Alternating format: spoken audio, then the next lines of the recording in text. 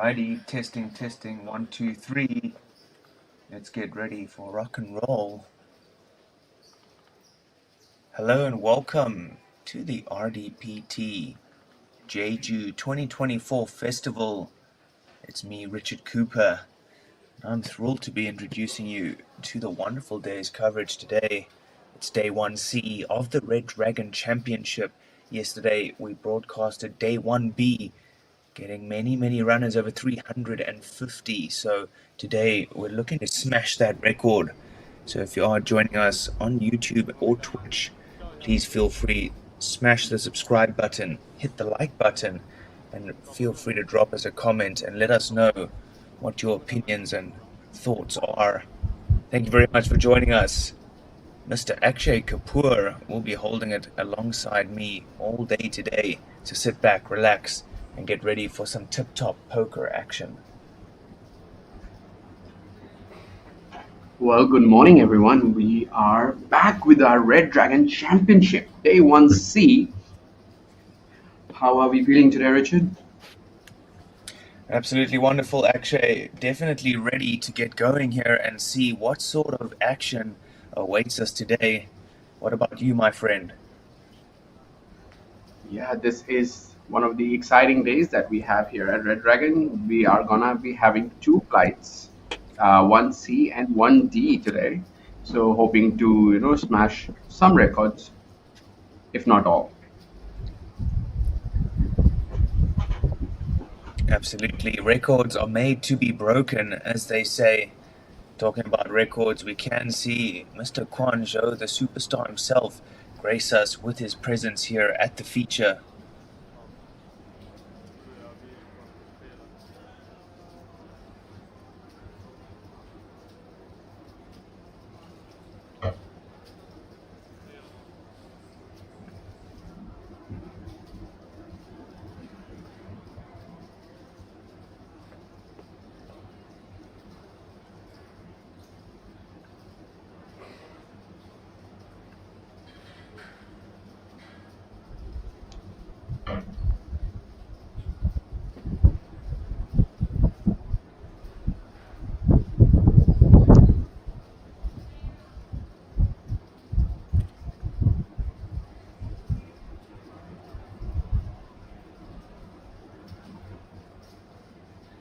As we see a new player joining us on our feature table in C7, I believe. Well, Mr. Fung has 10-9 off, sitting in cutoff position. Definitely a hand that he can open, considering there are only 3 players left to act.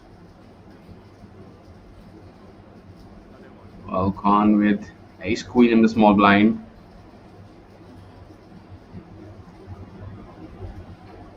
He's going to 3-bet, 250 to 100.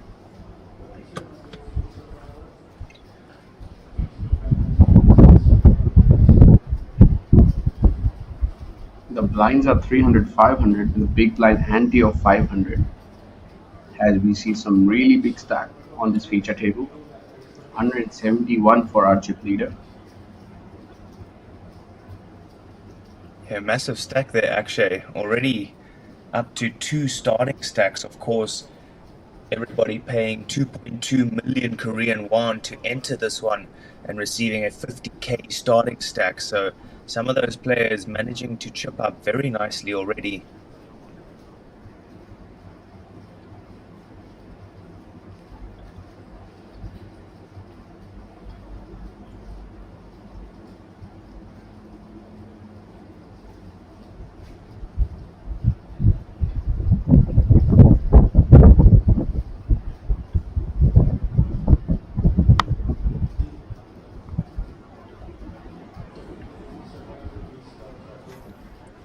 Definitely a couple of familiar faces here. Seen them before in the Landing Casino, and that's obviously where we are broadcasting this one from, in the Marriott. So if you find yourself in the Jeju area, make your way down to Shinhwa World, come to the Landing Casino area located inside of the Marriott, and you will be able to register for one of the exciting events that RDPT and KPC are hosting. Buy-ins for everybody, so bring the family, as Wang flops an open-ender here, takes the lead.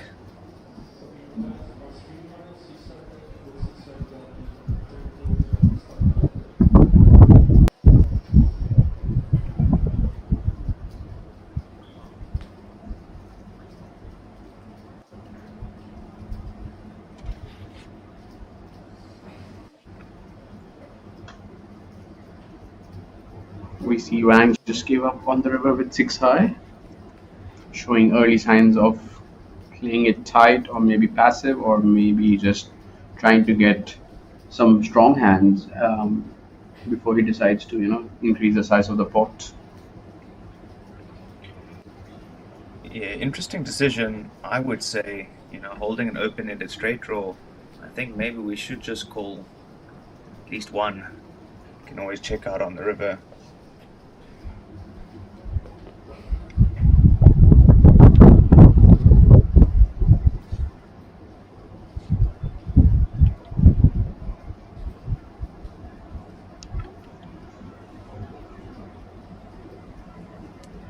What is the most comfortable stack size that you find Richard to play? Medium stack, I think. I You would gotta be more say. precise than medium. Like medium can be a lot, like 30, 40, 50, it could be anything. Uh, I think, yeah, I Yeah. think between 30 and 60 BBs. And you? Um, my favorite stack size to play would be around 20 to 30 big blinds, and comfortably probably 40. So anywhere from 20 to 40, I am in my zone. Yeah, so we're pretty much similar, I think, in that aspect. It's interesting, how much you can three bet even when you are short stack Oh, and yes. try to steal the pot. As we see Mr. Oh, Wang open up the action with Jack 3 of clubs.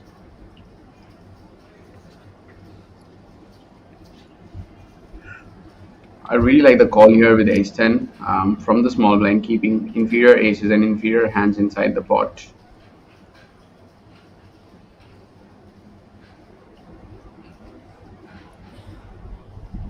Well, Wang is not going anywhere.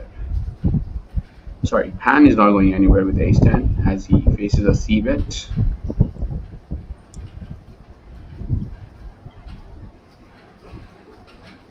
Turns a 6 of spades, completes a flush, and Mr. Pan does have ace of spades if he decides to bluff.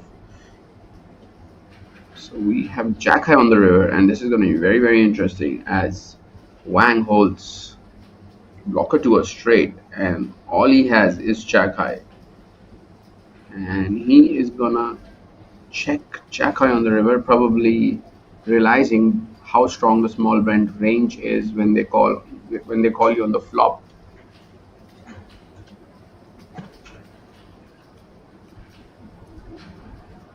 Maybe it's just the early days, being on the stream table, and you really don't want to bluff in front of so many people.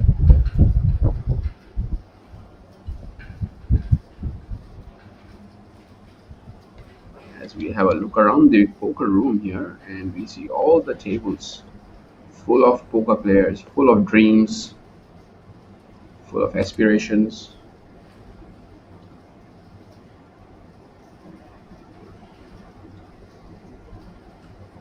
But it's funny how our dreams change as we grow up. Like every year, we want to be something else, we want to do something else.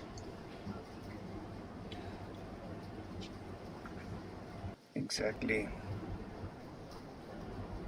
As Mr. Zhou sees King Queen off, taking off his jacket. Maybe the temperature is rising on this feature table. Maybe he just wants to show us his very awesome baby blue Richard Mole. Hmm. I believe he also plays Triton as well, no? I've probably seen him in one or two Yeah, Triton events. yeah. We have a baby Iron Man also on our feature table. Did you notice that? Well, just Yeah, I just the know this face of it. guy. its whole body. It's got a big face, it's like a dwarf, dwarf Iron Man Yeah. on the feature type, just like Tyrion Lannister from Game of Thrones. Big head, small body. Let me see. A flop of 655. Nobody has anything on this board. And Mr. Sao is going to take down the pot with King High.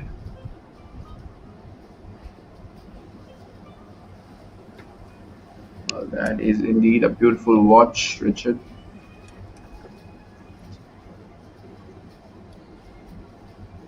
I forget the value of it, but I know it's very, very expensive.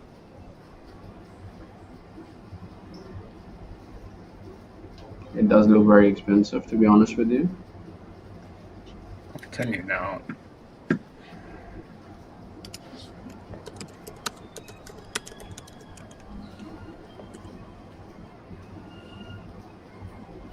Maybe Richard is trying to research on the value of that watch while Mr. Jiang opens up the actual pocket deuces. Well, 265 players entered so far, and out of which 240. So we have 25 elimination already for our Red Dragon Championship event.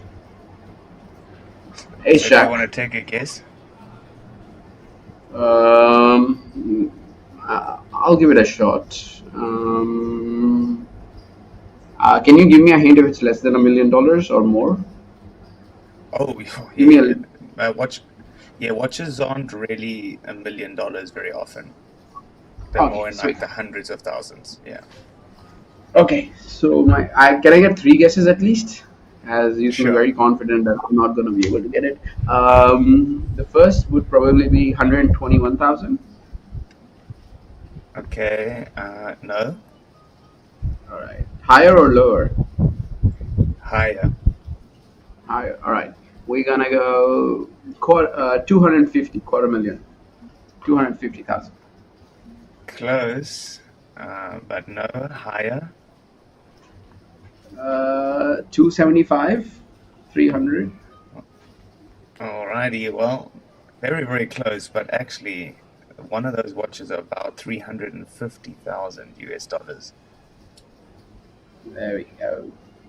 Wow. For $350,000. How do you play versus a man who's wearing a $350,000? How do you bluff him? Is the question.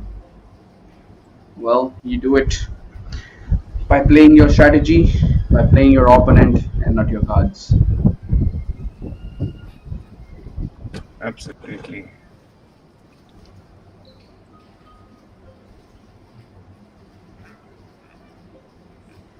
As we see a full table today, and there is a little snippet of the other tables that are running.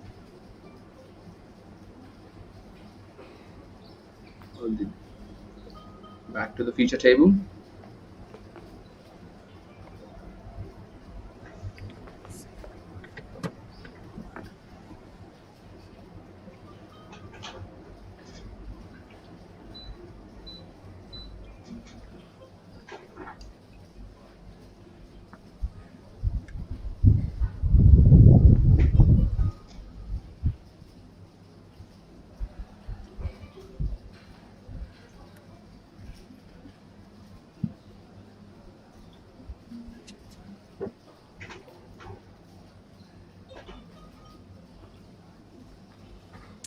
Sounds good. Alrighty. So Mr. Huang now facing an open from the pocket deuces of Wang. Couple of options here. He elects just a flat.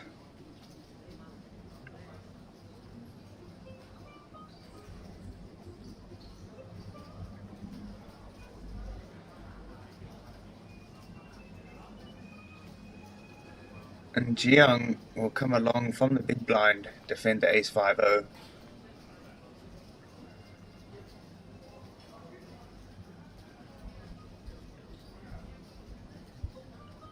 Well, interesting flop here, Richard.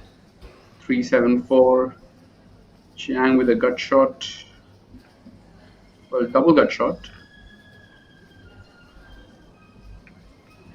Wang with two overcards back to a flush.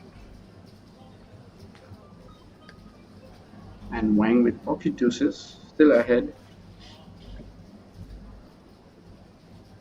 So that's the problem with pocket deuces. If you don't hit a set, you're never sure if you're ahead or not, as there are always going to be overcards on the flop or on the turn. Well, that's what they say about calling pocket deuces pre-flop. At least you know one of two things.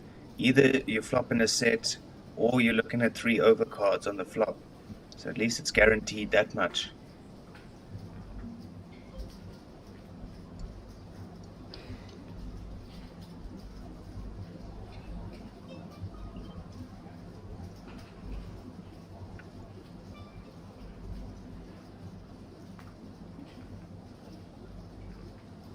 Well, the fine of this tournament was almost $1,100, and we have 288 entries for today, rising very quickly. And there are two guesses already in the chat section. G forecasting that we're going to have 350 entries, where Yuvraj thinks we're going to have 400. Wow, 400 would be a nice number to have.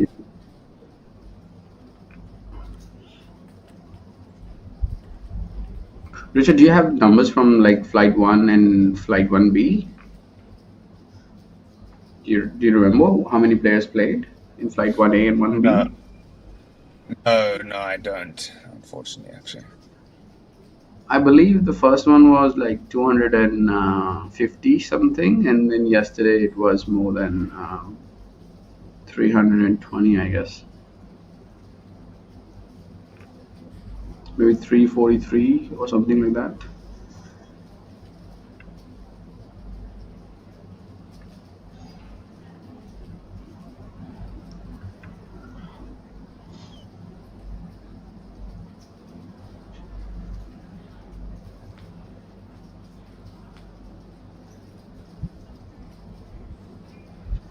Well, three-way to the flop we go, as we see a monotone board, ace, nine, deuce, all hearts. Mr. Jiang only having a heart in his hand with queen jack, as we see Mr. Wang flop top pair and check his option. Well, Jiang now making a pair of queen to go with his jack high flush draw. Wang still with the best hand. And I believe we are going to see, well, hold that thought, maybe not. We see Wang choosing for a delay C bet, facing two opponents from the small blind and the big blind. Jiang has an easy call here.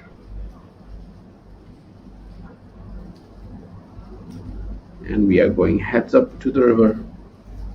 Jiang looking for a queen, a jack, or an heart.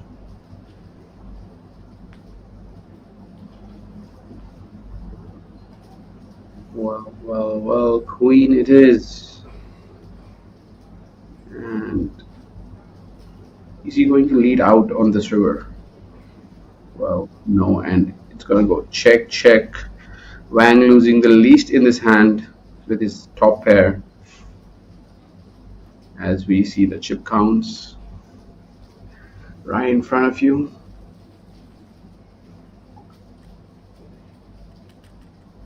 Going from biggest to smallest on this feature table.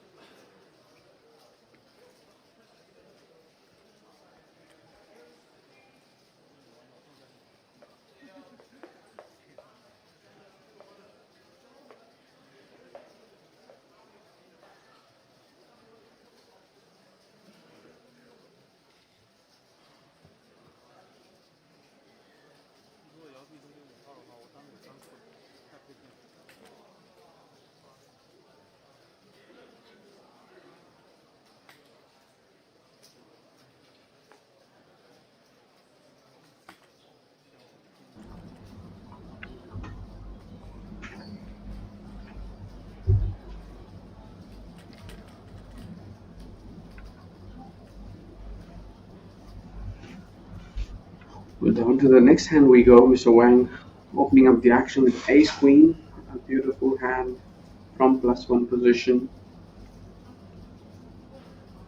As we see Chen call with 10 of clubs from cutoff position. Jiang has a decision on the button, looking down at Queen Jack of Spades. He can squeeze here as they're playing super deep, or can go for a call and play in position. Oh, Mr. Fang Li with Ace Jack in the small blind.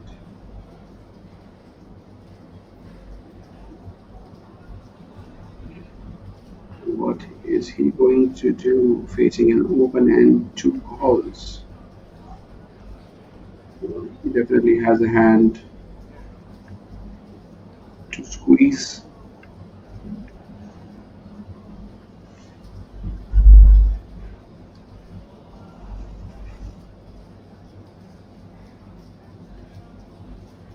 Well, the bet is 5,500 now, and Wang has a decision with Ace Queen off. Well, the squeeze definitely looks very strong coming from the small blind, and especially when Mr. Fang faces three other players. We've seen Wang go for more of a passive approach to start the day with. Maybe that would change as we progress.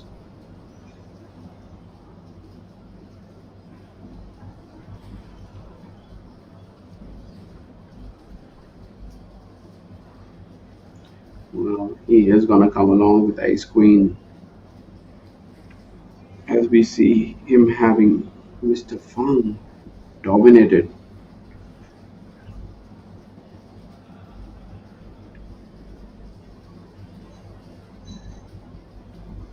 Chen is going to fold his 10 of clubs, and the action falls to Jiang with Queen Jack of Spades. Well, he's in a very rough shape as Mr. Fang has Ace Jack in this spot and Wang has Ace Queen. But he doesn't know that, and he's gonna call and maybe try to flop a straight or a flush, because top pair is going to really get him in trouble. And we do see a queen high board. Wang hitting his top pair with ace kicker, Jiang hitting his queen with jack kicker, and our squeezer, Mr. Fang with ace jack, out of position versus two other players. What is he really gonna do? This is not a board that he can range bet, so he has to be really, really cautious. As we see him checking the flop with ace jack,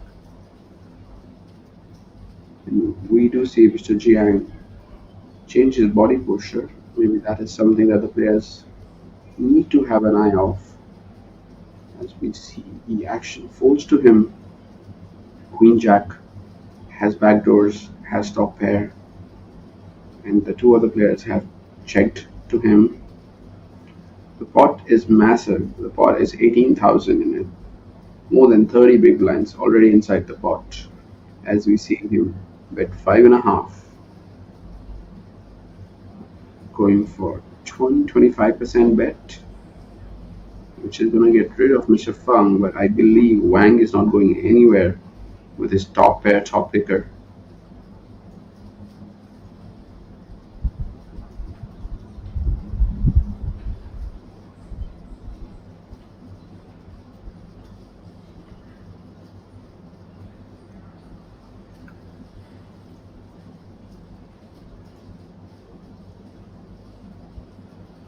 Mr. Wang deep in the tank, contemplating whether he wants to raise this right now on the flop or the flat flop.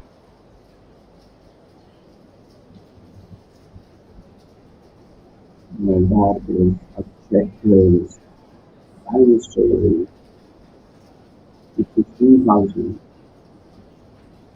including the flop to the same important and he's saying 20,000 behind. So he's basically saying the hand is not going anywhere. He does not fall on the team by investing half of his stack already.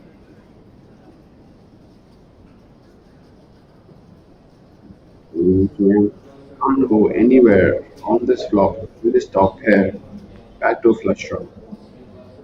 As we see, five of clubs roll down on the turn, and let's see how much time will it take for Mr. Wang to go all in on the turn. Well, not too much.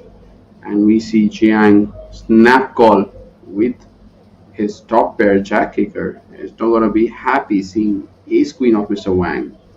Needs to hit a jack or a queen or a deuce. He has three outs, three live outs on the river, which is not gonna come as we see Mr. Wang double up with his ace queen.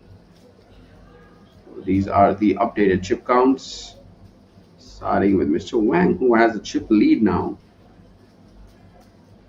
As we go take a look at the other tables that we have here at Red Dragon Poker Tour. Well, this event is taking place in Jeju, South Korea, in a beautiful island of Jeju. That's it. Beautiful island. It is actually, like we've said many times before, it is something for everybody out here.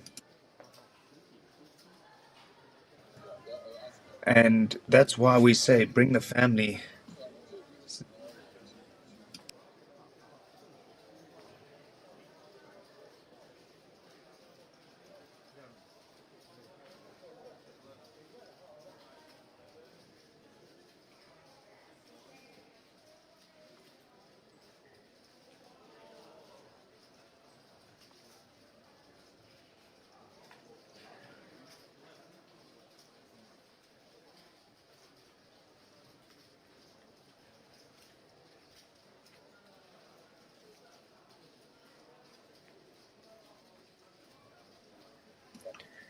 So we do see pocket fours getting raised into the pocket tens of Lin on the button.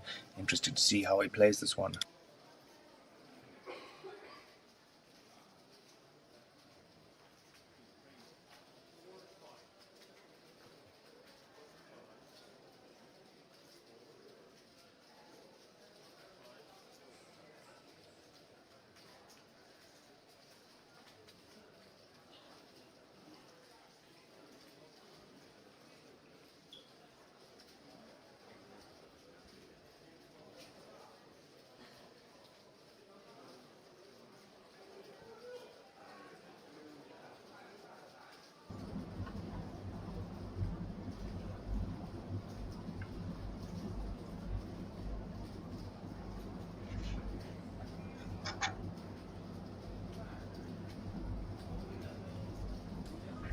Well, pocket tens choosing the aggressive route there and seeming to work out.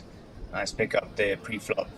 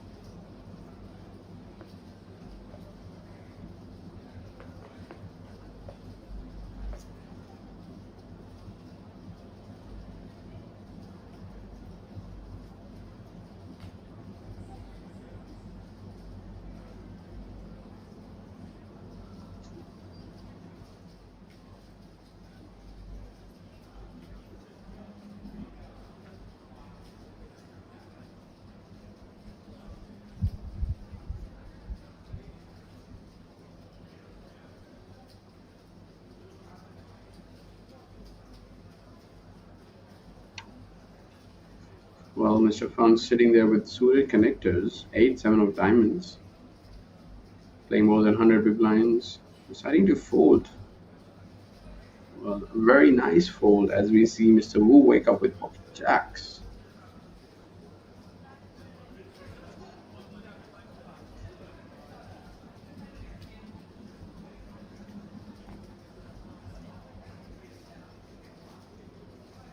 Wang with queen 9 off. He, he has recently received a double up. Now he goes to the flop of 4-3 deuce, two diamonds. He does have queen of diamonds. Pocket jack still lead, having an overpair.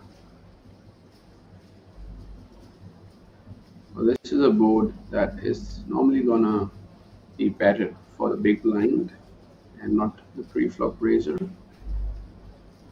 We see Mr. Wang choosing to float and seeing a six of diamonds, completing a flush. Well, the board is getting scarier and scarier as we see a flush and a straight both being completed on this turn. Well, the river card is gonna be an ace, which is gonna make Wang find it difficult to bluff.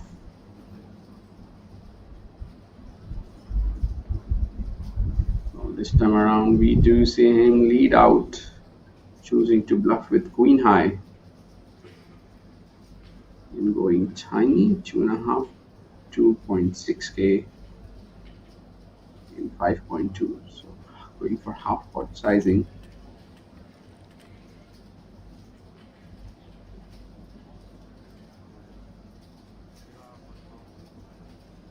And he's gonna be caught bluffing. Mr. Wu taking down the pot with pocket jacks and increasing his stack to 61,000 as we see the chip counts from the biggest to the shortest, as we call descending order. Wang with the chip lead, followed by Zhao.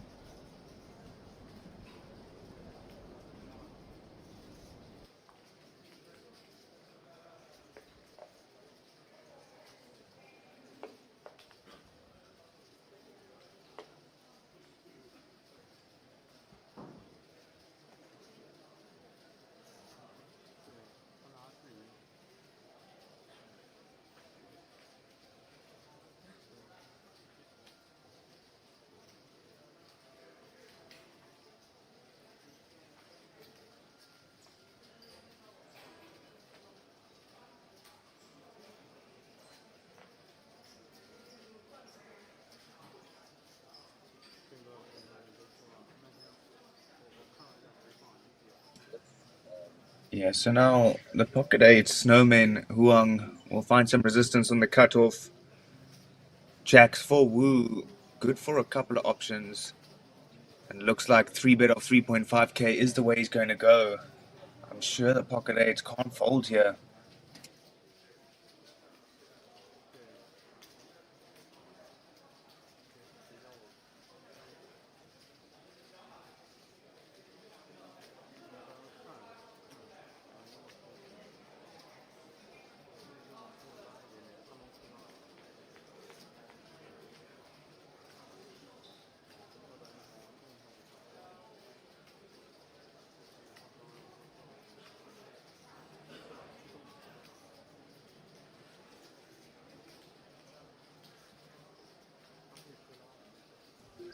Interesting flop.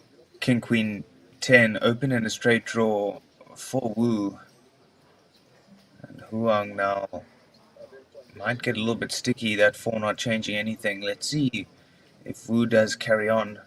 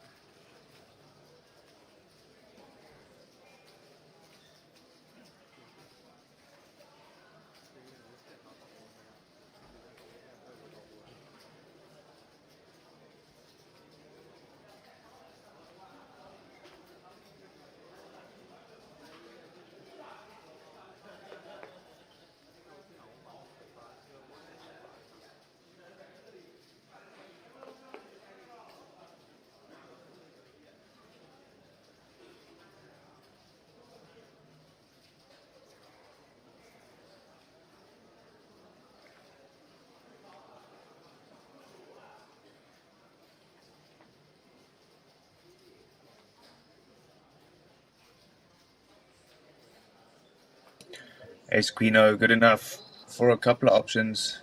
1.1k is the price.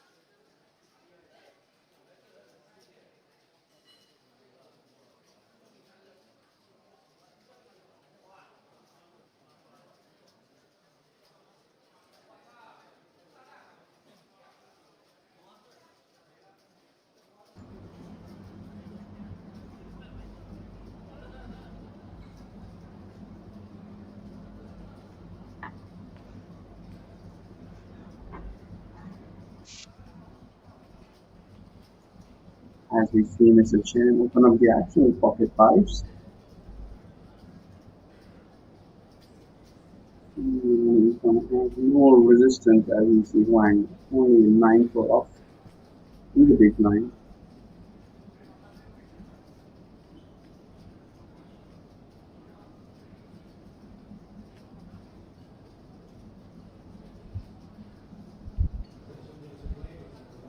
Everyone on this table playing more than 40 big blinds, which is very comfortable stack if you ask me or Richard, as it is our favorite stack. Here we go. We do have a superstar on our screen, I believe. She seemed very famous, Richard. What do you think? And very confident in front of the camera. Absolutely, Akshay. I am a married man myself, so I will leave all of the comments up to you when it regards any females, just to remain out of trouble.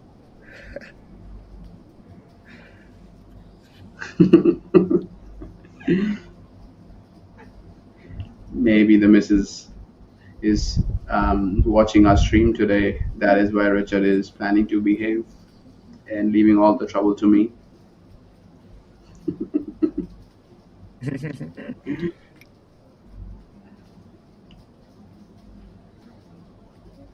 As we see Jack 4-4 roll out on the flop, Chen with 9 high, no connection to the flop, as Pan elects to check, which is not going to be good for him now as Chen picks up a pair of 9.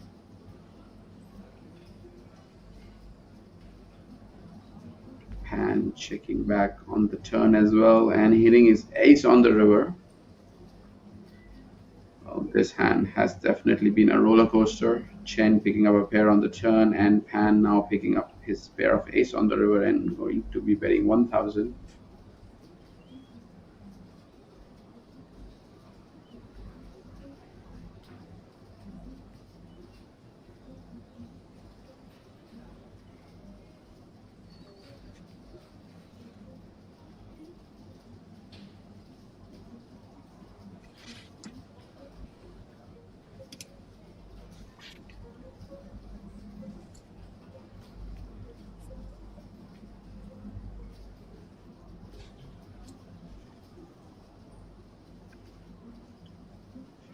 Well, these are the pre-flop raise frequencies on our feature table. Jiang being the most aggressive guy.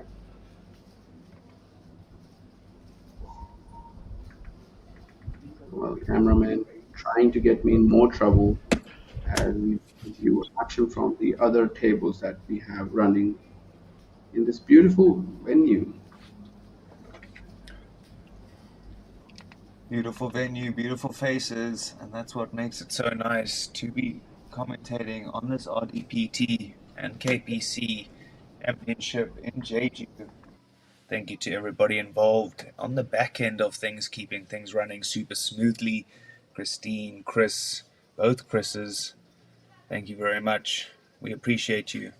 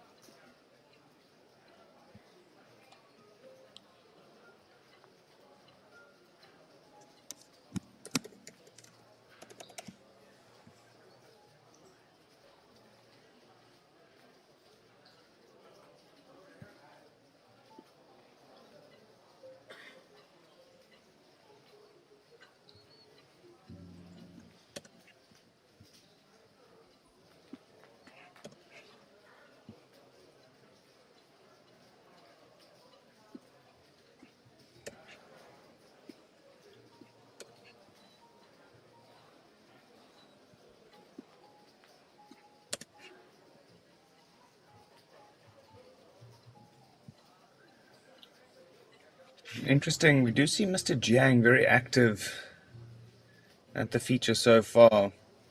Has taken a bit of a knock to his stack since we started streaming, almost lost half his stack, but still very, very active. And now flush draw, not flush actually, for Wang.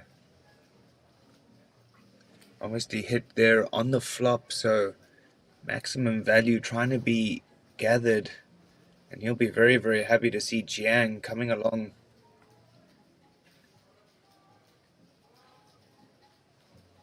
5 does pair the board.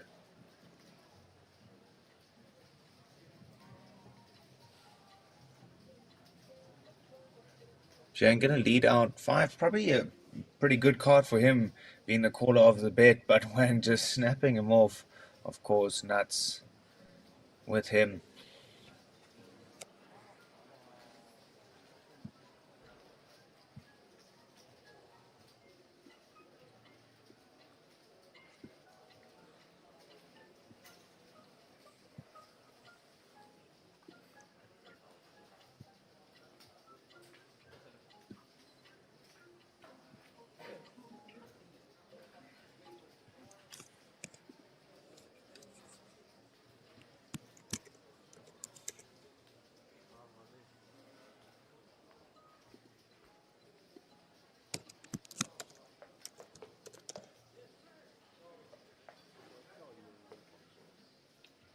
$288 in this starting field so far.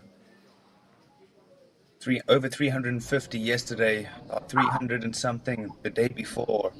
So definitely going to be seeing over 1,000 runners in the first 3 flights. I can guarantee you that much. And one thing else I can guarantee you is Mr. Wang will be feeling very, very happy and holy, protected by the church of the Ace King O.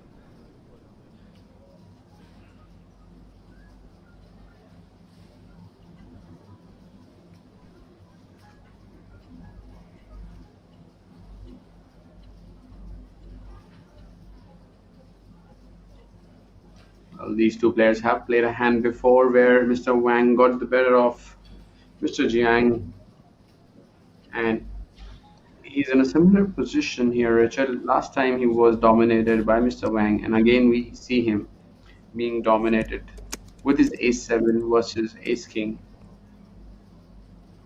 Last time he did Yeah. flop top pair and end up losing almost almost his stack. He was up to two starting stacks as we see him with only one now. And he's going for a three bet. And interestingly, Mr. Wang just flat calling, playing in position with ace king.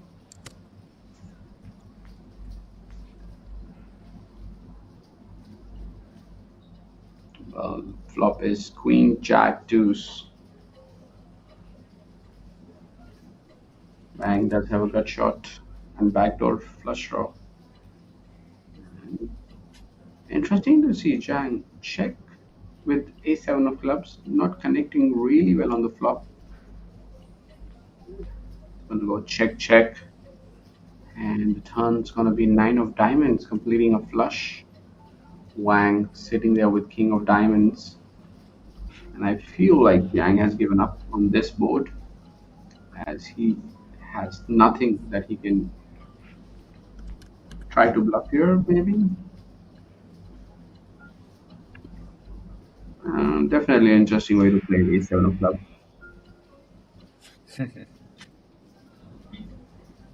I mean, you three bet pre-flop, then you check the flop, turns a nine, and when you check, you basically have given up because you've realized that when Van calls you, your three bet, in playing in position, he's gonna have a lot of queen x and jack x, which could be really smart too. Absolutely. Well said there, actually.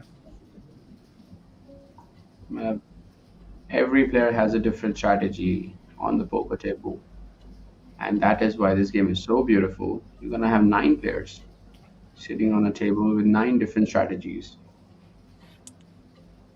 and it goes check, check, and Wang with ace king,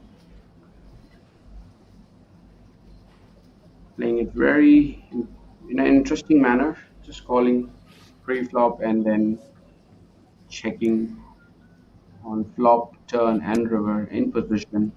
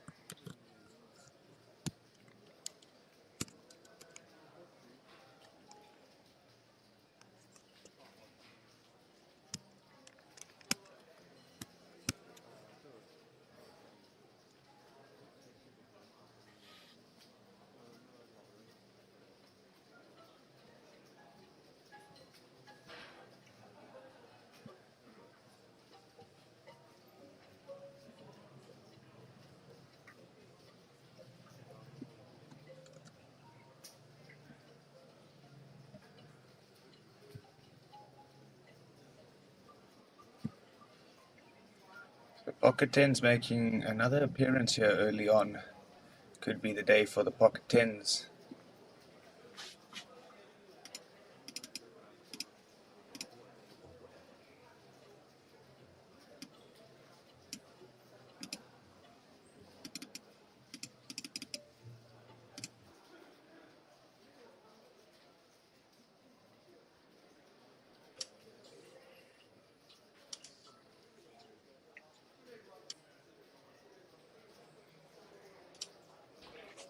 Ace, queen, seven, two hearts on this flop. Definitely not what the pocket tens would have been wanting to see.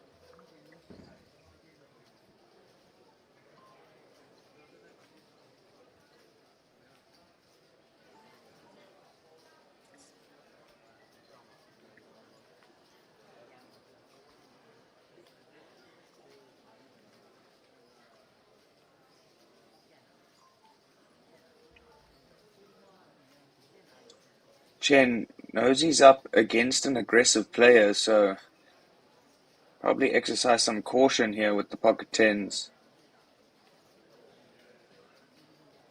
That's exactly what we see. Jiang probably going to sniff this one out and know that he's best here. Might see a value bet coming in.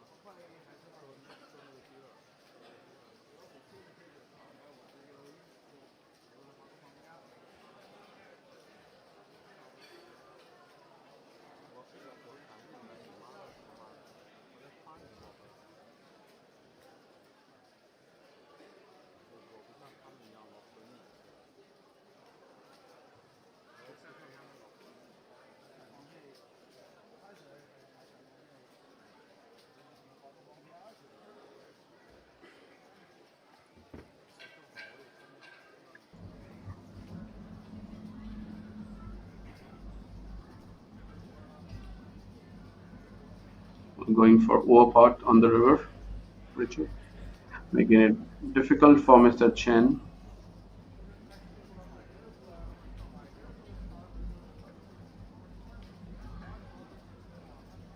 Chen really deep in the tank.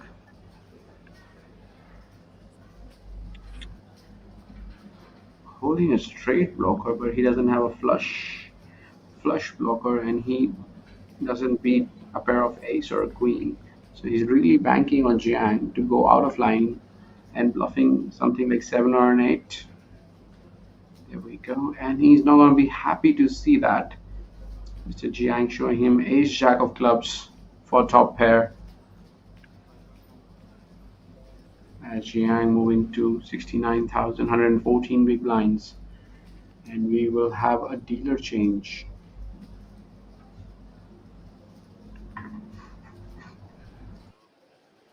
Dealer change means that this new dealer is going to be faster than the last one. So I hope you weren't thinking they were going to slow down. That's exactly what was not going to happen.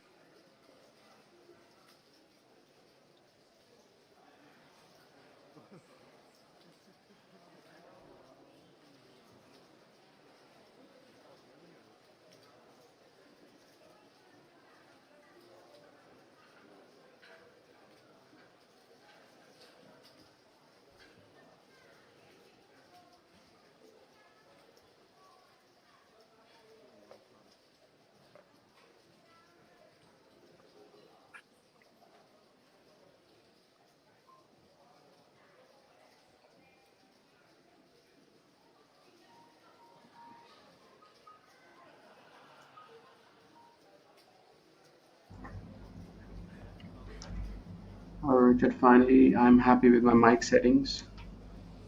Working on backdrop, trying to get really clear and crisp sound, and I believe I've achieved it. Don't know how, but I have.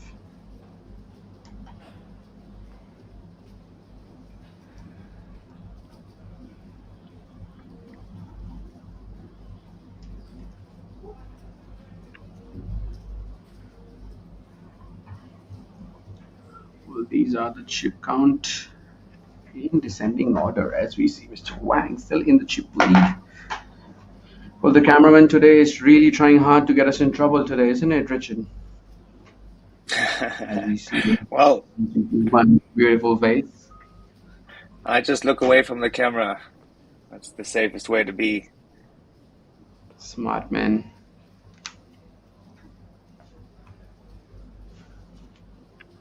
Well, this is a pretty famous technique here in India. Like during our cricket matches, the cameraman would often show really beautiful girls, and these girls are just not beautiful. They are very highly talented poker player.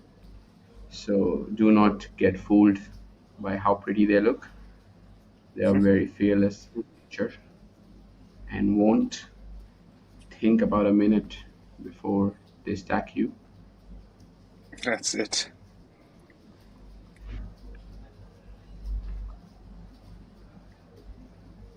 Wang opening up the action with ace head off from +2, playing a very short stack. Well, not short.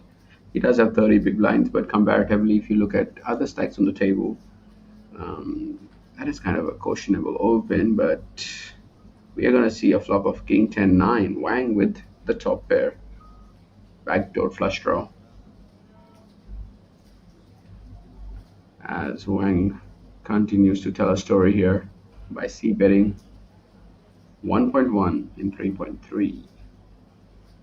Wang making a very quick call and is going to face probably the worst turn card that he hoped for. Ace of clubs coming on the turn, giving Huang top pair, making his life a bit easier. Verbalizing how much he wants to bet as he takes down the pot. And these are the aggression frequencies. Wang and Jiang, both of our chip leaders on this table, really aggressive.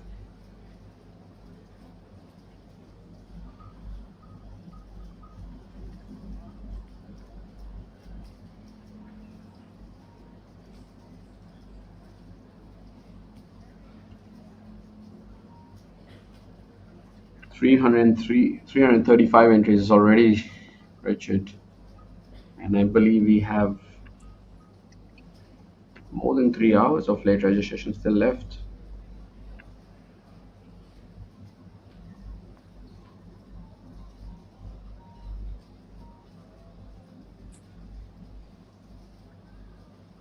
Yeah. And those, I must just point out those WPT hoodies that the Landing Casino also has their branding on.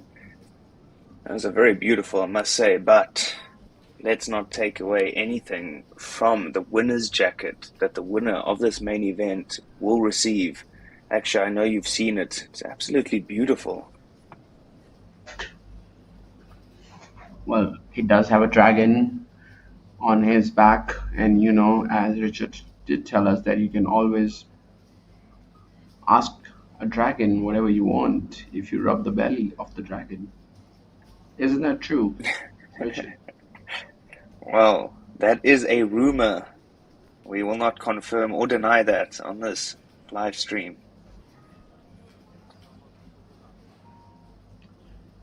Yeah, you can probably take a poker advice, but don't take a dragon advice. As we see 5-3 deuce coming on the flop, Mr. Fang does have ace of diamonds in his hand. Well, this flop generally favors the big blind, but that is not gonna stop Mr. Fang. C bet ace jack off. Going for a very small bet.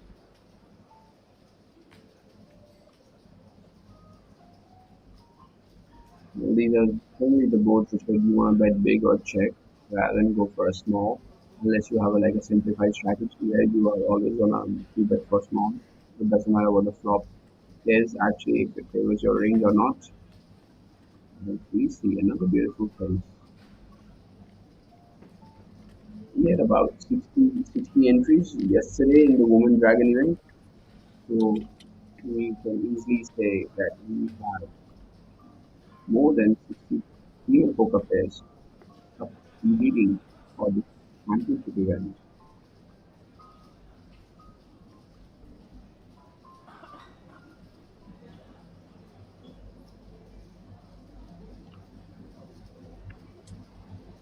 The blinds are 300, 600 with a big blind ante of 600. So there's already 1,500 inside the pot. As Mr. Wu is going to open up the action with pocket deuces, probably third or fourth time we get to see pocket deuces on this feature table, and Zhao is gonna be disciplined and folding his king 10 off, playing very intelligently on this feature table. Well, pocket nines for Pan. and he just elects to call from the small blind. And this is a battle of pocket pairs, Richard. We have pocket deuces versus pocket fours versus pocket nines. Can one of these players flop a set and feel very confident about their hand? Well, the answer to that question is no, as we see 10 6 5.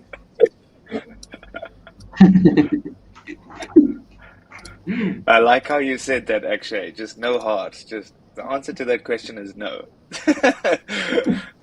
Ruthless. Well, it's not my mistake because the dealers are so quick here, as we see. A straight for Pan, a bigger straight, and a smaller straight for Mr. Wang. So I guess Mr. Wang is gonna lose at least some chips here. It's one to a straight, and nine does make a straight, but he has pocket fours, the bottom end of the straight. Yeah, as I was saying, it's not my mistake, buddy. Like the dealers are so fast. Like as soon as I present them myself, them a question, like literally they're dealing the turn. So I have to be really quick in answering my own questions actually. Well, if you're new to our channel, do not forget to subscribe us and like the stream. It means a lot to me and Richard and all the team that works tirelessly to bring you this continuation live stream from Jeju, South Korea, here at Red Dragon Poker Tour. And I believe my co-commentator did mention that we will be getting more than 1,000 entries in this very tournament. Do you know what that means, Richard? Can you guess what Mm, does that mean? Having 1,000 entries in this event. I feel like this is a trick question, so you just No, tell no, no. me. It's a simple question. Think about the entries, think about the money, and you will have your answer. I promise you, I will not be as quick as I was in before. I don't know why you're asking this question. I mean, it's probably something to do with the guarantee, right? Well, I'm not sure about the guarantee, but we are definitely gonna meet $1 million mark. No, so 1,000 players, 1,100, almost 1,100 buy-in. That should give us more than 1 million in the prize pool, right? Absolutely. Juicy, juicy prize pools here at RDPT.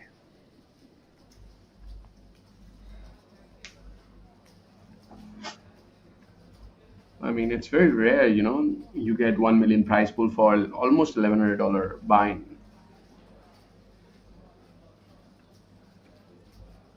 Extremely rare. And if it is like a 1 million prize pool, we can easily assume the first prize is going to be, somewhere from let's say 180 to 250K, depending on the payouts,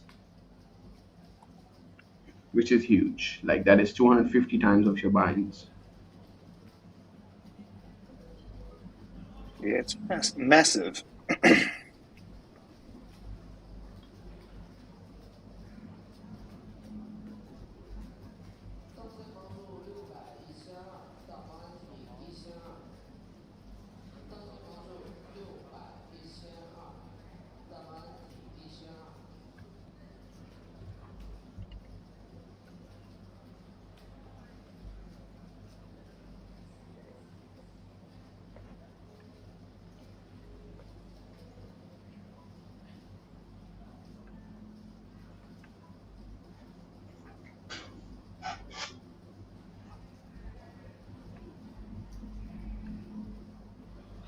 Well, Jian is gonna open up the action here with ace nine of diamonds.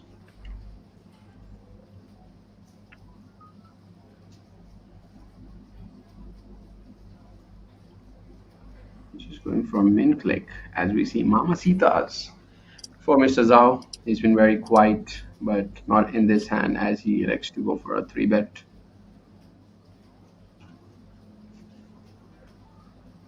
making it 4,100 to go. Slightly on the bigger side.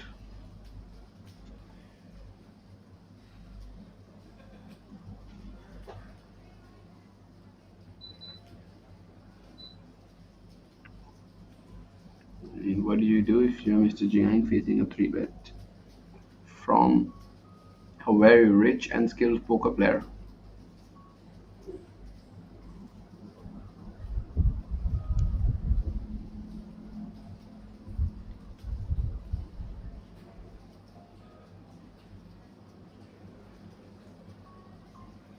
Well, Richard. I believe we have our first 4-bet of this feature table. 10,300 is the size that Mr. Jiang has chosen to 4-bet here with ace 9 versus Mr. Zhao. Well, one of my And favorite hands, actually, pre-flop when I'm opening. But honestly, when I'm four betting, it's definitely not one of my favorite hands because we're blocking. Now have to fold.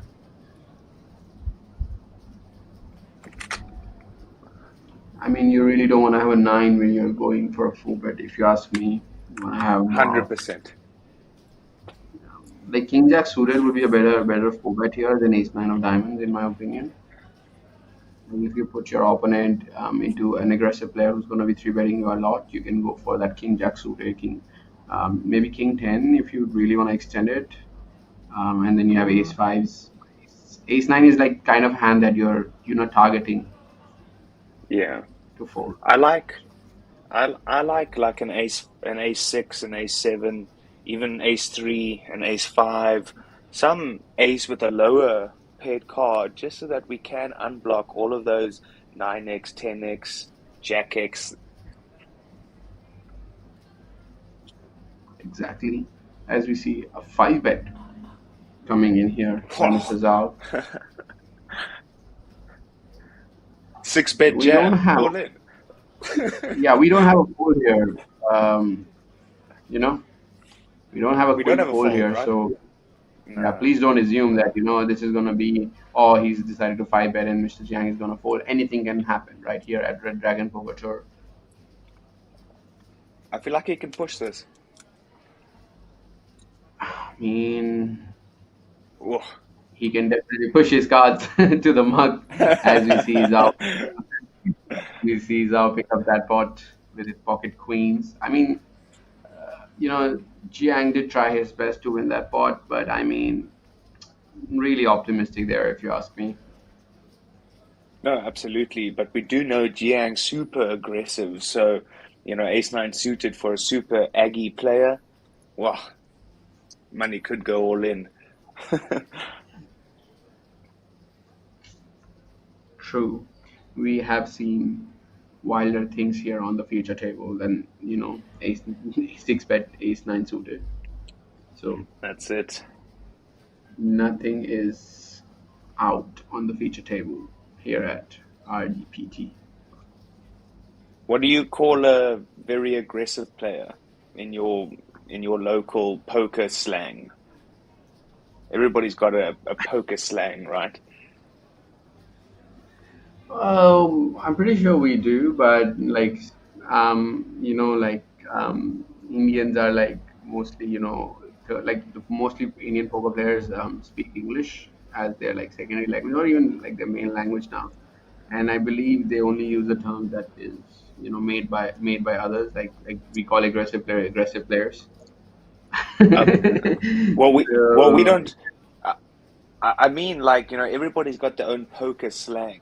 It's all English, of course, but well, not maybe not of course, but most of it's English, and so for aggressive players, we call them Aggie players. okay. Well, you Yeah. can call them Aggie players. Maybe I don't know. I don't know what these people call it. I just call them aggressive players. Maybe we can start. Maybe we can start calling them, Brazilian players or something like that. That's funny.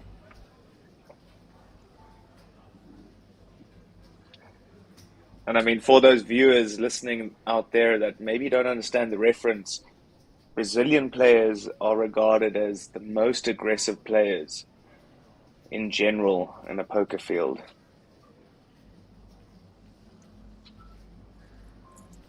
Probably because they understand GTO really well. They know what the baseline is and really know how to exploit their opponents. I mean, poker is one of the really big sports down in Brazil, and we are just trying to get closer to them. They have a lot of players, coming from Brazil. As we see, Mr. Zhao take a power nap. He just won a big pot with pocket queen, and he opens up his eyes as the action comes to him. I Well, mean, Mr. taking Kwan Zhou, known in the poker scenes as a tough and deep meditator. So you can see he was in a state of deep relaxation right there. And back to the Brazilians. Of course, they are aggressive. They're not scared of anything, having grown up in the favelas.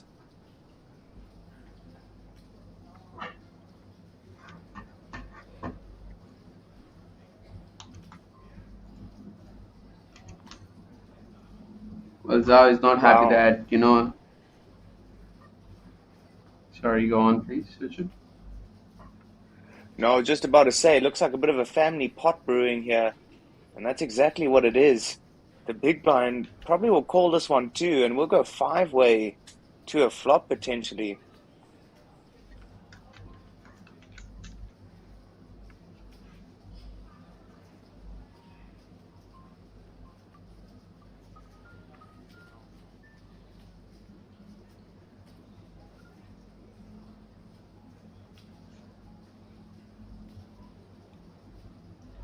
Well, Mr. Zhao was not happy that he was woken from his power nap by his neighbor, and definitely that could be one of the reasons he decided to call 8-7 of diamonds from early position, facing an open.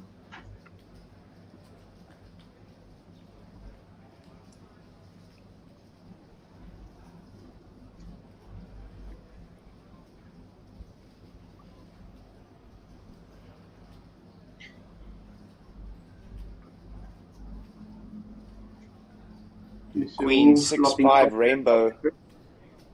Absolutely. You said it right there. Mr. Wu flopping top pair, top kicker, everything on this board. Jiang in trouble. Top pair, second, good kicker. Equity all over this board for Zoe as well. Of course, open and a straight draw is what he's looking at.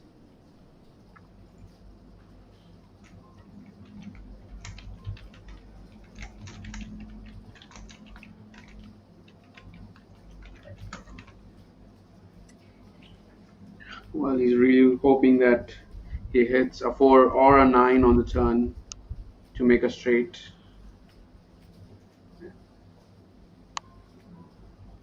I mean, what do you do if you're Mr. Lin? You have second pair, you have backdoor straight draw, flush draw. Well, what you have in front of you is a bet and two calls, and I'm pretty sure the 6 is not going to be good facing that amount of action.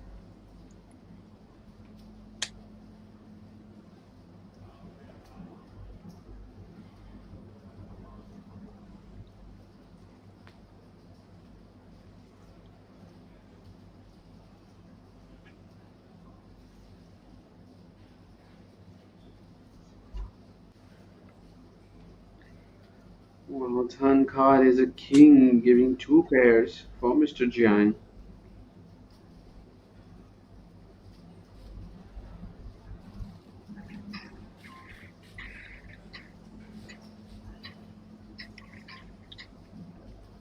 Well, as we see the turn card, turn king coming up in, we are definitely going to see some fireworks brewing in this spot.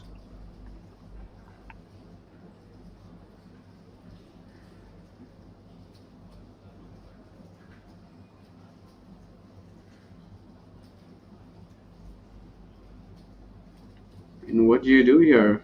You turn two pair. Again, you're facing a bet and a call. I mean, how do you get the maximum chips from your opponent if you are Jiang here? He does have a very aggressive image on this feature table. We just saw him 4-bet with ace 9 of diamonds.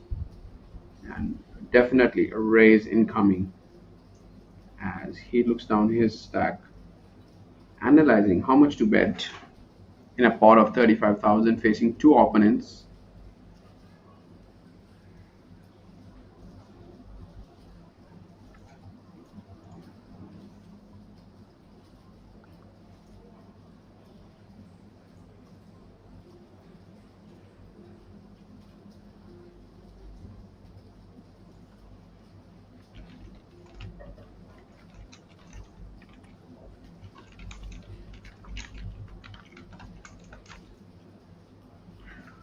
The interesting Will one he here, be Akshay, for sure. The pot now growing quite significantly, and we're still on the turn. Jiang turning massive equity on this board. Top two for him. I'm sure we see a raise from this very aggressive player.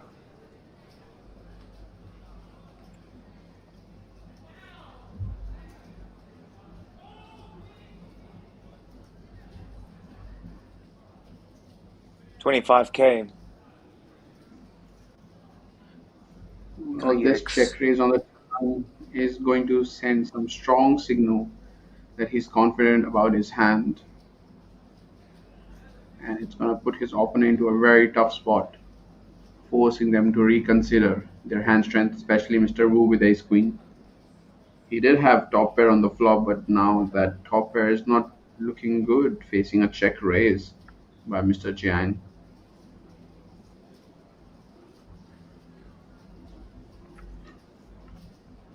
So, I mean, as ace queen here, right, Mr. Wu, top pair, you've got to be thinking to yourself, does my opponent really check raise with only top pair? I've got second best.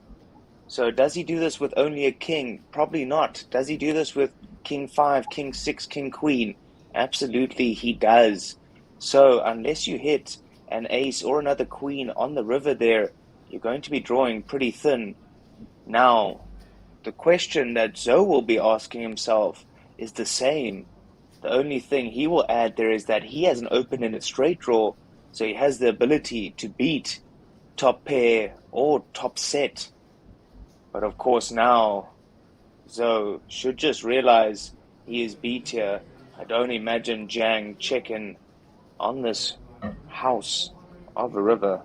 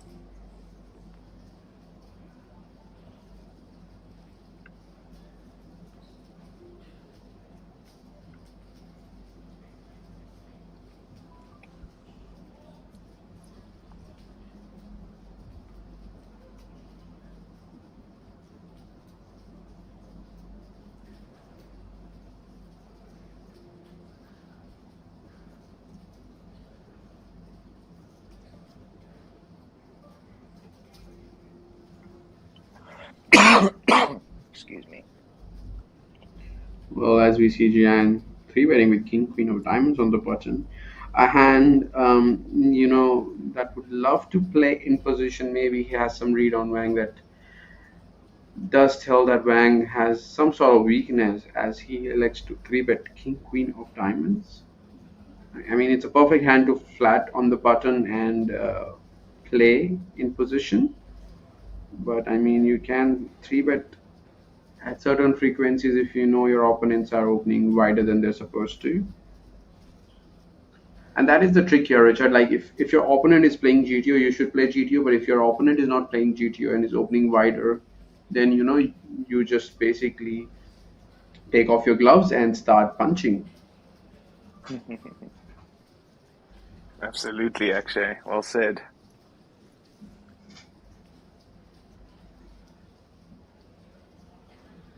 And I was Well doing said. what do you call uh, basically I was running some sims and trying to analyze that um, you know how to play versus players who are playing more aggressive than GTO compared to players who are playing tighter than GTO when they three bet you. And this was the spot, I believe, UTG versus Button, and it was very interesting to see, like versus a tighter player, like who's doing less three bets than he's supposed to. You actually fold a lot, which is very very basic, very common. But someone who's actually three betting you more, rather than four betting him with a wider range, you actually call more, so that you keep the hands that you dominate in the pot. Yeah, I like that.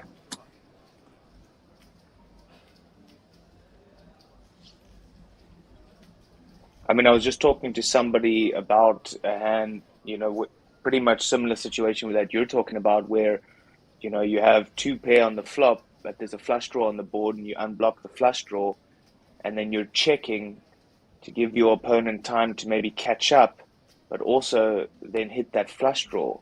And it's like, at what frequency are we checking versus a very aggressive player to get them to blast off, and at which, how much of the frequency on the opposite end are we actually betting?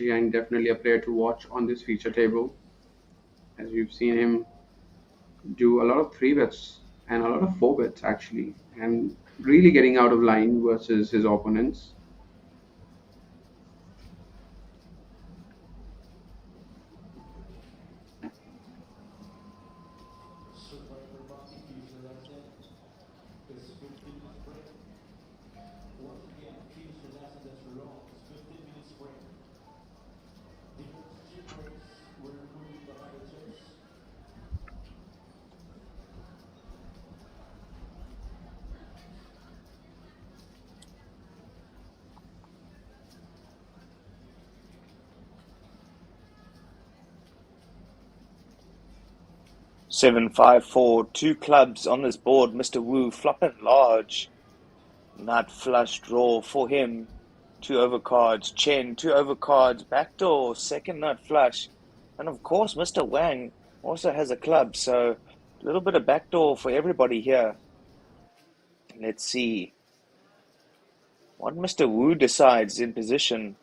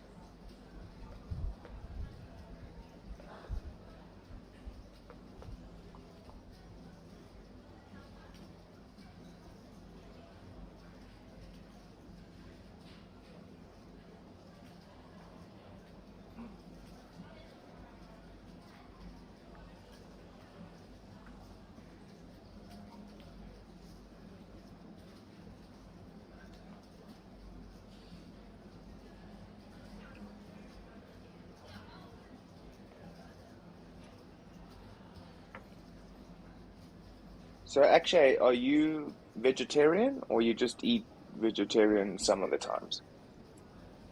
No, no, no. I am big into non-vegetarian. Although I've been doing a little bit of research, but yeah, I eat everything. I mean, if you talk about like basically, I have tried a lot of meat in my life actually, and there are very few animals that are left for me to try. Let's put it that way. I don't eat insects, Okay. if that counts. So I've tried then lamb, beef. Then I've tried camel. I Oh did wow. once.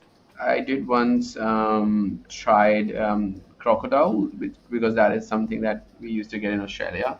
But then I didn't know how to cook it. So then I was like, okay, let's leave it behind. And what else? Well, seafood I've tried a lot. I used to have like salmon almost every day when I was used to live in Australia. Oh wow. Then prawns.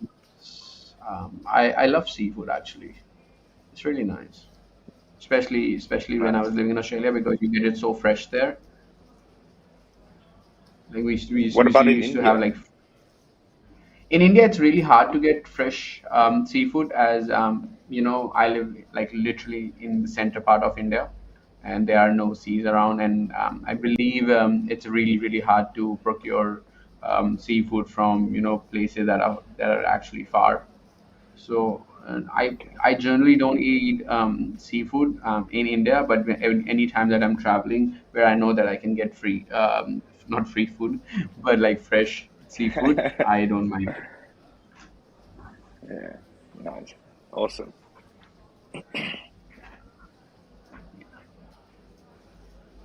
What about yourself? Uh yeah, I mean I like all meats. And we are pretty lucky with the seafood out here in Thailand. We have a great variety of seafood. And anything that we don't have, we import. So we're very lucky with the quality of meat we have out here. But it is definitely on the pricier end.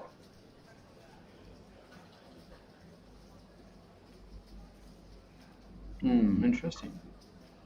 Well, actually, when I used to live in Australia, I used to have this dish called um Thai basil fried rice, which was actually my favorite thing to eat, and I think I ate like 7 days a week. So it used to be my Oh, lunch for wow. the 7 days. As you have rice and chicken, right? So I used to have this Yes. Thai basil fried rice chicken, and it used to just Wow. taste so yummy. Is it the minced chicken meat or the chicken breast? Chicken breast, chicken Oh, breast, nice. and they used to make it fresh. I believe it was one of the Thai couples who used to like make it in Australia. Maybe they migrated from Thailand and trying to spread out some Thailand food in Australia. Mm. Many Thai restaurants in Australia, actually. Yeah, true. And it's actually one of the world's beautiful countries. If you ever get a chance to visit Australia, definitely do. Beautiful weather, Definitely. beautiful people, Australia. beautiful food. Yeah, Very beautiful. Very similar to South Africa. is it? Wow. Yeah, I extremely have to. similar in terms of the climate and landscape. Nice. Then I would have to go to South Africa too. Well, which city and what month of the year you would recommend me to go to South Africa? Probably have to go to Cape Town, and you'd want to go in late November, early December through January. Okay. Is this the winter time there or the summer? Summer. Oh, just like Australia then, because Australia also has like a hot Christmas. Yes, exactly. Nice. Yeah. That's why I say if you loved Australia, you will love South Africa. It's the same country. That's why so many South Africans live in Australia and so many Australians live in South Africa. Yeah, decent population of South Africans. I believe they stay in one. one suburb, like which is very close to water, and that suburb is probably known just because there are so many South Africans there. That's funny. It is actually funny if you ask me because like if you go to different parts of the world, generally there'll be like one set of people from the same country who will be living in like the same suburb, and it won't be like oh like different suburbs. Like it goes with Indians, it goes with South Africans, it goes with Asian people. Like literally, even if we decide to live somewhere outside our home country, we do find similar people living very close to us. As we see a flush draw for Jiang on a king 10-5 board, and our friend Wang has a pair of tens still ahead, but but Jiang has more equity here, 48%. Wow. Just with ace high flush draw, Jiang has more equity than a pair. Interesting.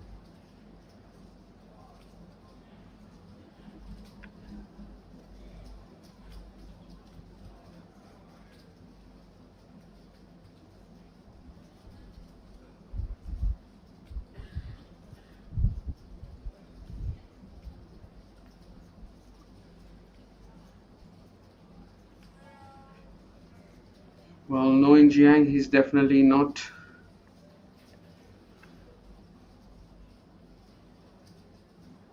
What are we seeing here? We see cutoff bet, button call, and then Jiang going for a check raise. Interesting. Really knowing where is he on the flop, and just punishing his opponent for betting with air.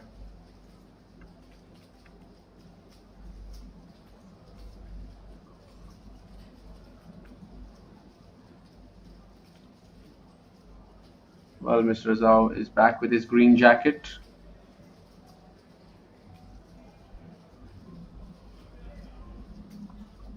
I believe that is his poker stable or poker club that he is affiliated with.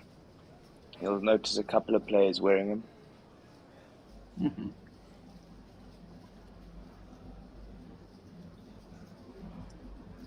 Well, a great area, if you're looking to improve your poker and if you have stables around you, it's a great place to learn poker.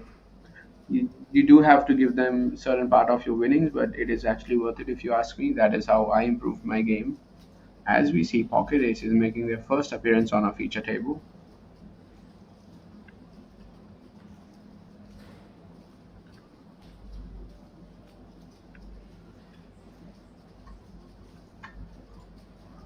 Well, Mr. Wang with the Mamacitas, but probably the wrong time as we see one cooler brewing on our feature table.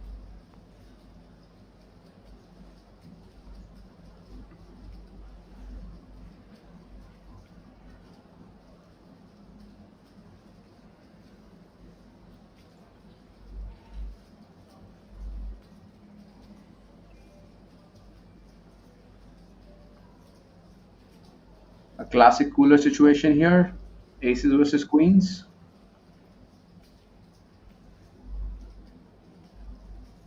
Yeah, And definitely going to be some blood shed here. I don't see how the money doesn't go all in, Mr. Wang. Not the deepest of stacks. yeah, I believe one player is about to take a huge hit in this spot.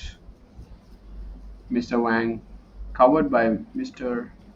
Zikang Wang. Wang. Both the Wangs going at it. We see all in on a call, a classic cooler. Queens versus aces. Queens at risk.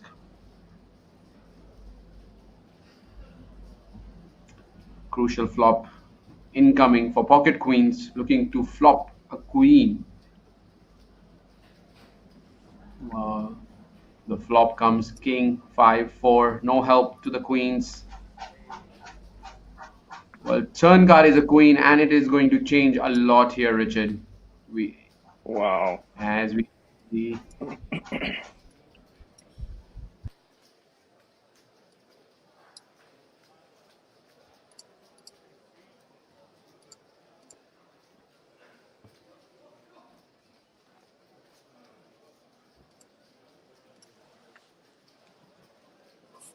Yeah, well, that's all it takes, actually. Queen's 20% against the aces, and that time it hits, and just like that, a very nice double up for the short stack.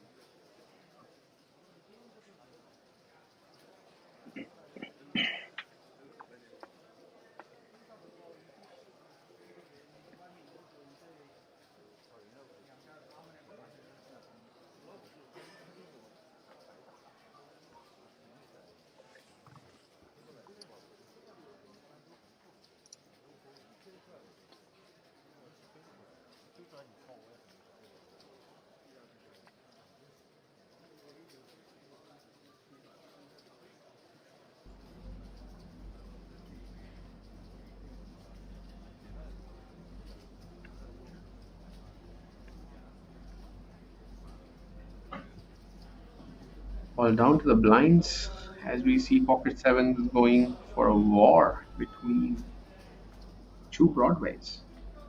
Pocket sevens versus king queen off.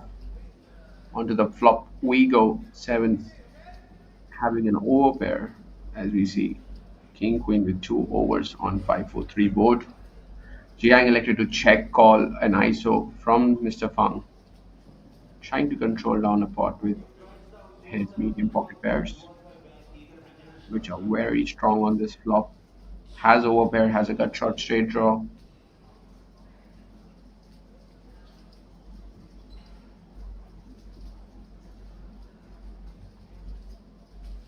It does go check check here as we see turn of 9 incoming.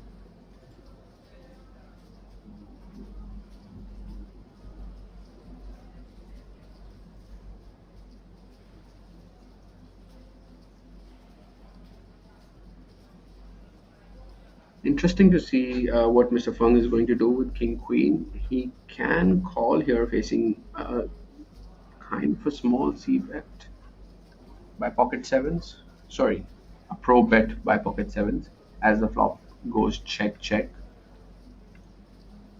He does have some two pairs and is going to be ahead of some combination that Mr. Jiang is going to limp call. Hands like Queen 10, Jack 10, 7 8.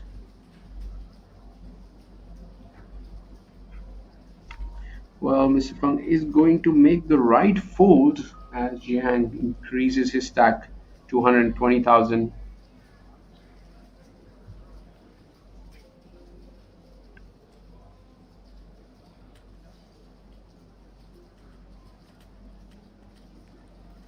Well, we still haven't lost anyone from our feature table as we see the field size increase to 376 players, out of which only 302 players remain.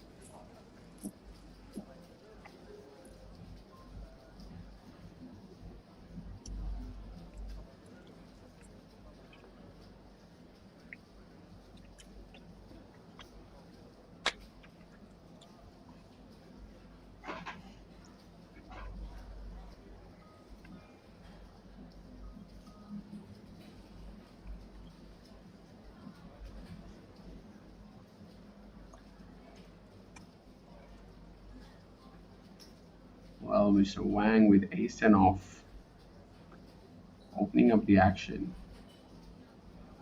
has lost a good portion of his stack with pocket aces.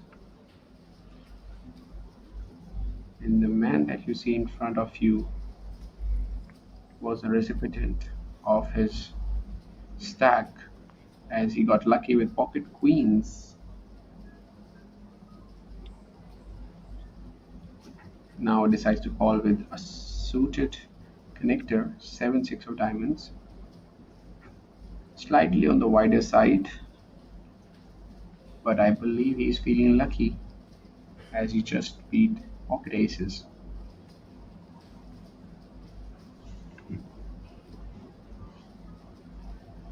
Well, down to the most aggressive guy on our feature table, looking at king four of hearts on the button, and is definitely going to call.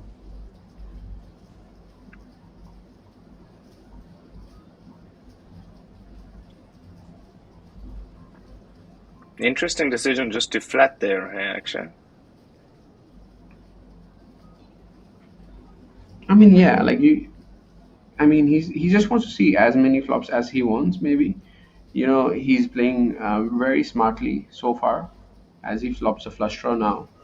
I believe he does feel like he has a significant amount of edge on his opponents, and that is why he's playing his cards very aggressively and trying to see as many flops as he can.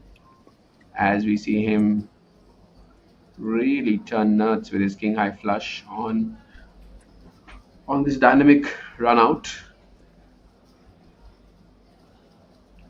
We do have two pair for Mr. Wang with ace of hearts. I mean, that is a very important card to have here because definitely some money is gonna go on this turn as he turns two pair and Mr. Jiang turns a flush.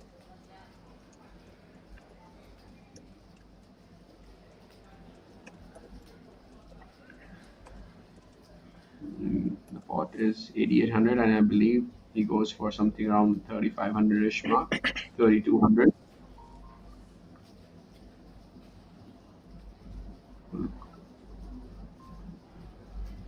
It's going to be very interesting to see how Jiang decides to play his king high flush, especially when there are so many people inside the pot.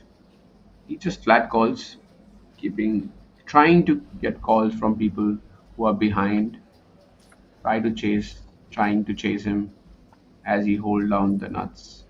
And he's gonna have nuts on this river as well as Mr. Wang sitting there with top two.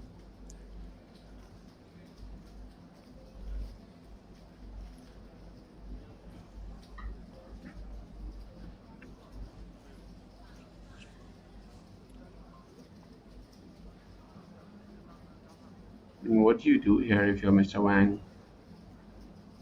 Ace 10 off. Goes bet call on the turn.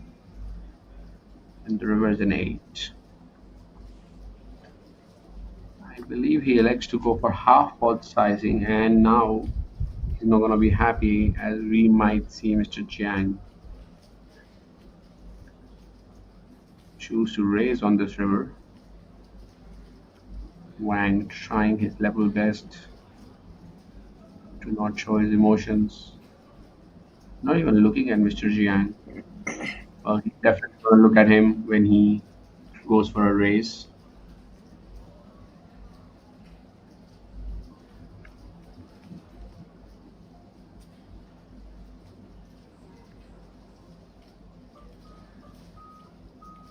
What is the sizing that you're going here, Richard? At least pot.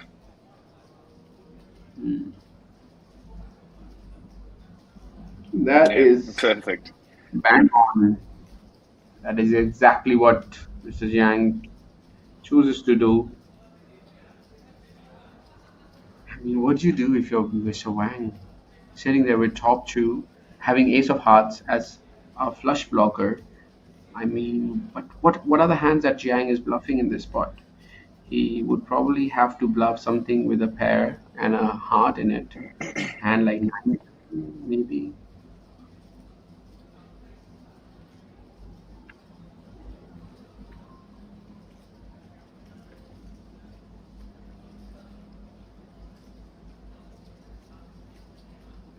Wang only beating a bluff in this spot, because I don't believe any inferior hand would raise here. He does go for an all-in. That is definitely a strange play. We have not seen him go out of line till now. We did see him check back, jack high, six high on the reverse, but this time around he has gone for all in with his top two pair having a flush blocker, having the nut flush blocker.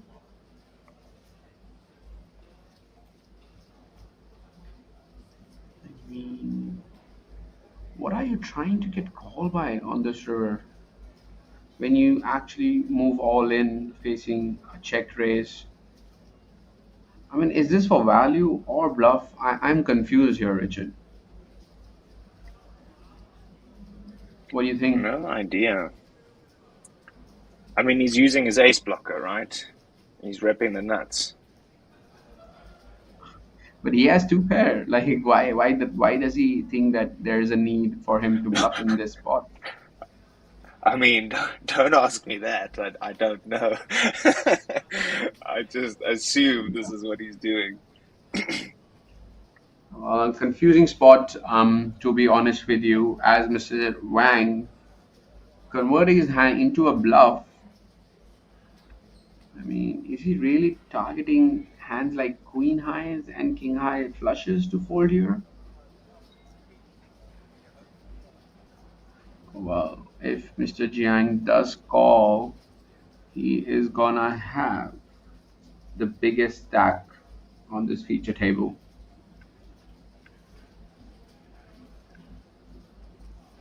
Well, I am not folding my king high flush here ever in my life. Oh, he has decided to call,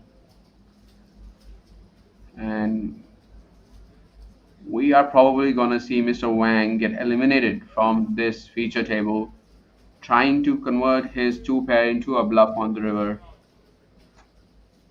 As we see Mr. Jiang having four starting stacks here already, Richard, and he's been playing super aggressive. So it is a nightmare for all his opponents on this table, as we see some players really confused here on what really happened on this hand.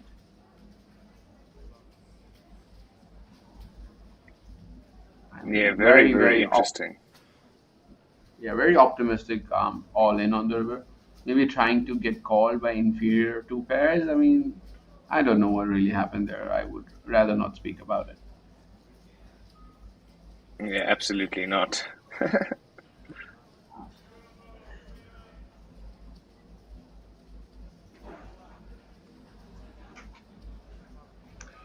Well, not needed. As we move on to the next hand, maybe he will rebuy and enter this tournament again.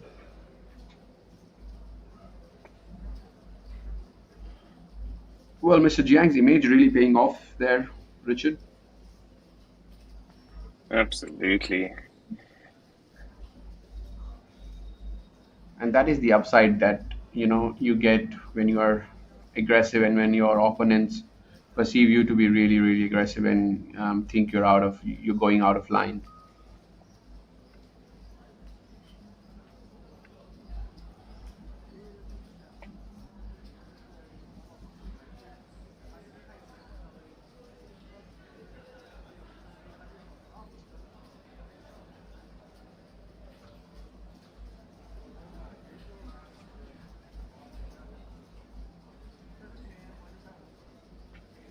As we see four people going to a flop.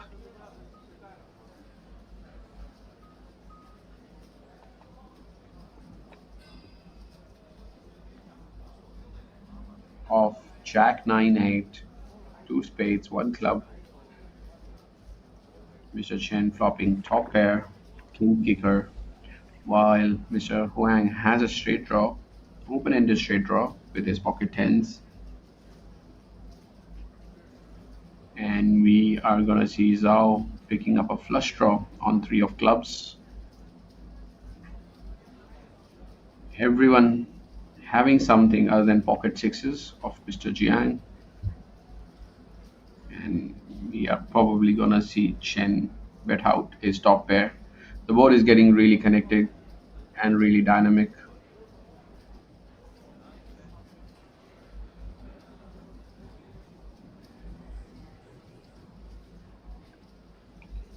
Yes, Key, you can definitely speak about that shove and how many minutes delayed we have. We are 30 minutes delayed right here to keep the game, the, to keep it fair for everyone playing this tournament.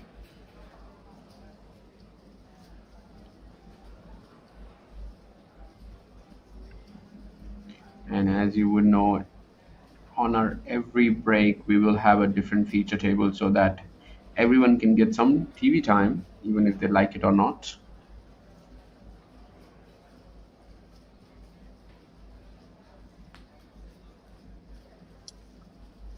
Yeah, shout out Key, my brother. Hello from beautiful Jeju.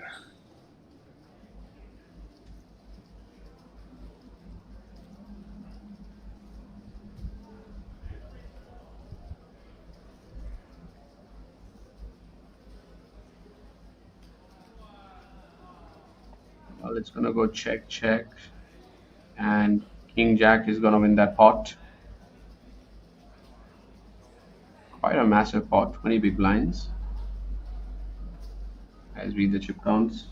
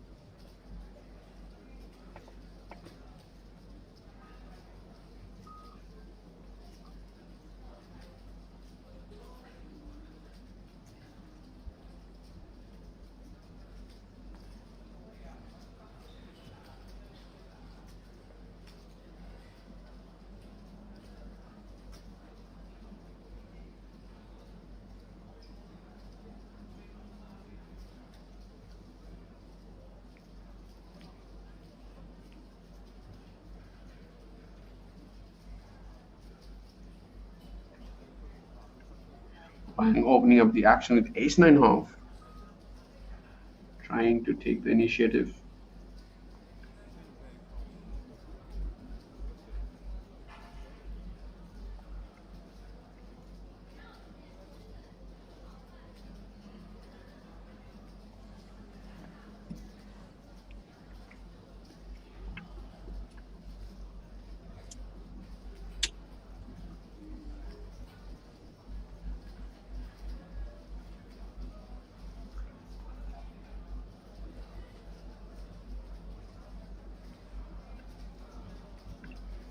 That is absolutely correct, Key. We can't fall in love with any made hands unless we know we have the nuts. Nicely put. As we see our friend Psychic Motivation also join us on the stream. And apparently we've hit 400 subscribers here, Richard. Yeah, great numbers so far, Akshay. I must say thank you for all the support. Makes our job a lot more interesting knowing that we actually have some people listening to our voices and we aren't just sat here talking to ourselves. Although, actually, I must say, I do enjoy talking to you for 8 hours a day, every day. Well, don't worry about it. We're gonna have a longer day tomorrow. I believe we are supposed to do like a 12 to we're gonna do like a 12 to 14 hours of stream tomorrow as we bring you the day two of this event. So looking forward to that.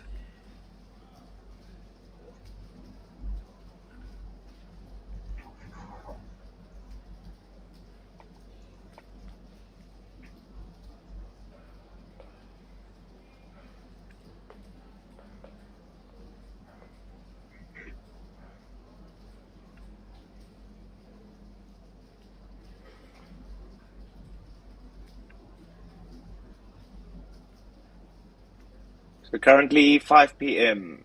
in Jeju. We are late regging this one up until 6:45, I do believe. So 1 hour 45 minutes left of late reg.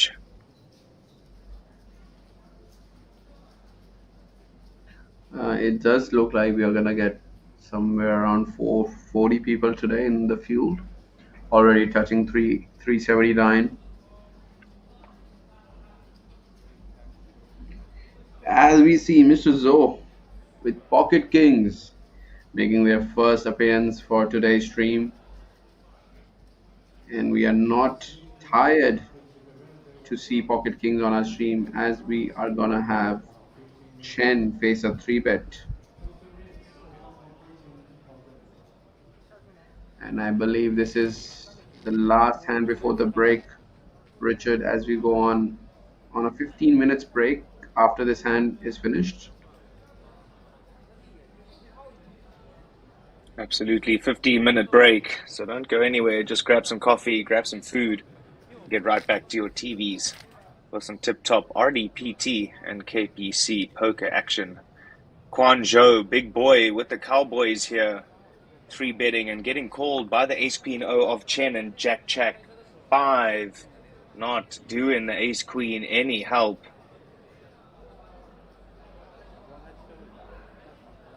Should just check to Mr. Quan, who, ooh, sneaky, maybe scared of the jacks. Third club does make an appearance on this turn. Quan Zhou with the backdoor flush draw now, just to improve his holding that much.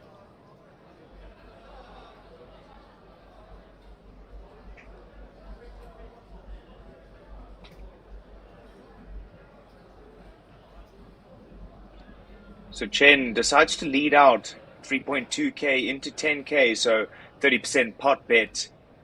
Quan Zhou not going anywhere, I can tell you that much. Whole lot of equity, whole lot of chips. Flat call. Oh, rivers of death, they are called. That's Barry Greenstein. Ace on the river, Mr. Chen, check mark, steals this one away from Quan Zhou. Quan Zhou probably just going to check back, and that's exactly what it is. Ace wins. Unfortunate for the superstar. Alrighty, ladies and gents, 15-minute break. We'll be right back.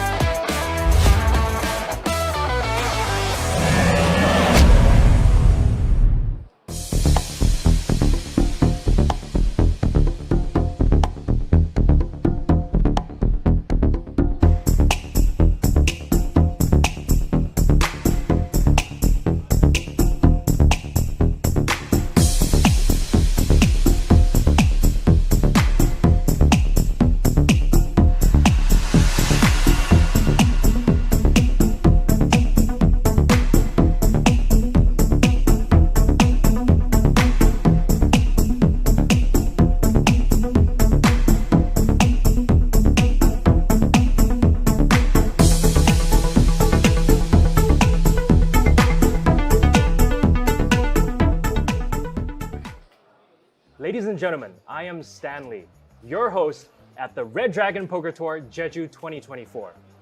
Right next to me, we have someone that requires no further introduction. With her numerous accolades and her immaculate poker face. Ladies and gentlemen, Selena Lin. All right, Selena, how are you doing? How do you feel? Well, I got off a 26-hour flight to be here. Yeah. So I would say tired, but very, very excited. I think that adrenaline rush is just pulling me through. Yeah. So we know that you've been on a rather long hiatus from poker. How does it feel to be back playing tournament poker again? Yeah, it's been, I think, 5 years since I last sat at a poker table. I haven't been really away from poker in the sense that I have still did commentary and so forth. Sure. So, I'm still very up to date with the current strategy, that I will be bringing to the table on this series. But in terms of coming back, I'm really excited to see a lot of familiar faces again, to see how much people have changed, to see how much more grey hair everybody's gotten, Of course. Okay, so what do you think about the Red Dragon Poker Tour Jeju 2024? What do you think about it so far? Well, as I was walking into this room, I was actually very overwhelmed. I was like, wow, the setup is gorgeous. I saw a lot of even, when you guys have the ads, there's a little, those plushie guys, around. Those, mascots. Yes, mascots. And I thought they were very adorable. They were very cute, yes. And there's a lot of, extra table setup as well that I've seen. I've been here for other events as well, but this is probably the most extravagant, elaborate setup I've seen. So how does it stack up against other Asian tournaments you've been to? So the Red Dragon has always been known to break records. It's known to break numerous records, throughout Asia, whether it's the most number of players in a main event, so forth. And I would like to see this event, do that, especially in this resort, because what I love about this place is that it's not just for a poker player. You bring your whole family, you bring your kids. You've got a theme park, you've got a water park, right? And you can bring the grandma. Bring a dog. I mean, I don't know if you can, but it's versatile. It is very good. Very versatile. And you know what? When you want to be away from the poker table, the rest of the family can have fun. That is very true. Okay, so you soon partake in the KPC Baby Dragon event. What are your expectations this time around? Well, I always expect to win a tournament when I play one, but I've come second actually in the Baby Dragon. Right. So, it'll be fun to actually go heads up this time and not lose, I guess. Okay, so we're here to win. We're always here to win. Of course. Okay, so you've been a long-time poker player. Your first tournament was in Macau in 2007. How has poker changed your life? How does it impact your life so far? I think that it really requires a certain, for me, I was really young when I first started, right? And I felt like poker has taught me so much. It's taught me strategy, it's taught me discipline, it's taught me emotional management, money management. It's a lot of things that come that you might not get in contact with at such a young age, but poker is able to teach you that. It's really that fast pace, chuck you in the deep end, you figure it out and you got to figure it out quickly, And it's taken me, all around the world. It's given me so many different opportunities. And it's taken me on a journey where, I've had to be in front of the television. Had to do commentary. I had to do a lot of different things that I guess I wasn't comfortable with or I wasn't set up for. But these are the obstacles that, poker presented itself and I was able to get over them and I was able to, do something that I didn't think I could. Yeah, that's fantastic. You've been taking a rather short hiatus, long hiatus. How have you been focusing on your private life? What does your work-life balance look like? Okay, so this 5 years away, I've accomplished a lot because I've actually had a baby girl. So she's 4.5 years old now. Very, very, she's at an age where she's questioning everything, right? And she's at a point where she's like, you can't just tell her no. You got to give her why it's no, And I think that for me, I've been almost close to being a full-time mom. I'm talking about birthday parties every weekend, that type of thing. But at the same time, during COVID, I did a lot of commentary for poker final tables and so forth. And for me, it's really, really important. being away from my daughter for the first time and coming out to this event Yeah. is the longest I've ever been away from her. Wow. And it broke my heart to, just kind of be out there. But then it Yeah. also was a good thing for me and her at the same time Right. to have that independency. Of course. You know, of course. so Good to me, practice. exactly. To Yeah. me, family time. It's number one. But at the same time, I like to have my own career. I like to have my own thing. Yeah. And it makes you have that, I guess, identity. You know? Yeah. And Okay. it's not just a mom. It's I'm Selena Ling. Yes. And I'm everything. Right. Yeah. So we just mentioned Nova, your daughter, and does it have anything to do with your supernova status?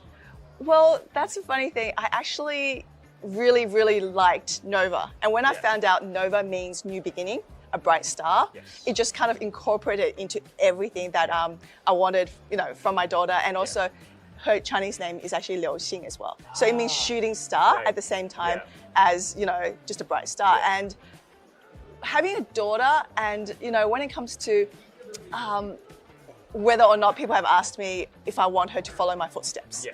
It's one of those things where I wouldn't mind her doing it if that's what she likes to do. I believe in hard work. Yeah. I believe in passion. And I want her to find that. I want her to have fun in whatever she does. And that's all that matters. Find that passion. Correct. Yeah. When I can combine work with fun, Yeah. I don't mind doing it. Of course. Yeah. That's right. That's the mentality. So the final question. RTPT will be happening again in November. Will you be joining us? Oh my God, that's news to me. That is news, huh? Oh wow, I would love to. Yeah? I would love to. And if it's happening, I would actually like to bring my whole family, including the family dog Yeah. out here if I Yeah. can. So yeah. Wow, guys, you heard it first right here. Thank you very much, Selena. Thank you, Stanley.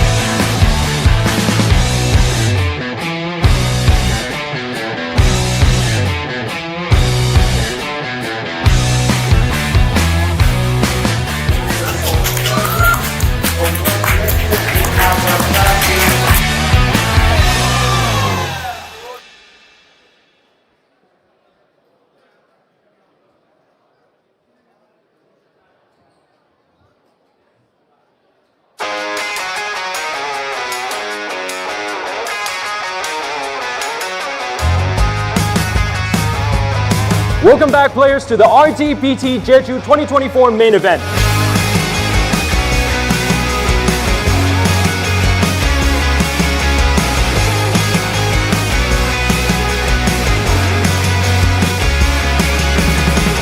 We're confident that the revamped Red Dragon Poker Tour Jeju 2024 will provide an enhanced competition experience and more diverse schedule.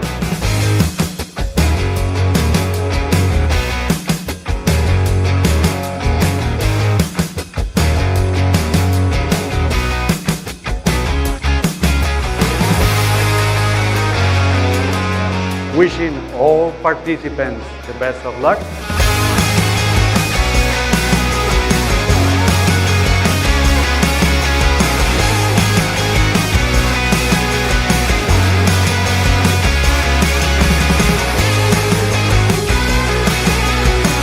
The Sai Kai Tip.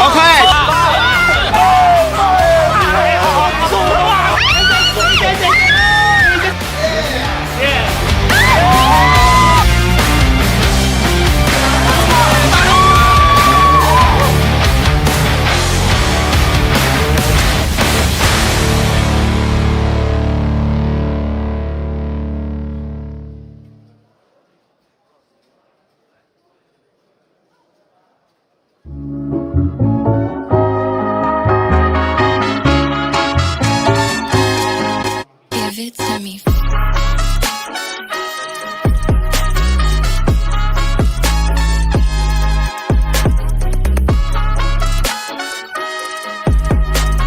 那就是想请问一下，是什么激发你玩这个德州扑克的？可以让我结识到很多的朋友。友達に誘われて始めましたポーカー。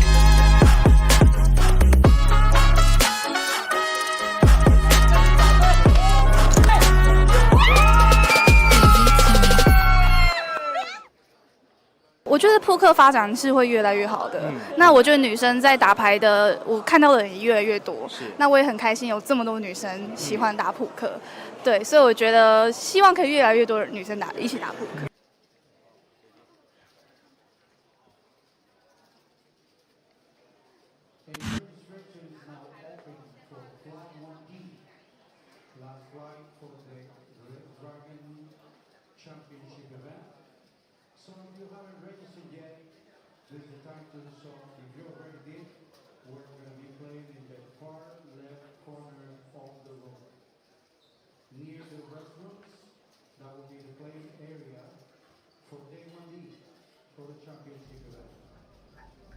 Well, welcome back from a very short break as we call the action here at Red Dragon Poker Tour. You're watching the Red Dragon Championship event, Day 1, Flight C. And we have 379 players enter this tournament, out of which only 299 players remain. This is me, Akshay Kapoor, and right with me I have the professor, Mr. Richard Cooper, calling the action for you.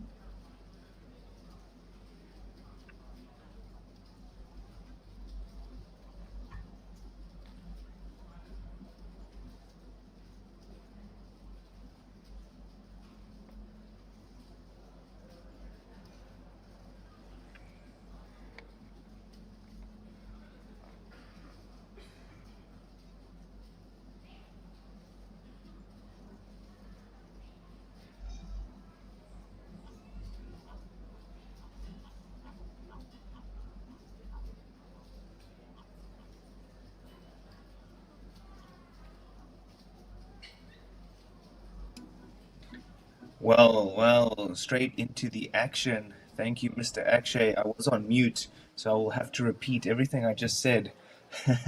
My favorite hand in poker, under the gun, Ace King O. I like to call it the church. 4 betting now versus the big slick, Ace King suited on the button. Well, Akshay, 5 bet or just call.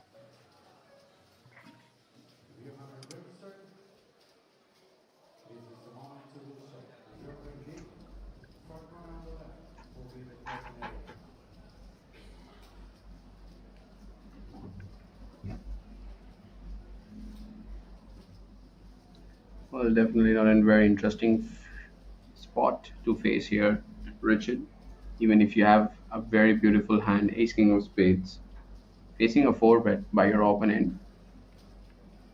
And he's 4-betting from under the gun, which is probably the most sound position after the button. And we are going to see Ace King fold here. Richard, your thoughts on that?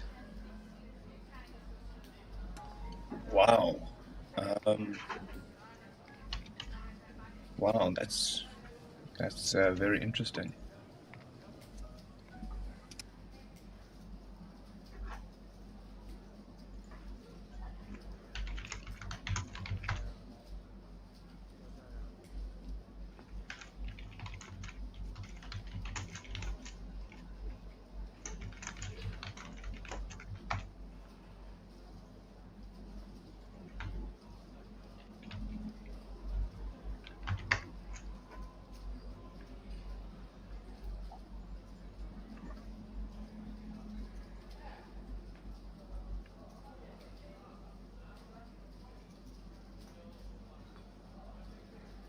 I guess it was more about the position that the 4-bet was coming from, and not the actual hand. And these guys have been playing with each other for some time, so they will have some sort of reads on each other.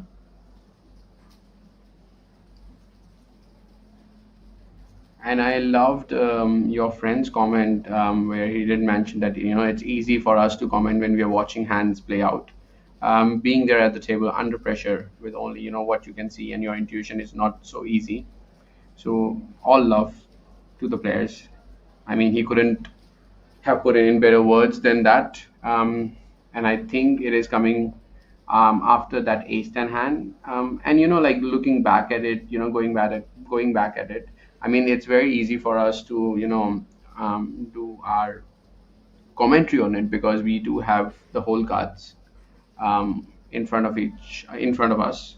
But when we are on the table and facing an action, especially versus a very aggressive opponent, then we do make these kind of moves, whether it be for value or bluff. But the pressure that we face on the poker table is different to what we do right here sitting in our home watching the action unfold.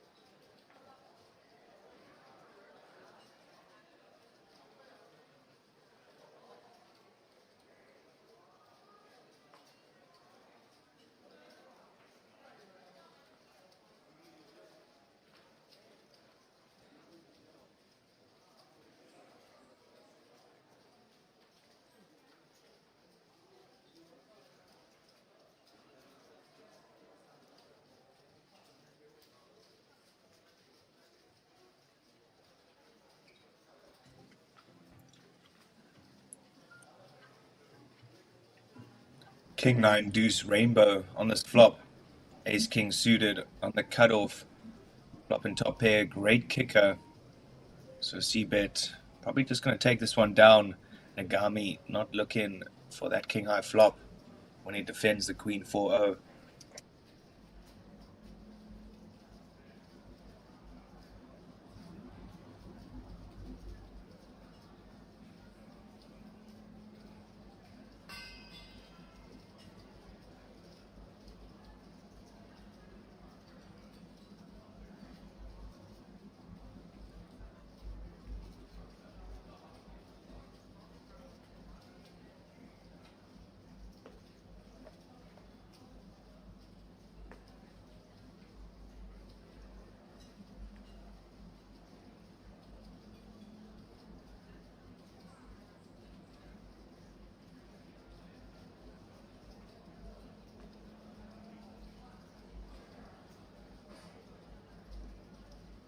Did you hear about this funny incident that happened in Olympics? I believe in today morning or yesterday.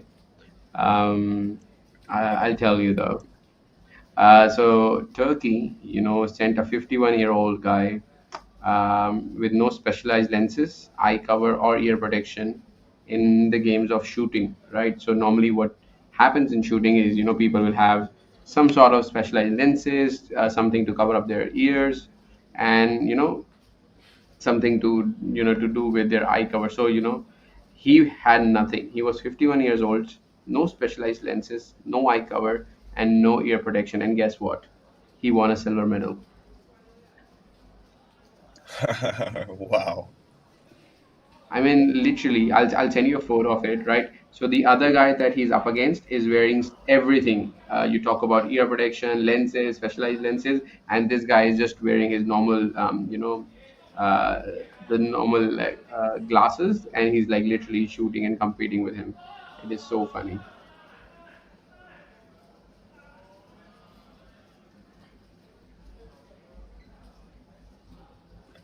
It just shows you it's not about the equipment, it's all about the sportsman. The same way it is about the poker player.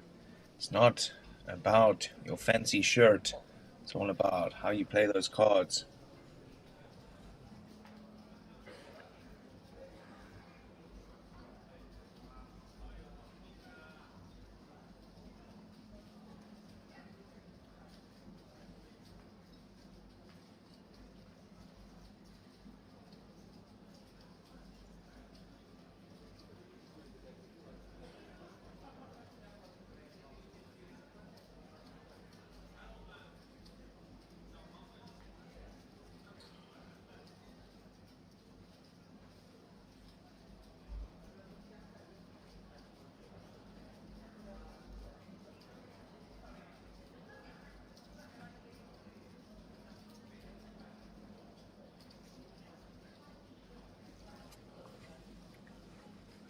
Well, when he's paired with jacket off, he's probably gonna continue. Interesting ranges, interesting hands being opened from early position. As we see Queen Jack being good on that river.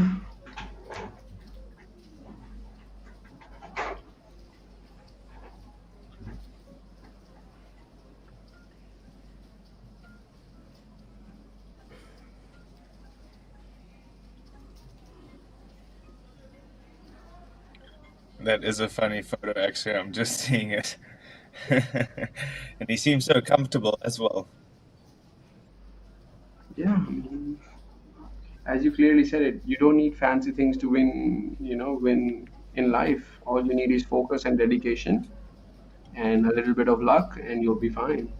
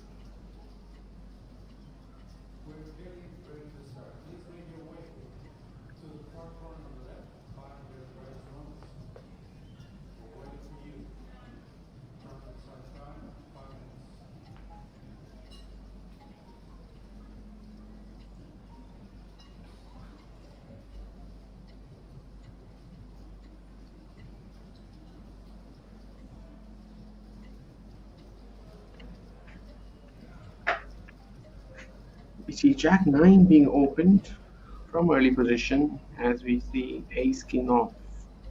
Big slick. We did see Mr. Z fold Ace King before on the button. My bad, sorry. Mr. Z with Ace King in the small blind, facing an open.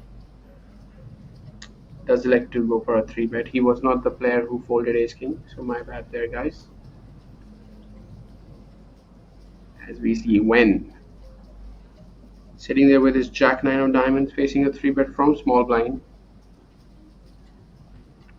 of 5,500. He elects to call and play in position with his suited Jack. As we go to a flop of 10-10-6. It's high for Mr. Z.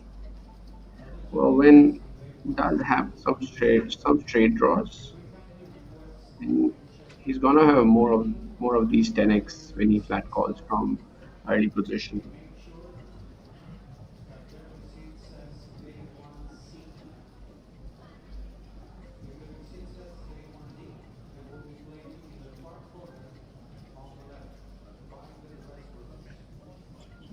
do see a bet with Ace King of 2,500 going for 20% of the pot.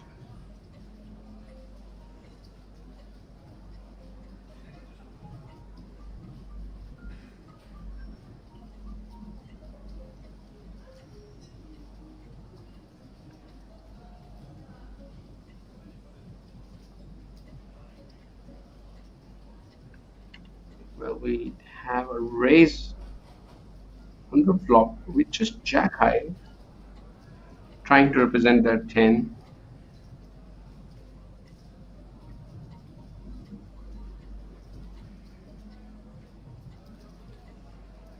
Let's see what Mr. Z is going to do with Ace King, just Ace high, facing an aggression on the flop itself. He's just going to smooth call, keep all the bluffs in. As we see a Badugi on the turn, deuce of hearts, not changing anything.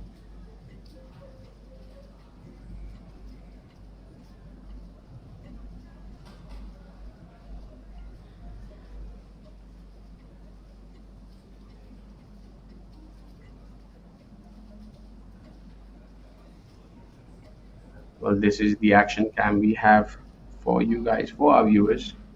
As we see the action goes, check on the river, and Mr. Wen is gonna pick up that 9, a very important card as he gets some showdown after he goes for an aggressive route on the flop. And now he's gonna ask himself whether he wants to go for a thin value or just check back his showdown. It's gonna go check, and Mr. Z with Ace King is gonna lose to Jack 9. Jack 9 making a pair on the river.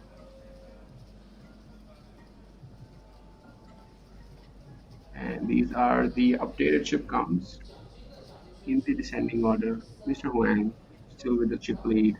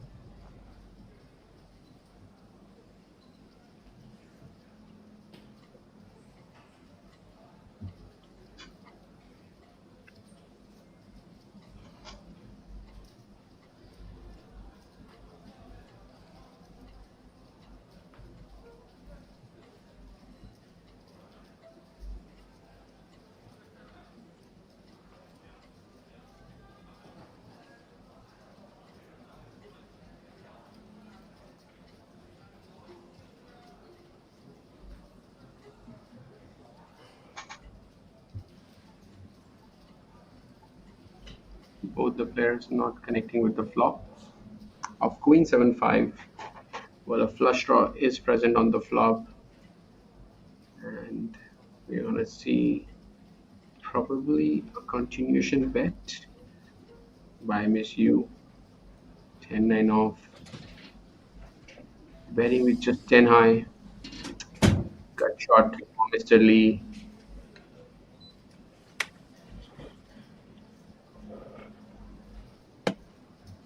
We go, he's gonna call as we go to a very important turn, which does bring Queen of Spades.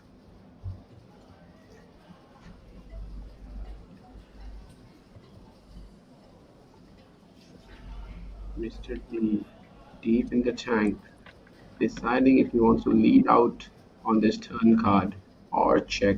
He does go for a check.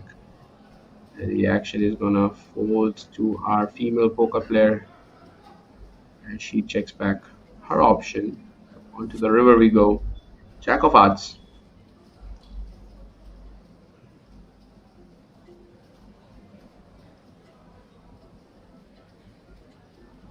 And it is gonna go check on the river, and 10 high is gonna be good on this river. Wow, what a hand. Definitely a very interesting hand developing on that river, and it's gonna be important that players get to see that she's opening a hand like 10-9 off from early position. Maybe they will come and try to 3-bet her more after they see the showdown.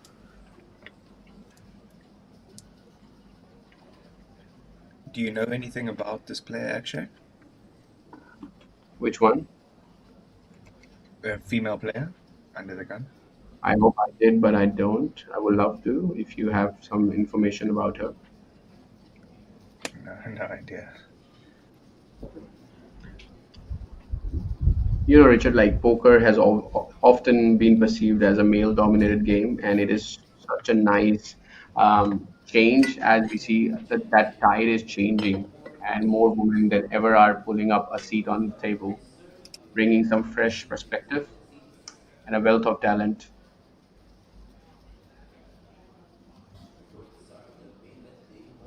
Yeah, absolutely. Poker used to be a game that was played in the back of some dodgy restaurants or in the back of a very smoky, man-filled pub. But these days it's played in some of the most beautiful locations around the world, one of those being the Marriott here in the Landing Casino.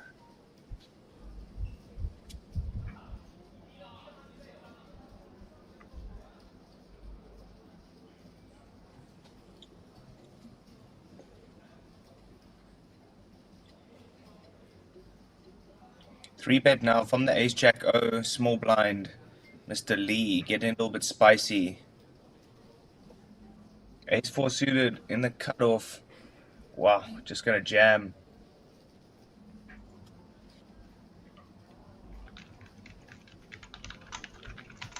Nicely timed.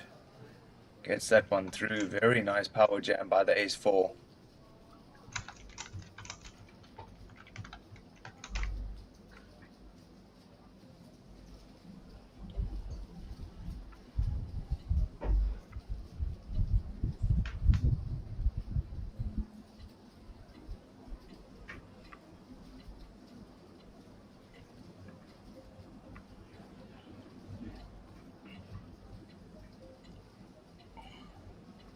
A little snippet of our poker room right here in Landing Casino, as we see the field size of this tournament increase to 387 players.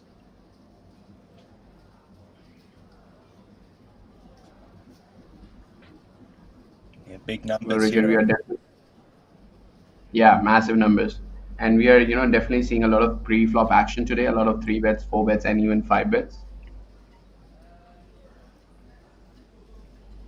Yeah, people a little bit more splashy today, which is always welcome, always makes for great entertainment.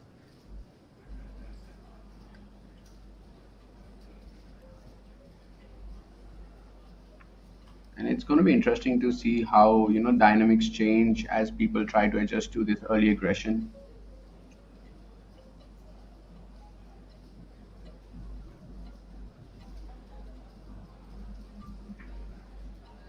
Yeah, definitely will be.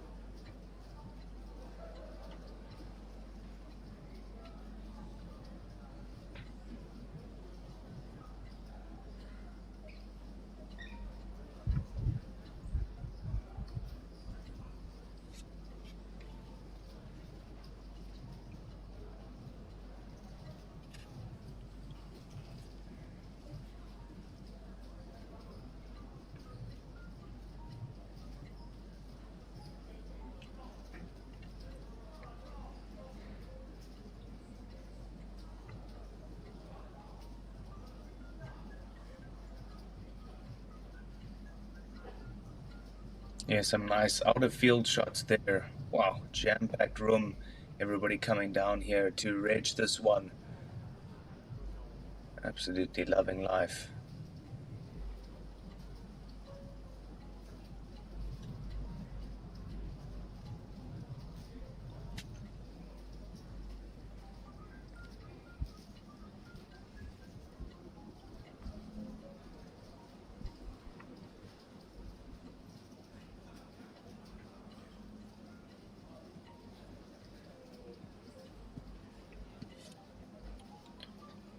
So an early position player here, Mr. Z, getting out of line, 760, definitely on the wider side of things.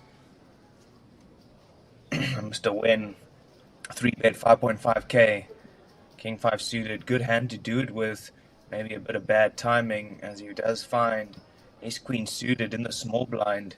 Mr. Huang, 2 and almost half starting stacks, just goes ahead and flats this one.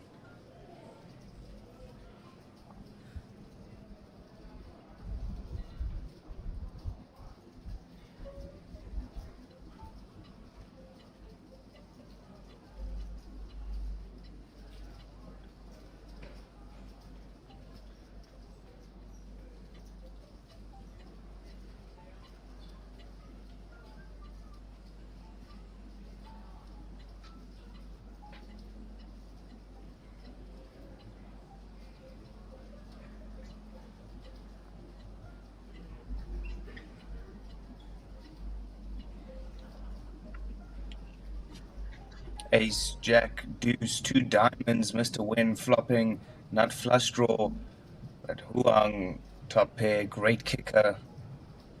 She get out the way, most likely, but Mr. Win, 8.5k, and now Huang, some questions to be asked.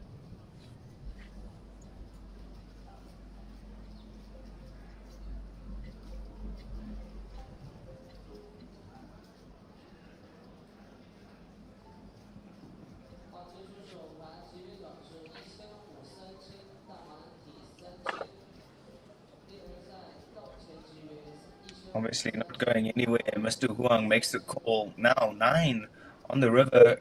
Straight gets there. Excuse me, straight doesn't get there. Only Queen 10, which is highly unlikely. So still a lot of draw heavy hands on this board possibly for both players. Huang again just checks over to Wen, and Wen allows a free one to peel off on the river. Interesting. Check mark to Huang now. Top pair. Draw heavy board. Wen has to bet in order to win. I'm sure he knows that.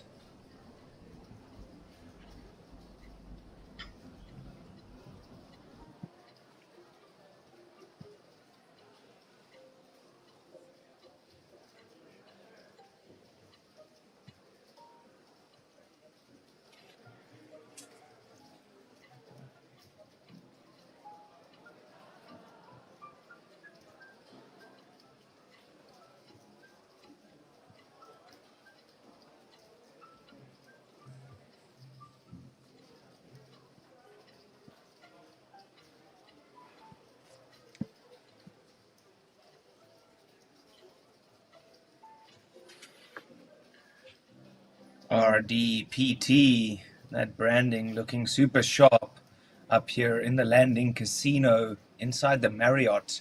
Beautiful facilities. Come down, bring the family. We have buy-ins for everybody. Hundreds of dollars to thousands of dollars to tens of thousands for those super high rollers. We've got action. Come down and play. RDPT and KPC bringing you the Jeju 2024 festival.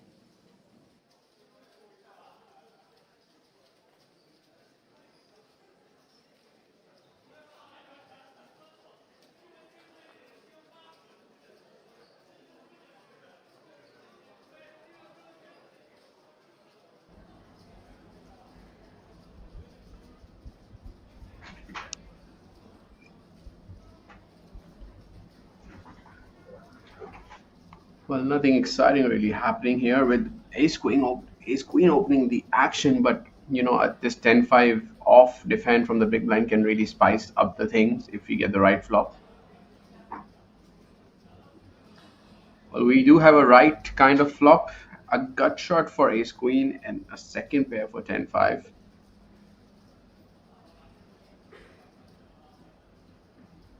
There goes check, check as we see turn 9 coming in play. Nobody has a flush draw here though. And Mr. Nagami trying to reach the river by investing very, very little. As we see 9 on the river pairing the board. So this is ace high versus second pair. Mr. Nagami going for the value on the river. And Wen has a decision here. If he wants to hero call here on the river with ace high, he is beating a very wide range from the big blind, but this time around his opponent does have a pair.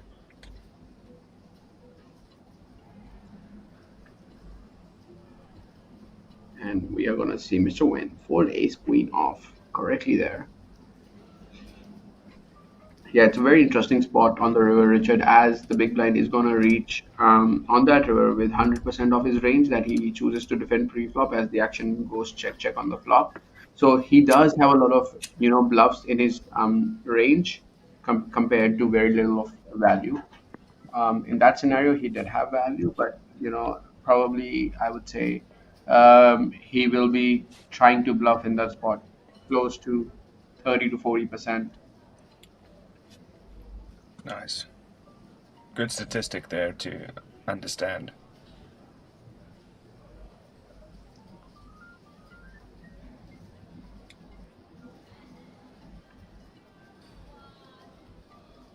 Well, the action is folded to the blinds, and we go and probably see a blind war.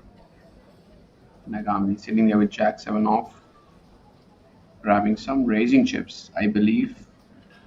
Well, yes, indeed, he does, raising it to 2.5x as we play the blinds of 500, 1000 with a 1000 big blind ante.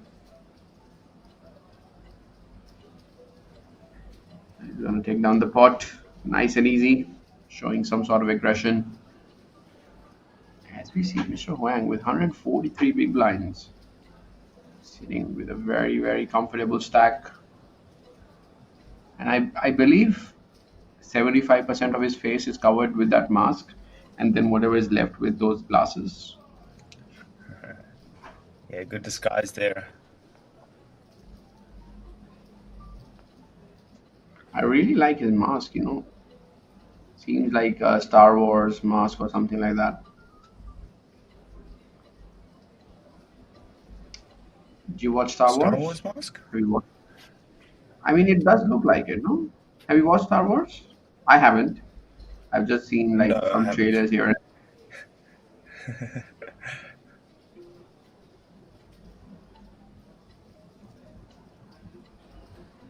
I'll have to have another look.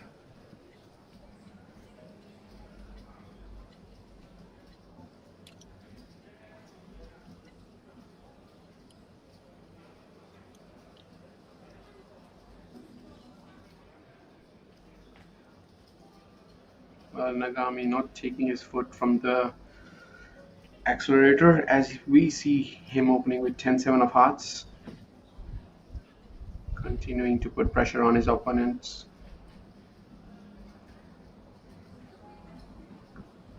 As we see King 5 deuce, rainbow, big blind really not connecting anything with that flop.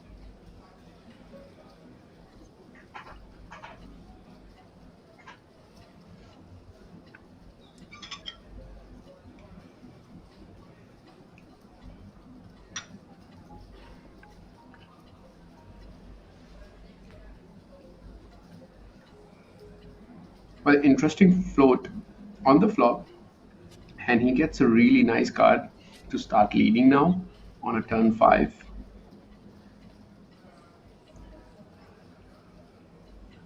and it's going to be interesting if he actually, decides to lead. And it should really work as Nagami is sitting there with just 10 high, no backdoor draw, and he's going for a sizable bet of 4,200 in 9,700, almost half pot.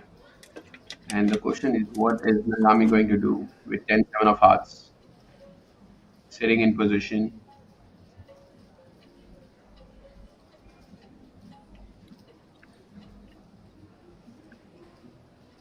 As we see, Mr. Z try to bluff. I mean, the whole purpose of calling the flop was to capitalize if he does get a chance to bluff in this scenario. And he basically got the best card on the turn.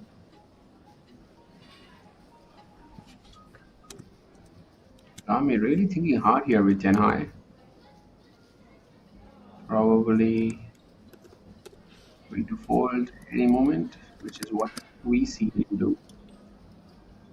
And something that I can tell you about Mr. Z is that he's not gonna be bullied by anyone on this table, and he's gonna take any chance, any opportunity that he gets to grab those chips.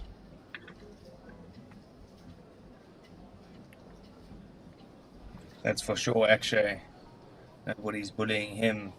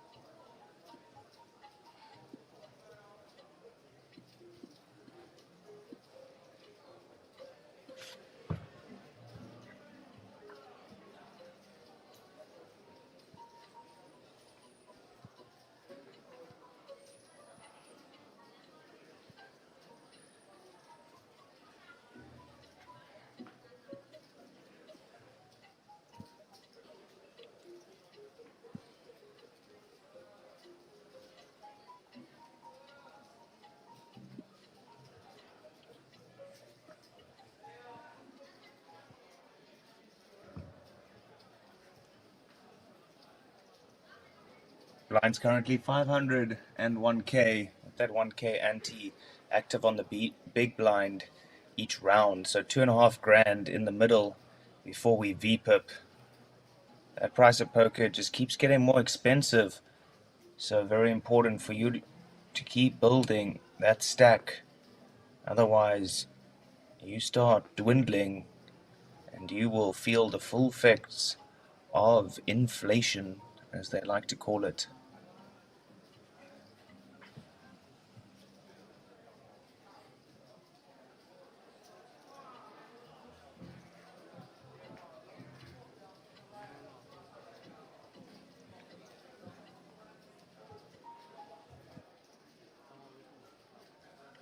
Ace-4 suited, good enough to kick it off here from the cutoff up to 2.2k, 2.2 big blinds. And he will find some resistance. Big blind Lee will defend with the Ace-9-0.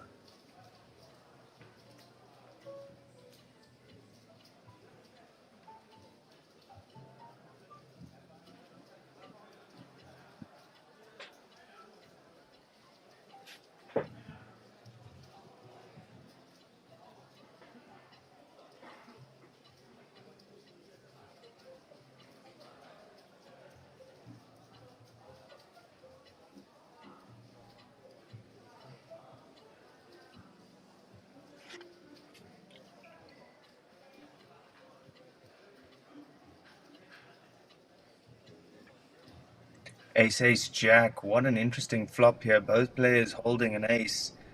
It's just domination rotation for Ye, unfortunately. He'll keep betting, of course. He's got a great hand. Little does he know, Mr. Lee sitting with a better kicker. Oh, chop pot time if both stay in.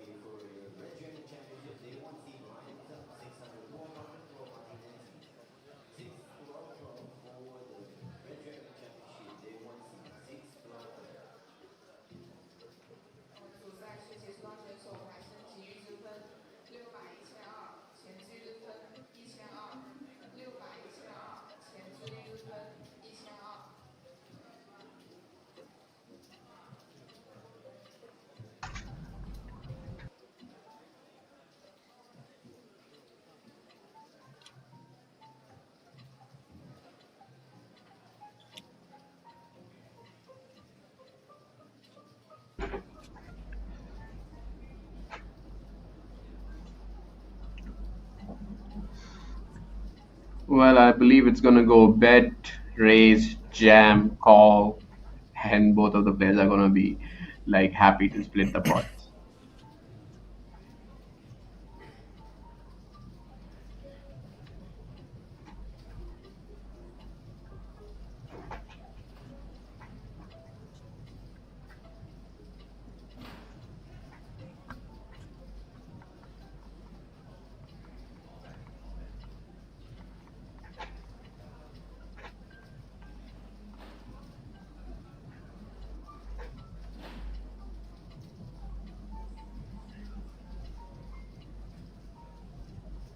Mr. Missy, sorry, just deciding what to do on the river with their full house. And it has gone raise and a call, and both of them are gonna split the spot. We have ace, ace, jack, jack. So full house here. If you have an ace here, and I don't think there was any point of raising on the river because you don't get called ever there by any of the worst hands. In case your opponent does have pocket jacks.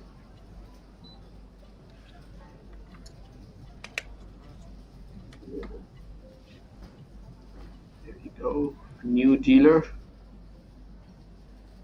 As we bring you more hands from this feature table. And it does appear that seat 1 and seat 2 kind of know each other as they've been talking. Or maybe just trying to make some new friendship on our feature table. Never a bad idea to make new friends in poker.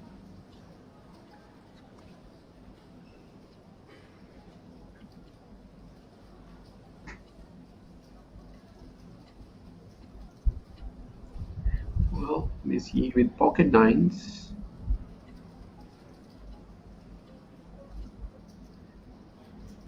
Almost got saved. Maybe she didn't see the blinds have increased to 600, 1200, and I think she was going for less than 2x. But our dealers did tell her that the blinds have increased, and please be careful if you're looking to raise with your hand.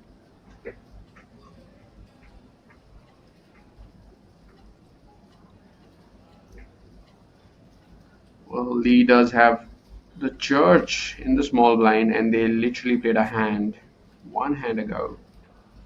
And now I believe they're going to have one more hand between each other. What sizing are you going here, Richard, with ace king? Out of position versus the shortest stack. Interesting. Maybe like 3.5x.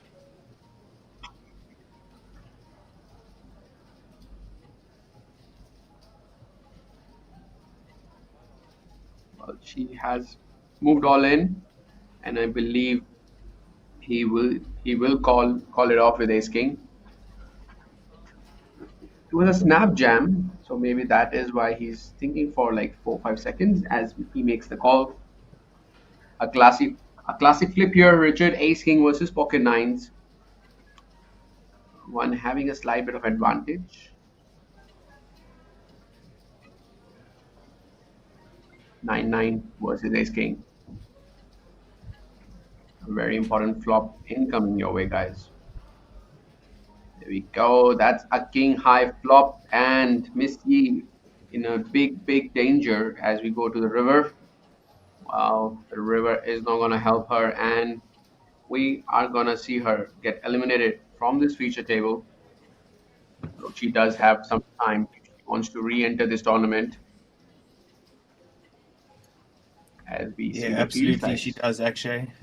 Only 41 minutes left though, so better make your way to that registration booth very quickly. The lines do get long as that late reg comes to an end, and yes, actually you were saying 387 in the field. Great numbers, right? That is absolutely correct, Richard. And even if even if she rebuys again, she's gonna have more than 40 big blinds, which is really a comfortable stack if you play poker and your ranges. I mean, 40 big blind is just too many big blinds, and you can easily try to make it to day two.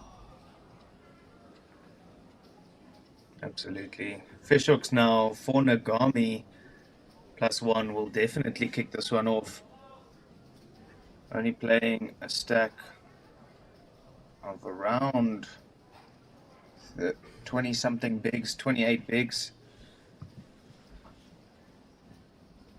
Well, he had a bigger stack, but it seems like he's lost a good portion of that.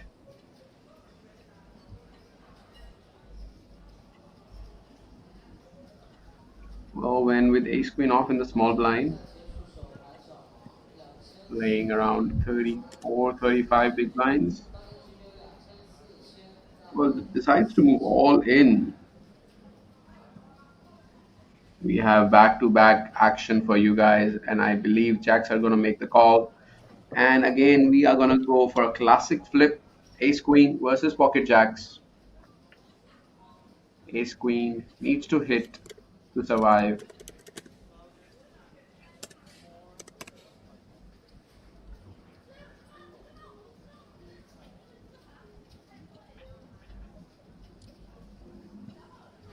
A massive all in here for more than 60 big blinds in the pot.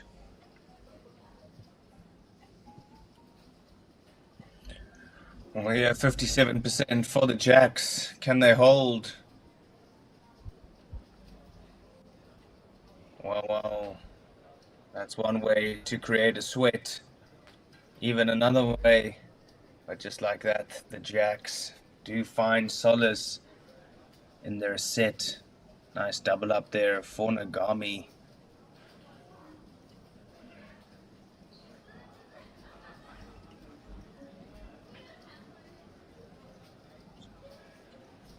When we'll be left with just some cookie crumble. As we see, finally hitting the 400 mark number. It is the first time I believe we are hitting 400 people.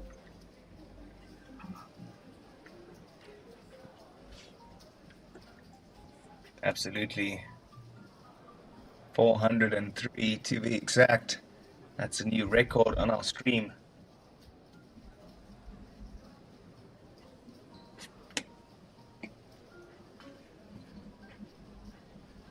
Well, 400 subscribers, 403 runners. I would call that a big achievement for Red Dragon Poker Tour.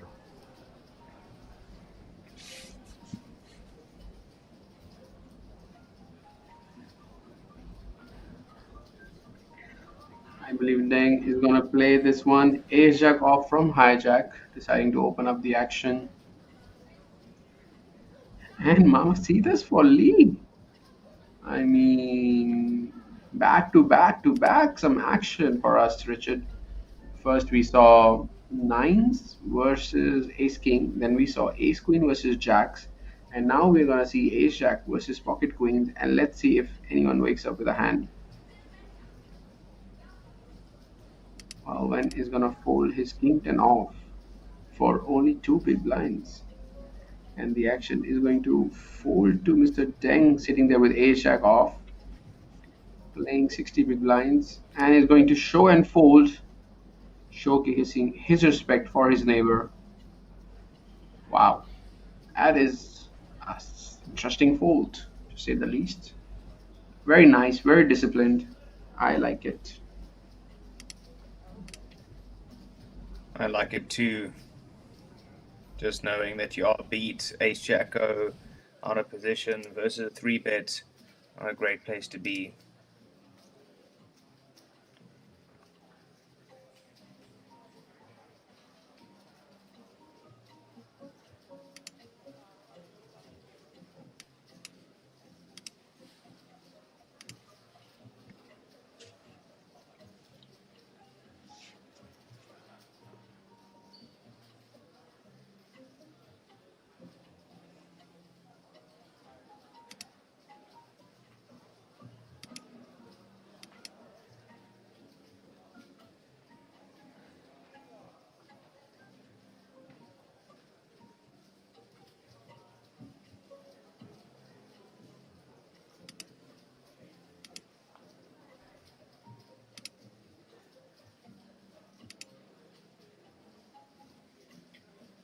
Ace 5-0 from the hijack. Lee ready to raise this one up and finds the king deuce on the button. Who'll come along.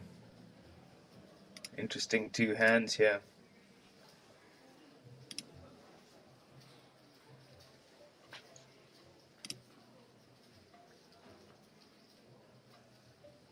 Seven, 3, 3, two diamonds. Neither player with any red cards in their holding.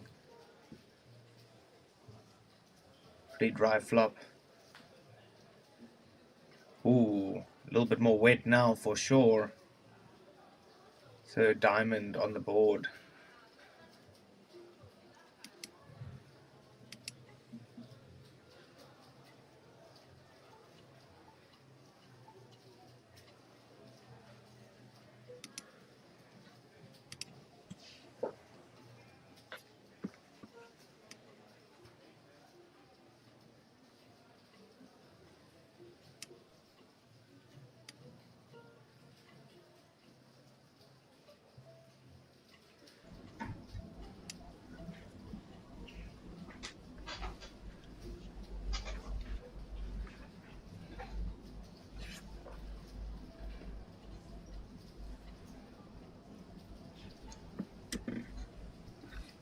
$600, 1.2k. Oh, the blinds now 1.2k anti-active as well. So these rounds are 40 minutes long, but they really do fly by at the later stages of the tournament. So keep your eyes open, folks. Only 40 minutes. Excuse me. 39 minutes remain of late ridge.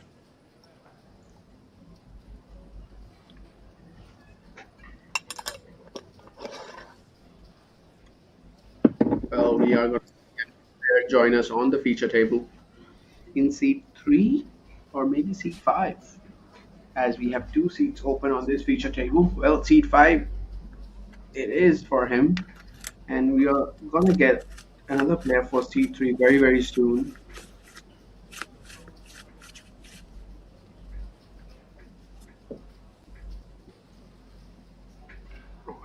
Pocket nines in the big blind, facing a limp from Nagami.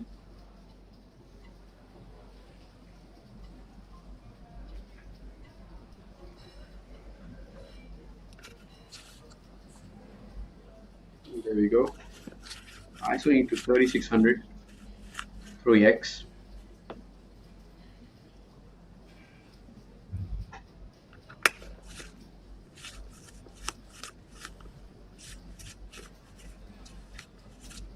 And Nagami is going to fold.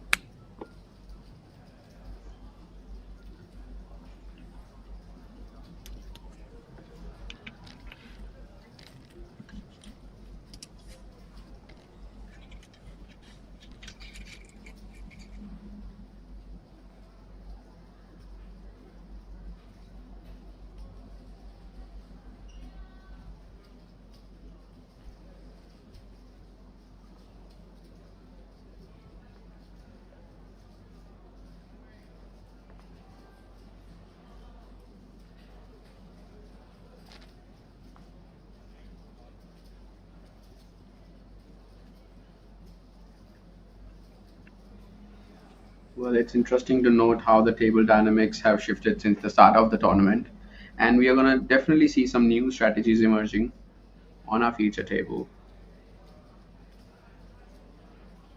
As we see Hijack opening up with pocket fours and getting a call from his neighbor with queen check off. See, he's hitting with another pocket deuces, also regarded as ducks. But I guess queen 7 off. Is he going to defend his big blind facing 3 other players? Probably. Let's have a look. He does have a decision to make, and he's gonna fold. A really nice and disciplined fold by him. And multi-way to the flop we go.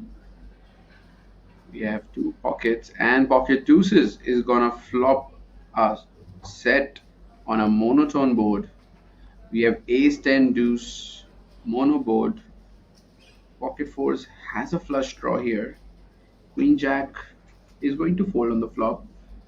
And now, interesting decision for Mr. Z if he wants to play this aggressively or just call and pot control as he has a set on a flush board. I mean, he can literally go any way as long as he doesn't fold. He's gonna call. Maybe try to get a full house by the end by the river as he is in trouble as he sees a nine of hearts rolling down on the turn, pocket fours having four high flush. Is it going to continue or not? That is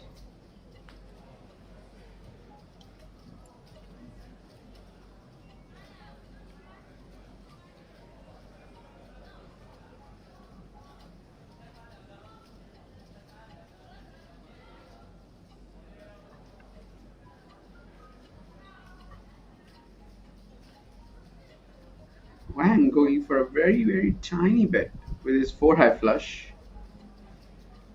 That's a beautiful sizing. Maybe he gets a better flush to fold up, like a seven high flush or maybe a eight high flush, and then he gets called by some top pairs, some sets. A very interesting sizing that he has chosen to do that on the river, and I believe he's gonna get a call, maybe fold. Well, that is a very good sizing and a good display of poker skills being shown by Huang, our chip leader. And I believe Richard, like seat 1 and seat 2 are carrying the same patch on their attire today. There's a pink circle patch, and I believe my assumption was right. Maybe they know each other. And it's going to be interesting how these two play against each other as well. Yeah, absolutely. Actually, good observation there. So now we know these two might have some reads on each other.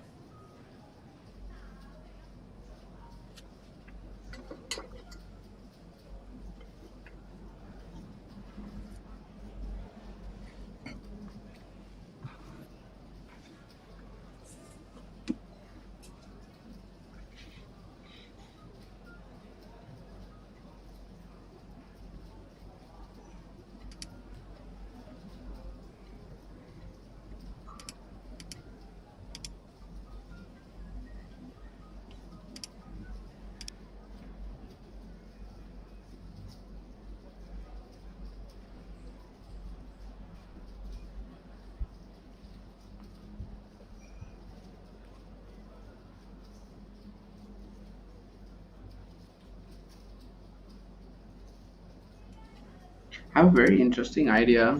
As we see an all-in on a call, well, the all-in is for 2K. Only one and a half big blind versus ace queen of Nagami as he spikes top pair. Ooh, a pair of tens for Mr. Wen. Needs to hit a 10 or a 6, which he's not going to do this.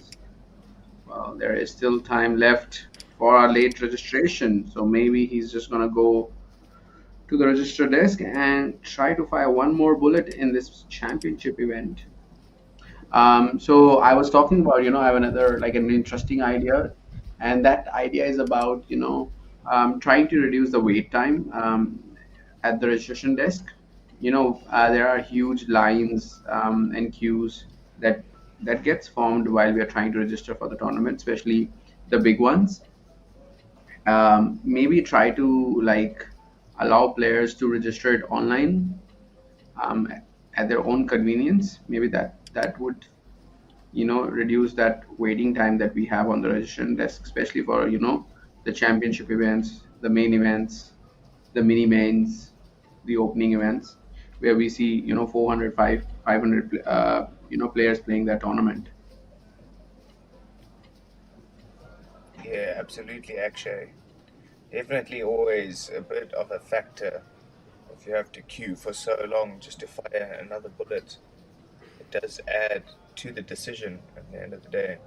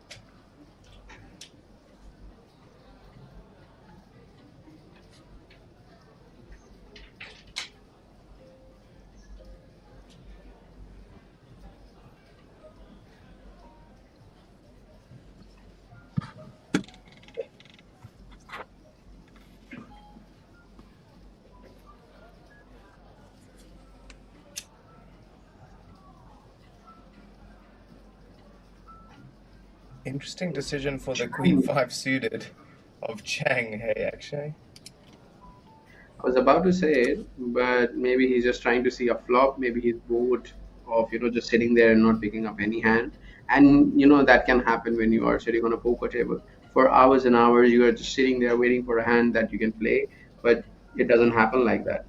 So sometimes you try to create your own fate, own destiny, and try to do different things and, try to apply different strategies as limping with Queen 5 of Diamonds.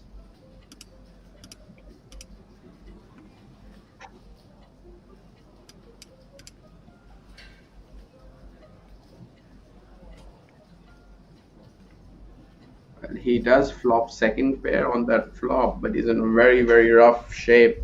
As Mr. Lee flopping a set of pocket sixes, a straight draw for Mr. Yui. Any deuce, any seven working for him. 10-9 completely missing this board.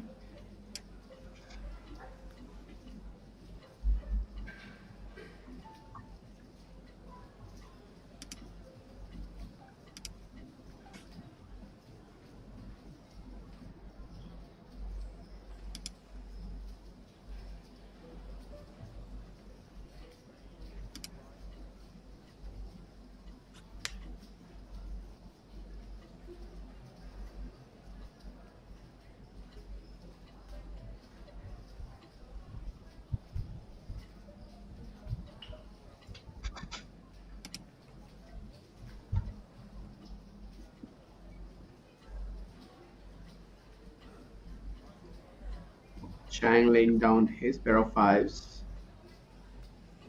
As we go to the turn, you looking for that seven or a deuce so that he can hit his straight.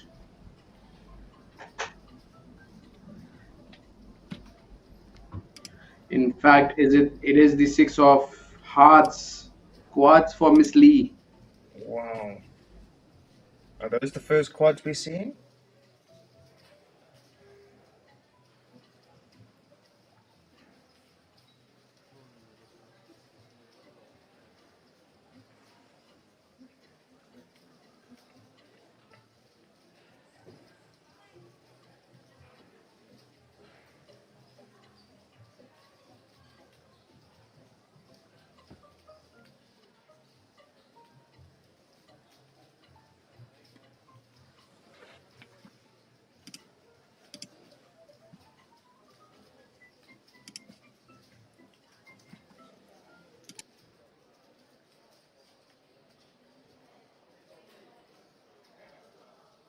So she does bet at it, and lucky for her, her opponent, it's a very callable hand.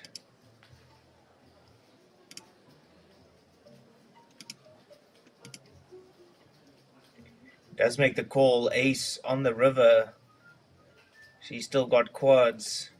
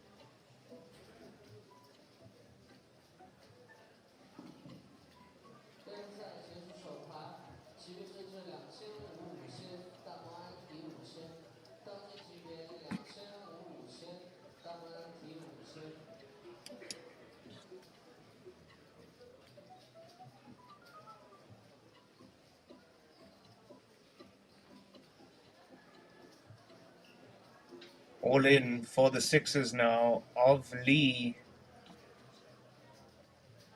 And of course, Ju in no position to make this call. So I'm not sure what he's thinking about.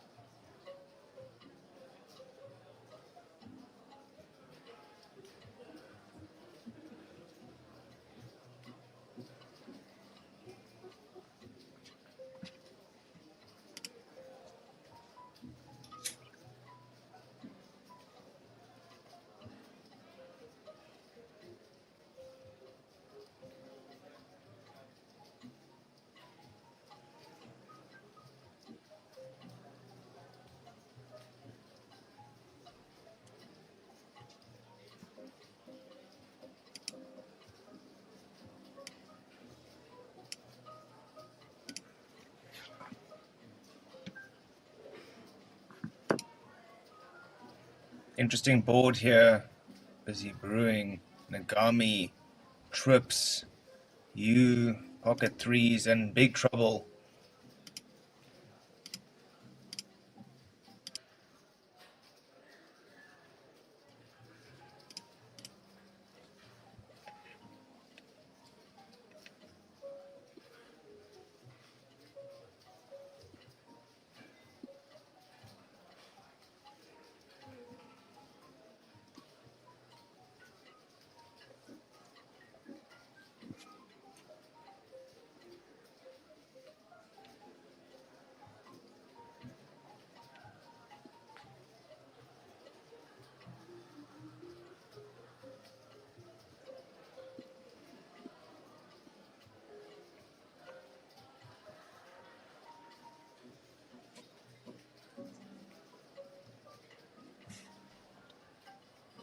I'm surprised you is still involved in this pot.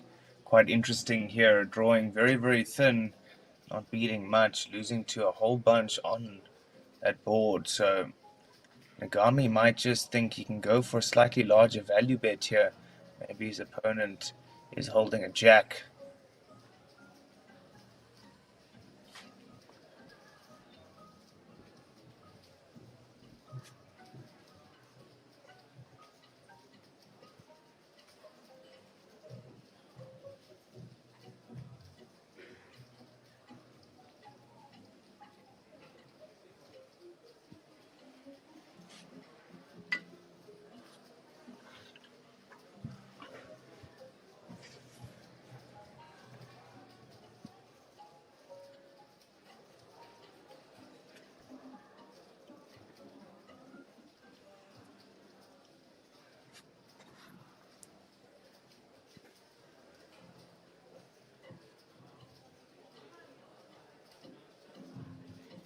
Sticky, sticky threes. You losing unnecessary money there.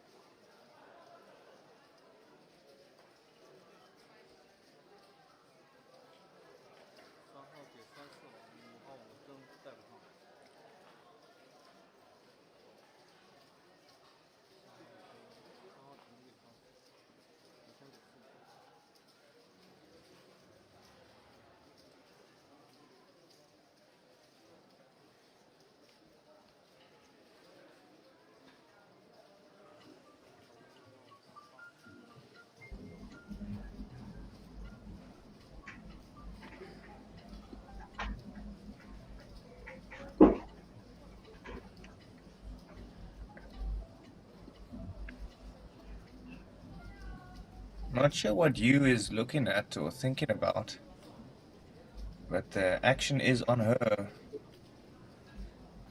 Queen 3-0. Why was she thinking so long? One would have to ask yourself. Well, maybe she has a friend coming by just to see her and join her reel. That could be one of the reasons.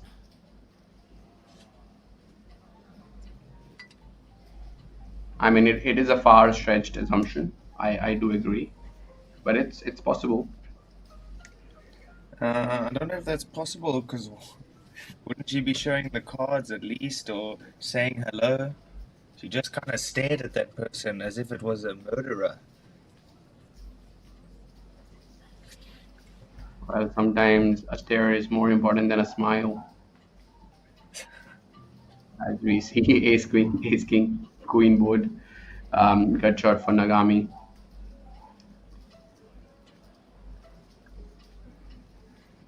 This is a limp pot, so very wide ranges. Big blind really has 100% of his range and is gonna fold as Nagami picks down a pot and gonna win this one. Well, these are the chip counts in descending order. Lee with 147 and Huang not far from him with 141.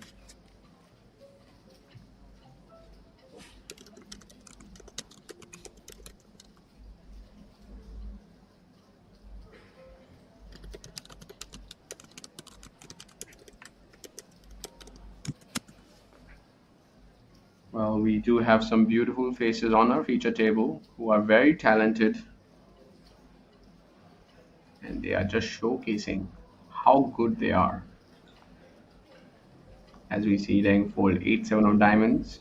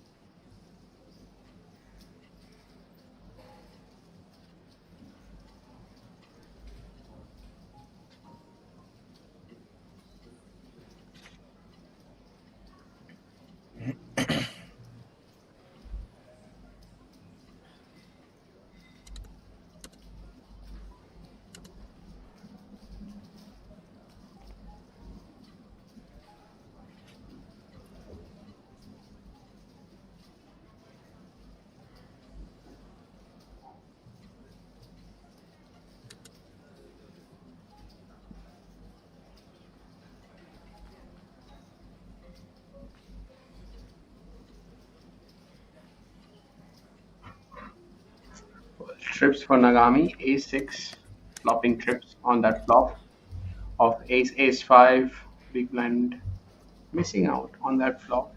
Nagami laying down a trap, checking back his trips. And Z not really falling into that trap and quickly checking on that turn 10.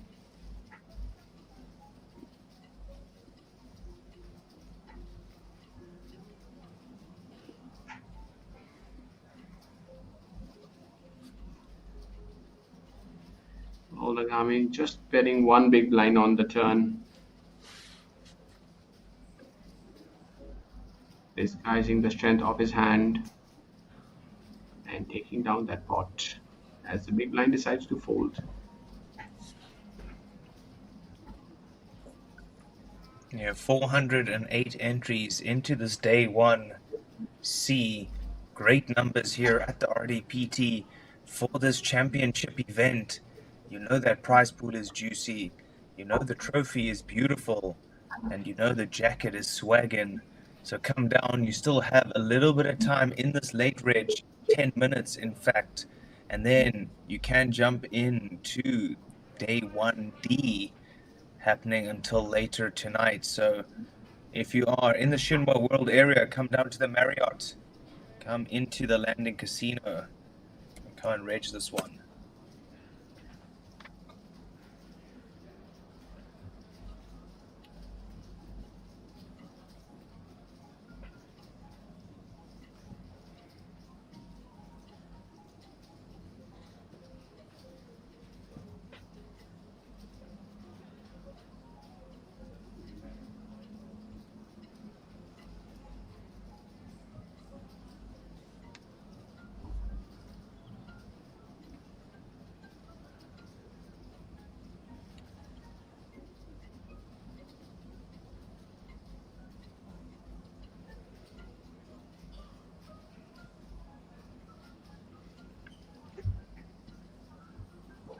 Well, Richard, have you ever thought of, if you were not a poker professional player and if you were not if you were not taking part in, competition, what would you have been doing? Oh, interesting one. Probably something to do with finances. That is what my studies consisted of. What about yourself, Akshay? Well, um, I'll get back to that. I'll let you know. I have some alternative things going for me, which is because I don't go to gym like you do, like competing professionally. As we see, Queen Nine move all in from the small blind. Interesting move. They're playing around more than 35 big blinds here, Richard. And I believe it happened like limp raise all in, something like that. Yeah, that seems what it looks like. Only 40, yeah, 49.2. Yeah, that's exactly what happened. Wow. Dang is in really deep, deep thinking and he's gonna fold King 10 of diamonds, asking his opponent, what do you have? Well, I guess he's never gonna find out unless he watches our stream.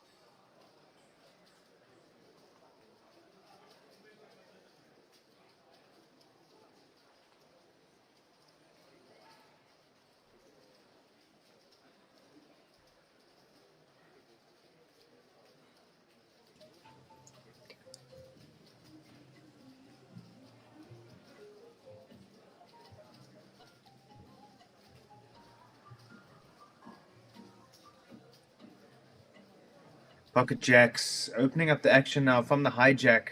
102k behind, so nothing to write home about.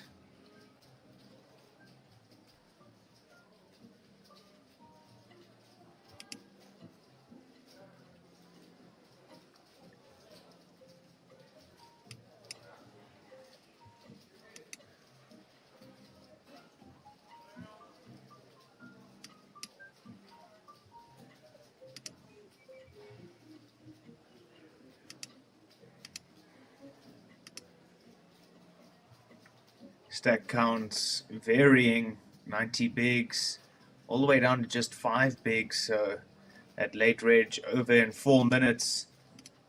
Short stacks need to do something, or just go fire another bullet and receive 50k, replenish that stack.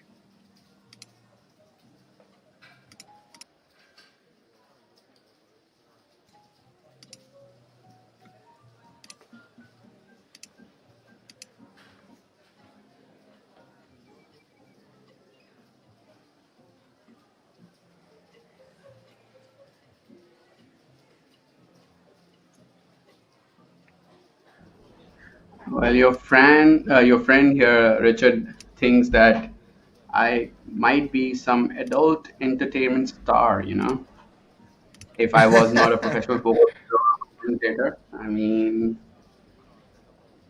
possible. Never know. You never know. No, I do have a business, aside poker and commentary that I run on the side. I do own that business, and if not poker or commentary, I would probably be doing that full time. Right now, I do it like part time. So Nice. yeah, maybe that. You have a Doing some fallback at sins least. or Or I could be an influencer. Well, I'm trying to become one, as one of my new videos comes out today on my YouTube channel. Oh, nice. I'll definitely check that Yeah. out. I actually shot few small videos today, just to tell us a day in a life of a commentator, like a poker commentator, which I might release tonight. You never know. So doing a lot of things. Um, or I could be a poker coach, but that would mean that I'm involved in poker in one way or the other. Yeah. Yeah, poker always around the center of my day. Well, I started off as an accountant, so my education background is also finance and accounting. So, but I really hated it, to be honest with you. So I would never go back to accounting.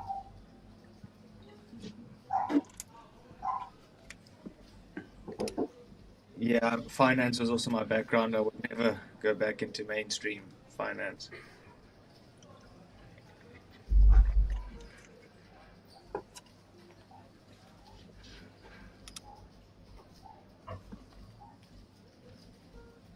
All right, I have a very interesting question for you. Okay. I don't know how much you Sure. make money, how much you make in a year, but given like giving a hypothetical situation, would you earn half of what you earn right now, or would you go back to the mainstream finance? Um, no, I mean, I guess it's a close one, you know. It is a close one. I don't know. It's a real tough one that, you know, because I wasn't doing basic accounting. I was managing investment portfolios. So we earn profit share based on the performance of our hedge funds. And so therefore your earnings are not limited or not capped. You know, they're exponential as one based on your returns. So same as poker, pretty much, you know, it's based on your EV.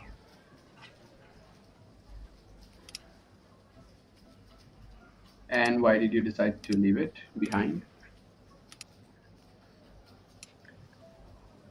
Just too much stress, I think, you know, and just understanding how the banking sectors work globally. You just see how much trouble everybody's in if you're just relying on one place to store your wealth.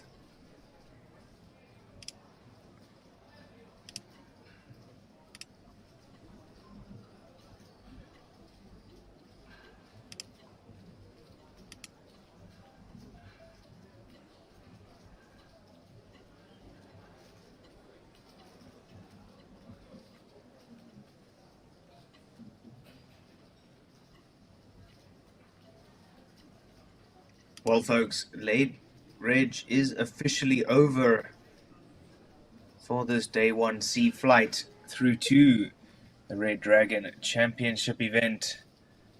411 is the current field, but trust me, those numbers will be updated shortly, and then we'll see the final amount of runners for this third flight.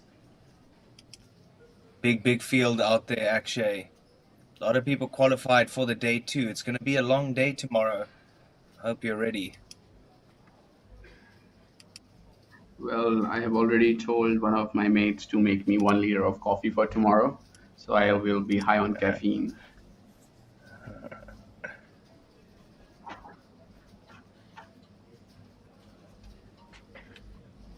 As we see Chang open up the action, just limping with ace turn off. This is the second time I believe we've seen him limp. Last time it was Queen 5, was it?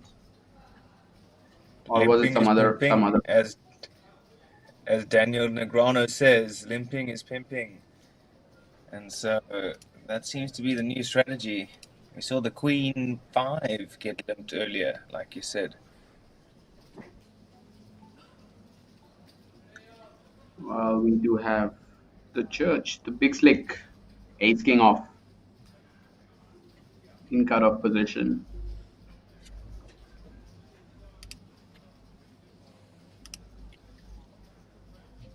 She's gonna move all in from the big blind with king jack off, really in a difficult and tough spot.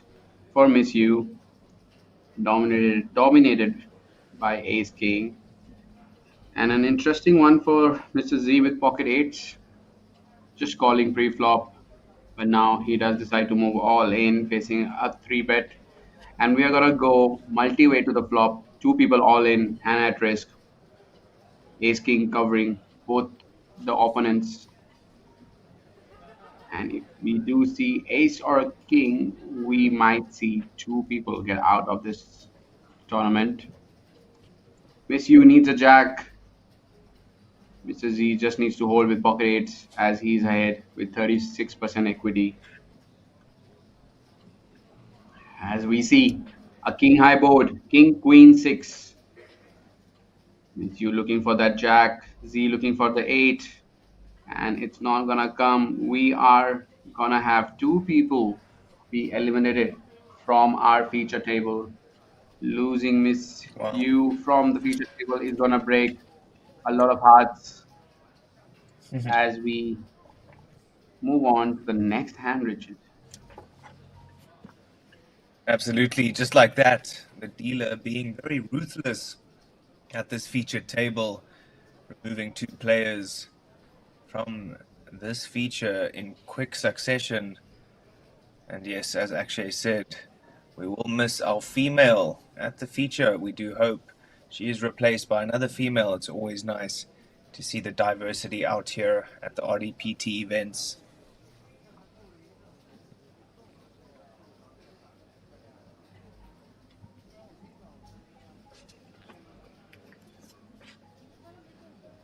Well, we was just gonna go to her and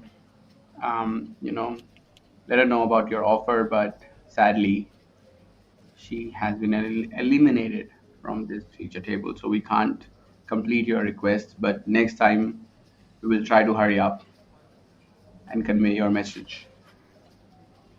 I promise.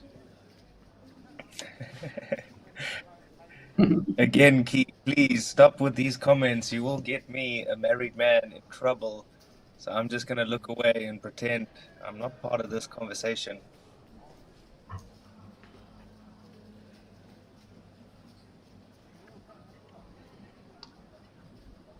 And these are our updated chip counts. Lee with the chip lead on the feature table as we see a new player joining us in seat 3, I believe.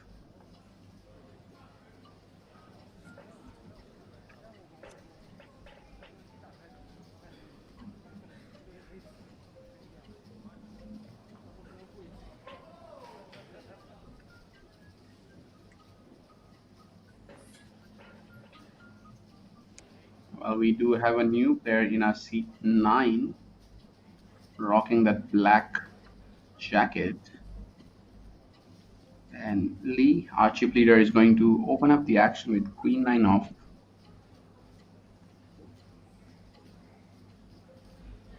Wang sitting there with pocket tens.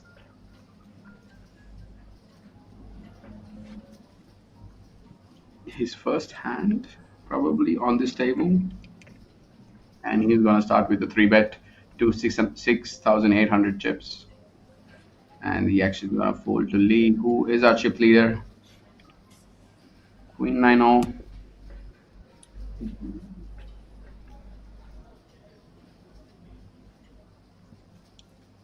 Quite a big 3-bet, but he is out of position. So I think that's why he goes for the sizing.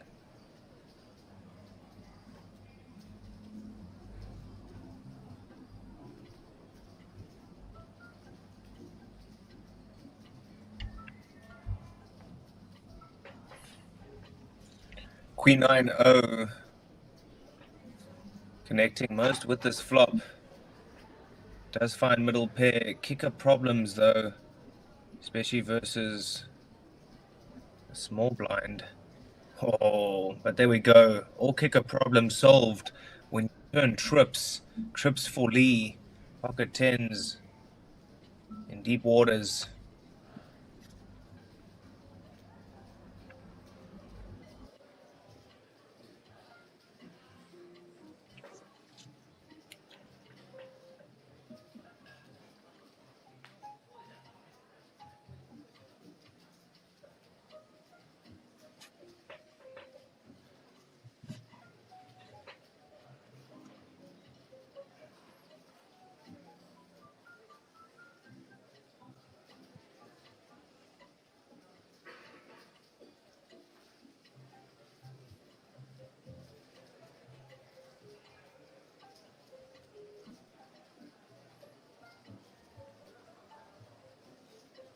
How big does Lee go now, Akshay?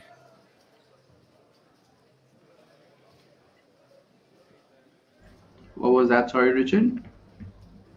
How big do you think Lee goes? But he answers 14K snapped off by the pocket tens. Wow.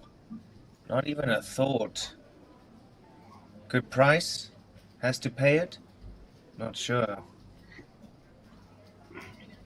I mean, if he's calling Queen Nine off, so he's probably calling any two that he's opening from that position. So maybe,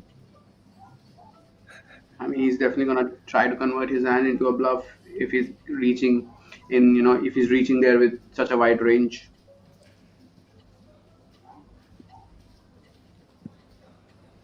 Well, absolutely And correct. maybe it was chance or maybe it was somebody else. I was reading their article about, and it is totally different how the recreational thing and depend recreational things versus how professional poker players think when they are playing poker. And I think it was Jaffe, not Chance. Jaffe was telling in his podcast that there is a significant difference between how an amateur poker player is going to think about a certain spot compared to how a professional poker is going to think about that certain spot. Yeah, absolutely. Massive difference.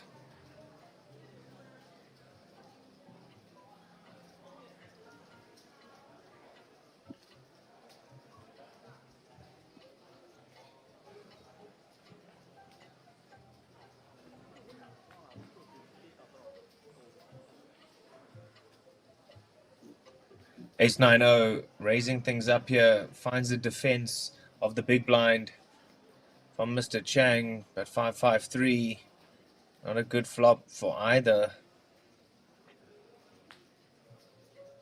Checks all around, king, scare card for Chang, also a good card for him to possibly rep, so let's see. Opportunity not taken, just checks over to the pre-flop aggressor, maybe a delayed c-bet now with that king.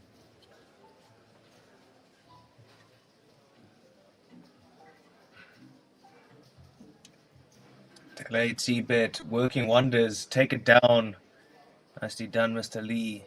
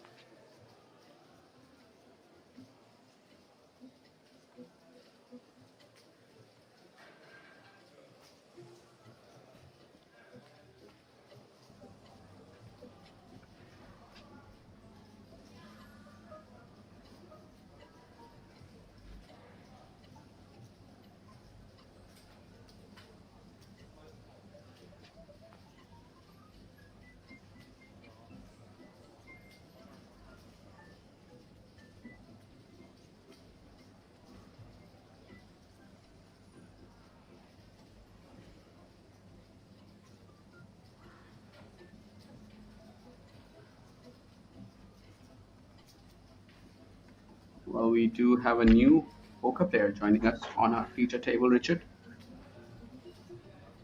I believe it is the Absolutely. destiny who is running after you to get you in trouble today. No, Key and yourself will just get you guys into trouble. I'll just stay out of it and laugh.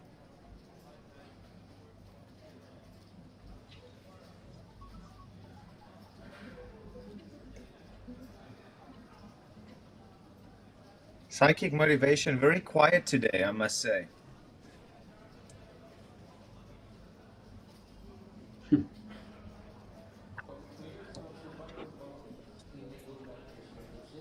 Maybe not enough caffeine.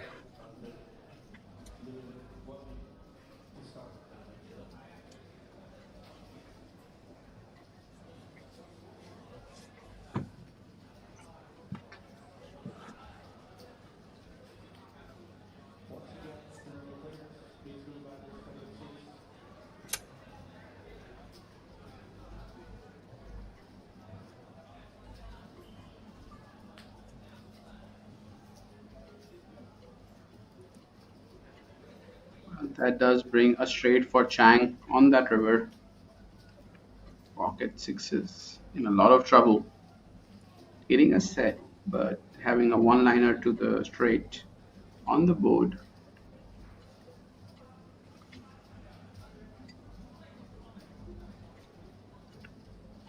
Well, Chang is gonna get paid with his straight as we see Mr. Wu lose 10K on that river. And increasing his stack to 60,000 now as we play the blinds to 800, 1600 with a big blind ante of 1600.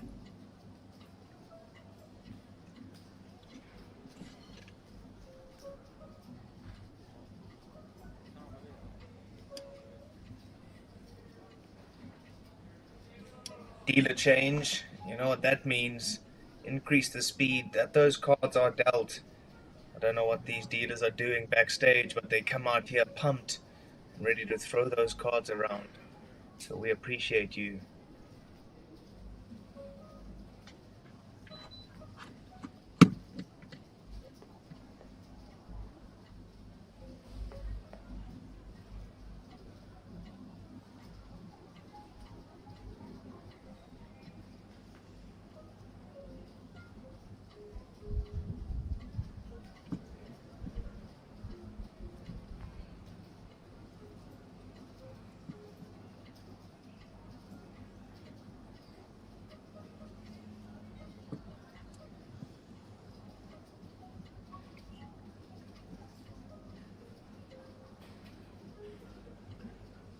Oh, Mama Sita's going all in. It is, I believe it is the day of ladies, you know. We Absolutely. saw Cowboys making their appearance in our last 5 days of coverage, but today it is going to be the day of the Queen, Pocket Queens. Absolutely. Wow. Chang just calling with ace jack off there, so it went open from UTG with a big stack of Lee. Wang shoving pocket queens for 15 big blinds, and Chang just cold calling there with ace jack off.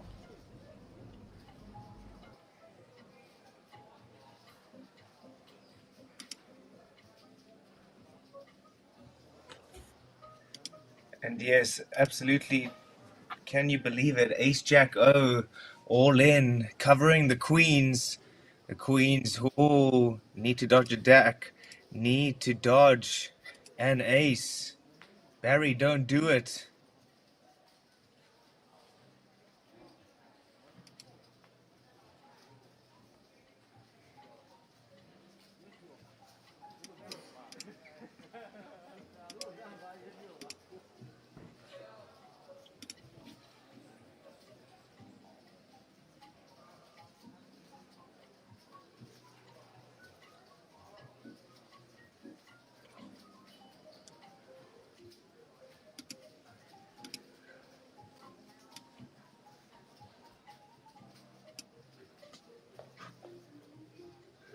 And yeah, absolutely, chat. Disclaimer, I do not know who this Key R is. Never met him before.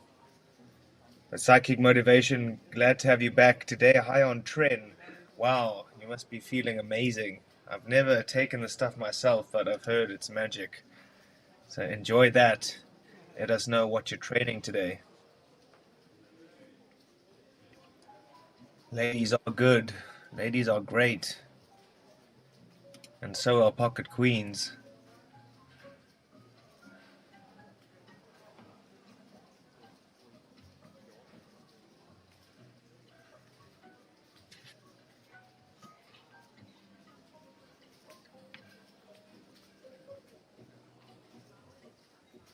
Well, there we go, Psychic. We don't skip leg days, of course. That's what the chicks dig the most.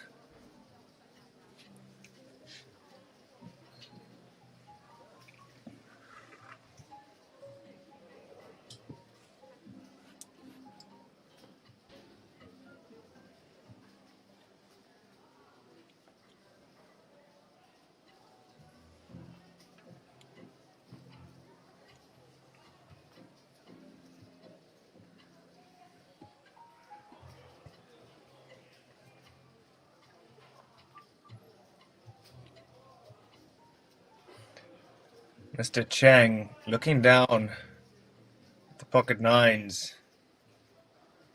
38k behind, so not a great stack. Has to be careful.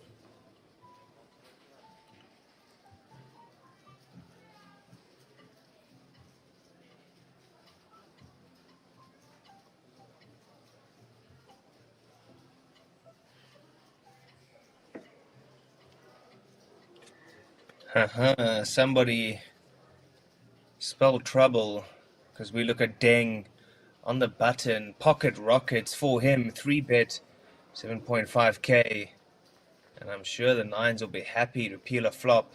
Set mine, of course, and oh my goodness. 10-9-4, middle set for Chang. Absolute devastation going to take place here for these aces.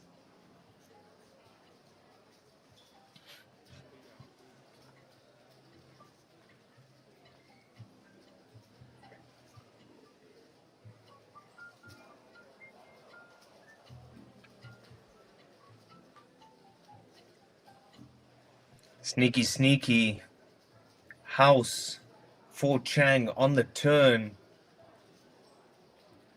I'm sure Deng's gonna bet. Must think his aces are good.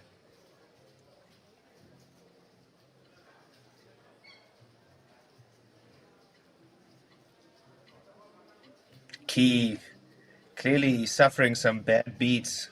Can see by that comment. All in, snap call. And wow, wow, wee wow. Deng needs to find Barry on the river. Can he do it? No, he can't. Brick oh brick on the river. Chang, full double up to 81k. Deng left hanging with the aces. Brutal.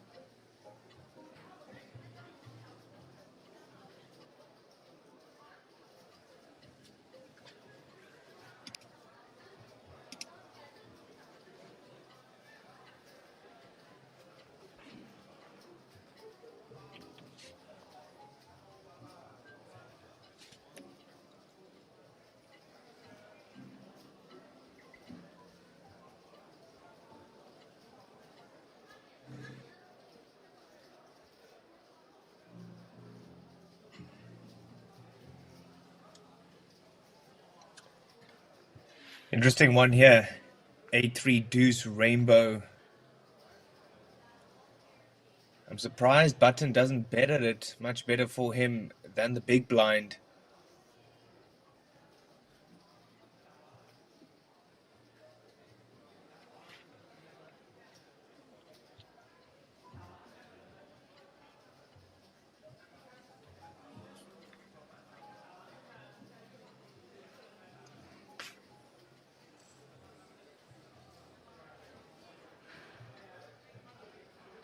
And so Huang does decide to lead out here, pretty much drawing dead.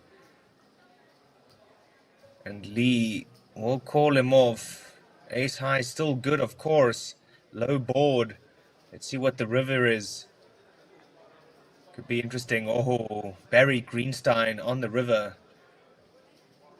Top pair for Lee. Scare card for Huang. That's for sure.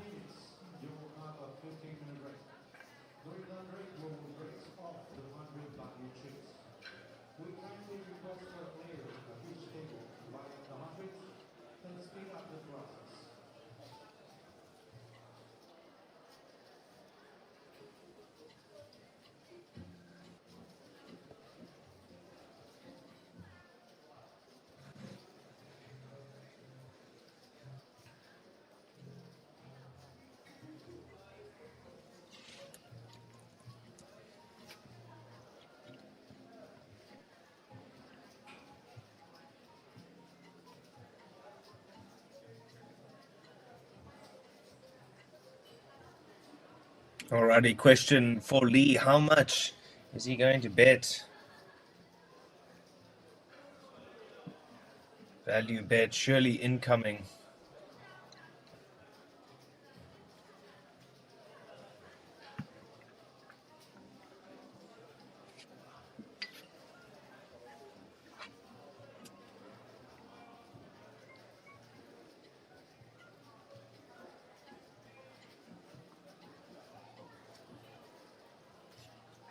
$6.5K. Literally what I was thinking. 30% just to entice your opponent. Suss that little call out. Actually more 40%, excuse me.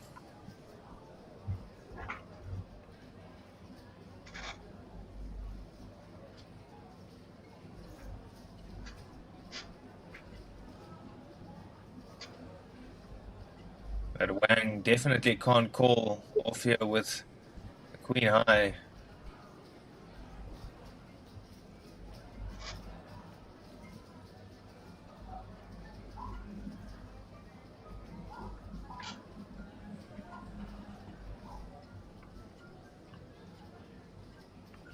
Well, look at that aggression frequency by Mr. Lee, 46%.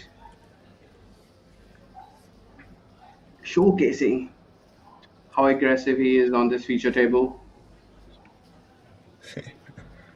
Yeah, 46% VPIP. Definitely a large one.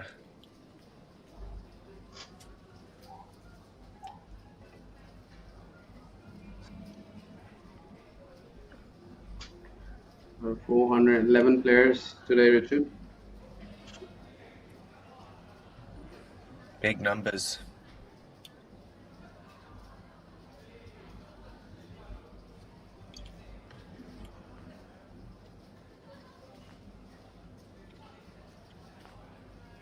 Well, a great interest and participation shown by all the players from all over the world who have actually flown from all parts of the world to play this tournament.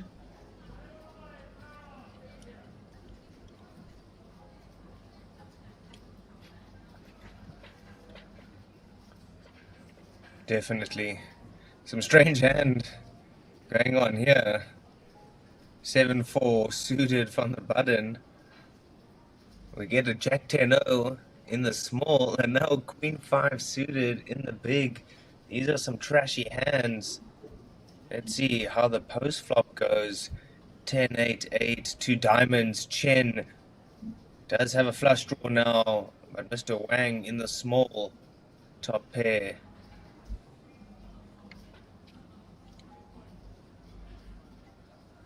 Well, Huang is gonna start the betting from the small blind, leading out versus 2 other players with his pair of tens. Chen has the decision here. He has a flush draw, 1 over card to the 10.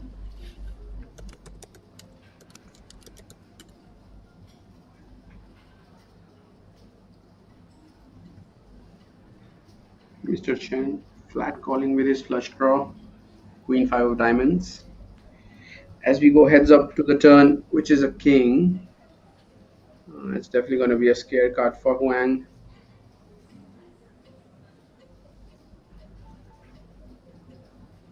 Going for a check, and Mr. Chen giving a little stare as he completes a flush on this river.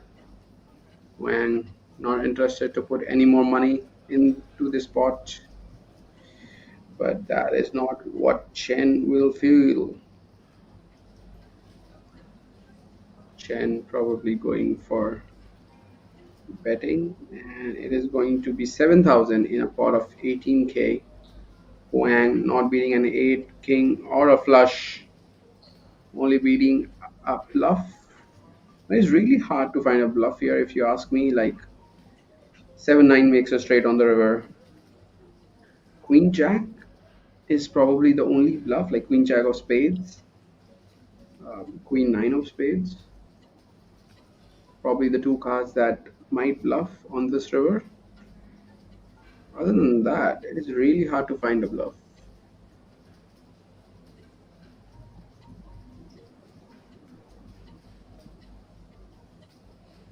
And Huang showing a real good discipline and folding his pair of 10, not beating any value on that river card.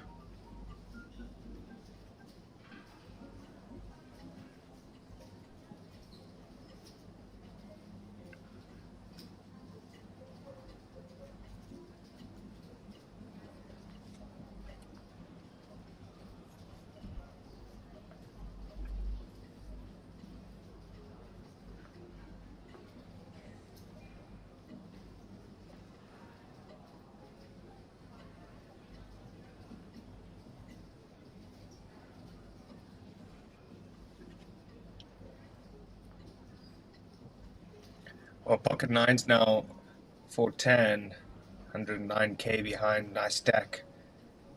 We'll open this up.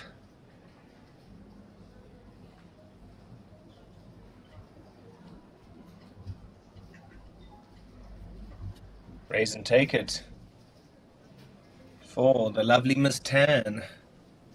70 BBs for her. 8 big blinds for Deng, so well within that danger zone. He needs some help.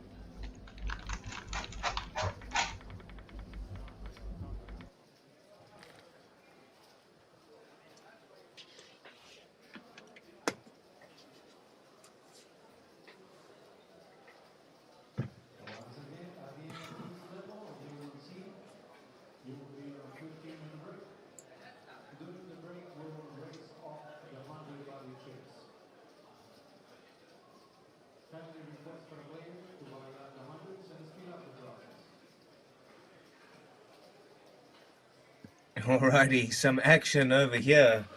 Oh my goodness. Mr. Wang, all in now with the ace queen O. At risk, as well as Deng. Ace 7 suited. My goodness, cue the fireworks.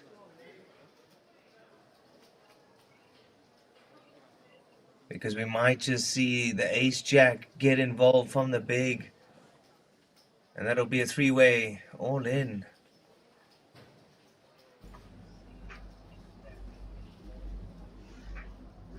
Oh, lay down in the big blind. Ace queen versus the ace 7. Psychic motivation, that trend's kicking in. We can see it in the emojis. Oh my goodness, queen in the window. Nail in the coffin to the 7. Opportunities in a 10. But just like that, Mr. Deng says bye-bye, farewell. See ya.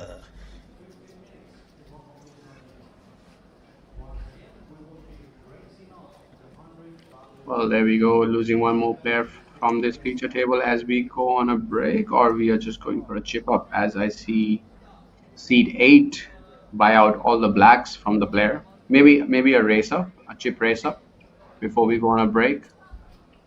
Well, Richard, I believe we are going on a 15 minutes break and we shall be back with a new feature table. So don't go anywhere. We shall bring you some more exciting players to watch after 15 minutes.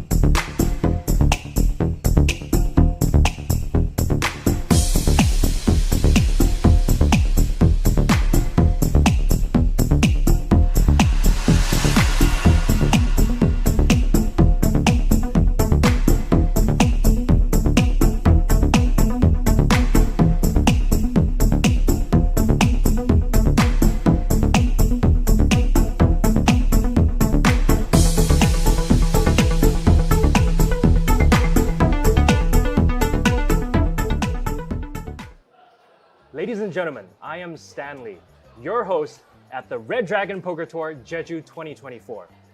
Right next to me, we have someone that requires no further introduction. With her numerous accolades and her immaculate poker face. Ladies and gentlemen, Selena Lin. All right, Selena, how are you doing? How do you feel? Well, I got off a 26-hour flight to be here. Yeah. So I would say tired, but very, very excited. I think that adrenaline rush is just pulling me through. Yeah. So, we know that you've been on a rather long hiatus from poker. How does it feel to be back playing tournament poker again? Yeah, it's been, I think, 5 years since I last sat at a poker yeah. table. I haven't been really away from poker in the sense that I have still did commentary and so forth. Sure. So, you know, I'm still very up to date with Yeah. the current strategy, Yeah. you know, that I will be bringing to the table on this series. But in terms of like coming back, I'm really excited to see like a lot of familiar faces again, Yes. to see how much people have changed, Yeah. to see how much more grey hair everybody's gotten, you know? Of course. Okay, so what do you think about the Red Dragon Poker Tour Jeju 2024? What do you think about it so far? Well, as I was walking into this room, I was Yeah. actually very overwhelmed. I was Yeah. like, wow, the setup is gorgeous.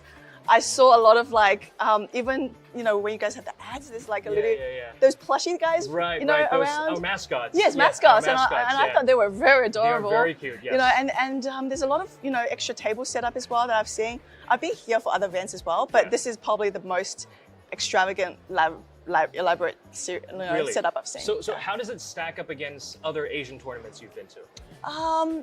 So the Red Dragon has always been known to break records. It's known to break numerous records, you know, throughout Asia, whether it's like the most number of players in a main event, so forth. And, you know, I would like to see this event Right. do that, especially in this resort, because what I love about this place is that it's not just for a poker player. You bring your whole family, you bring your kids. You've got a theme park, you've got a water park, exactly, right? And you can bring the grandma. Bring a dog. I mean, I don't know if you can, not. but it's versatile. It is very good. Very And you know what? When you want to be away from the poker table, the rest of the family can have fun. That is very true. That is very true. Okay, so you soon partake in the KPC Baby Dragon event. What are your expectations this time around? Well, I always expect to win a tournament when I play one, but I've come second actually in the Baby Dragon. Right. So it'll be fun to actually go heads up this time and not lose, I guess. Yeah. Okay. So we're here to win. We're always here to win. Of course. Okay. So you've been a long-time poker player. Your first tournament was in Macau in 2007. How has poker changed your life? How has it impacted your life so far? I think that it really requires a certain, for me, I was really young when I first started, right? And I felt like poker has taught me so much. It's taught me strategy, it's taught me discipline, it's taught me emotional management, money management. It's a lot of things that come that you might not get in contact with at such a young age, but poker is able to teach you that. It's really that fast pace, kind of chuck you in the deep end. You figure it out, and you've got to figure it out quickly. Right. And it's taken me, all around the world. It's given me so many different opportunities, and it's taken me on a journey where I've had to be in front of the television. Had to do commentary. I had to do a lot of different things that I guess I wasn't comfortable with or I wasn't set up for. But these are the obstacles that, poker presented itself, and I was able to get over them, and I was able to, do something that I didn't think I could. Yeah, that's fantastic. You've been taking a rather short hiatus, long hiatus. How have you been focusing on your private life? What does your work-life balance look like? Okay, so this 5 years away, I've accomplished a lot because I've actually had a baby girl. So she's 4.5 years old now. Very, very, she's at an age where she's questioning everything, right? And she's at a point where she's like, you can't just tell her no. You got to give her why it's no, And I think that for me, I've been almost close to being a full-time mom. I'm talking about birthday parties every weekend, that type of thing. But at the same time, during COVID, I did a lot of commentary for poker final tables and so forth. And for me, it's really, really important. Being away from my daughter for the first time and coming out to this event is the longest I've ever been away from her. Wow. And it broke my heart to, just kind of be out there. But then it also was a good thing for me and her at the same time to have that independency. Of course. So to me, exactly. To me, family time. It's number one, But at the same time, I like to have my own career. I like to have my own thing, And it makes you have that, I guess, identity. And it's not just a mom. It's I'm Selena Ling, and I'm everything. Right. Yeah. So we just mentioned Nova, your daughter, and does it have anything to do with your supernova status? Well, that's a funny thing. I actually really, really liked Nova. And when I found out Nova means new beginning, a bright star, it just kind of incorporated into everything that I wanted, from my daughter. And also her Chinese name is actually Liu Xing as well. So it means shooting star at the same time as, just a bright star. And having a daughter and, when it comes to whether or not people have asked me if I want her to follow my footsteps, it's one of those things where I wouldn't mind her doing it if that's what she likes to do. I believe in hard work. I believe in passion. And I want her to find that. I want her to have fun in whatever she does. And that's all that matters. Find that passion. Correct. When I can combine work with fun, I don't mind doing it. Of course. That's right. That's the mentality. So the final question. RDPT will be happening again in November. Will you be joining us? Oh my God, that's news to me. That is news, huh? Oh wow, I would love to. Yeah? I would love to. And if it's happening, I would actually like to bring my whole family, including the family dog out here if I can. So yeah. Wow, guys, you heard it first right here. Thank you very much, Selena. Thank you, Stanley.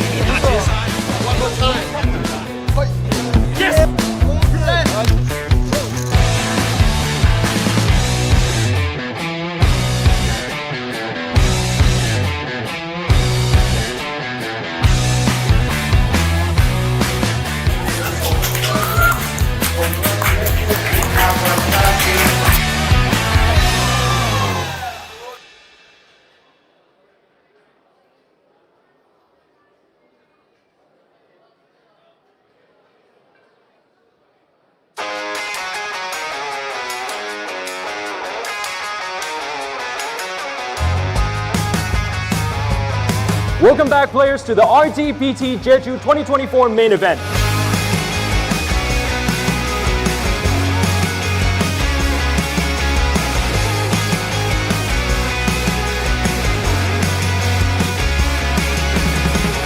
We're confident that the revamped Red Dragon Poker Tour Jeju 2024 will provide an enhanced competition experience and more diverse scale.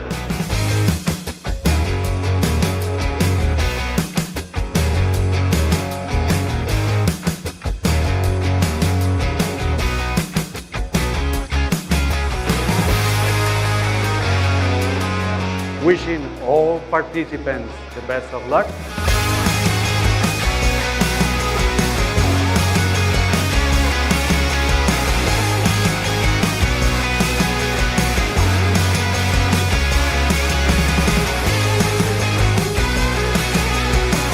The Sai Kai Tip.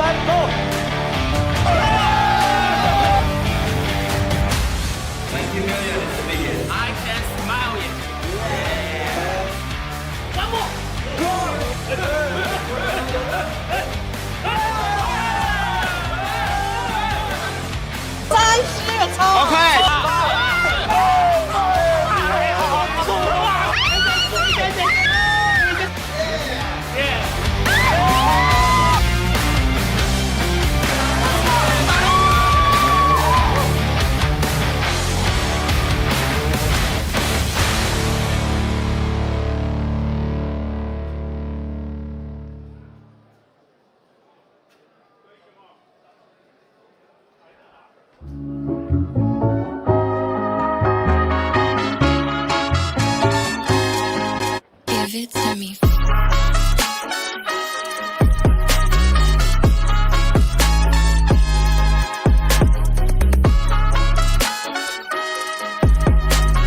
那就是想请问一下，是什么激发你玩这个德州扑克的？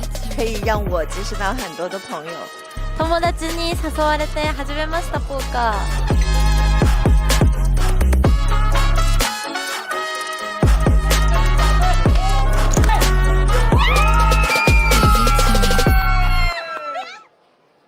我觉得扑克发展是会越来越好的。那我觉得女生在打牌的，我看到的人也越来越多。那我也很开心，有这么多女生喜欢打扑克。对，所以我觉得希望可以越来越多的女生一起打扑克。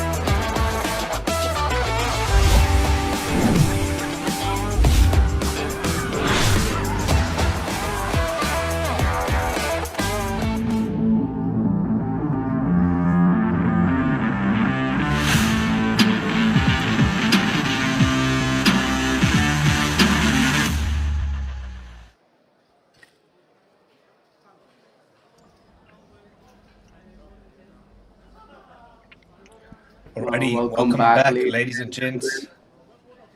Jinx, Well, Go great on, minds think Richard. alike, as they say, Mr. Akshay. So thank you. Welcome back to you too. Short break we just had, and we're back now. 1K, 2K, all the blinds with the 2K ante on the big blind each round. This will be the last 2 hours of streaming. After these 3 levels, we will bag and tag, and all of the people still remaining will make it through to day 2. So don't go anywhere. Sit back, relax, and enjoy 2 hours of listening to my voice, Richard Cooper, joined alongside Mr. Akshay Kapoor. Thank you very much, Richard. While we were on a break, and did you get a chance to hear the audio that was running in the promo and showcasing, I believe, the Lady Dragon event? Oh, I didn't see that. I mean, if you get a chance, do have a look at it. The beats that they were playing, like the song that they've made for that promo, is just out of this world, and it's just amazing. It just gives you the right beats, and probably something that you can use while working out as well. I'll check it out for sure. Thank you. As we see Mr. Dimitri with a 7 high flush, probably not going to get any action from the big blind as he holds 9-4 of diamonds. Definitely some new faces joining us on our feature table. Alongside that, we have some of the old ones. Do you think Richard's seat is it seat 4 or seat 3? The guy sitting next to the yellow jacket guy, seat 4. Okay, Supreme, the guy who's wearing Supreme. What is it, Supreme or Yeah. what? All right, that guy does look like Asian John Cena to me, no? I Well, if you guess could so. spot some Asian Isaac Hikes, then I might, find you some John Cena fans. Exactly.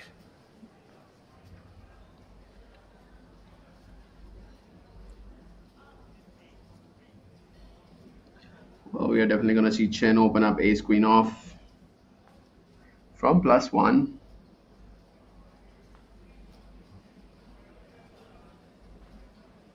A hand that can be opened from all the positions and is going to get some resistance by Mr. Lun with pocket jacks.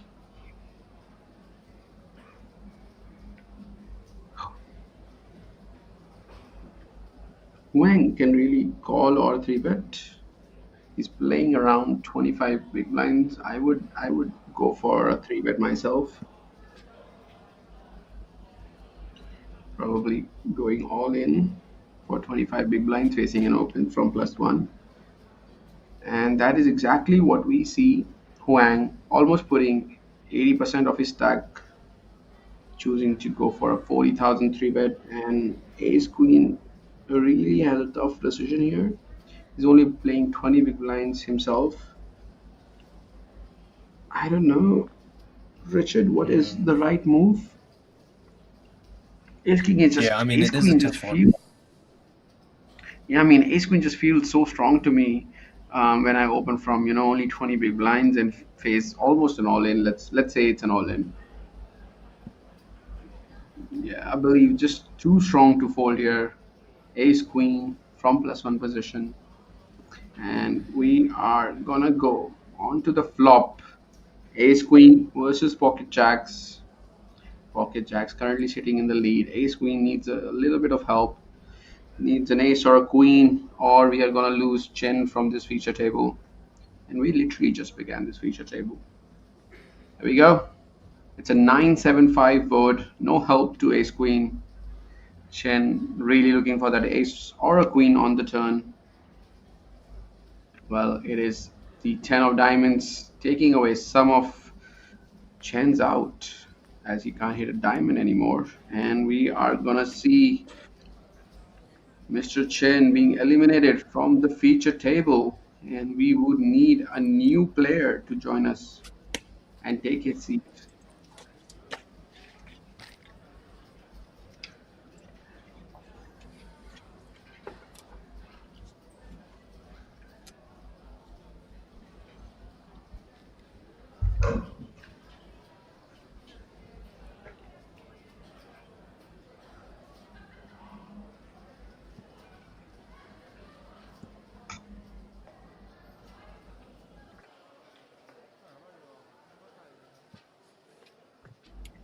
as we see our dealer deal very next hand, very fastly, very swiftly.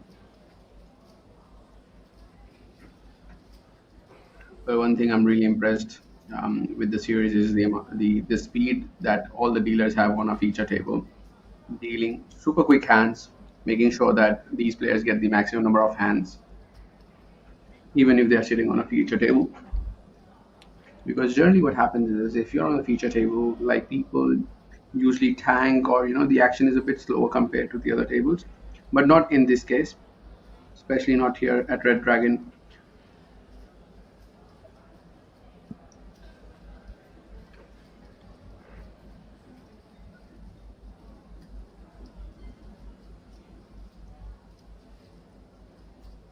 We'll talk about Ace Queen. We see Ace Queen one more time, right in the small blind facing an open, playing almost 26 big blinds here. And I believe pocket nines will be in a spot here, as we see Mr. Gao electing for a 3-bet. His queen. The 3-bet is to 14,000, and he has pocket nines have just snap folded here. Wow, that's an interesting Wow. one, isn't it, Richard? Yeah, I definitely would have called. I mean, that's very interesting that he just snap folded there pre-flop.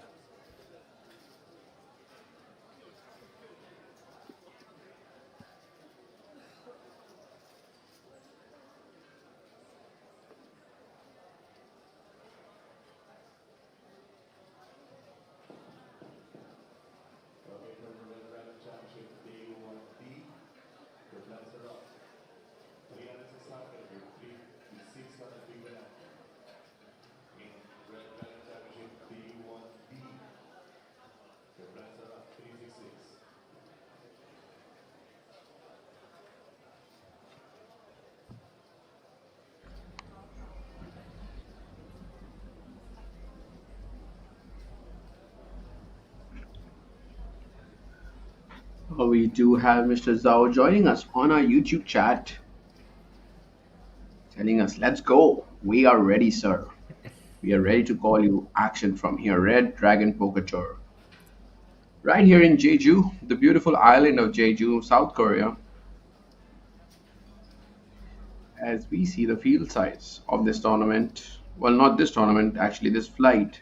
There are 418 players who have registered in today's flight. Well, this number might get updated very soon because, um, it generally happens that we see a spike of 10, 15 players more being added to the field after we come from our dinner break.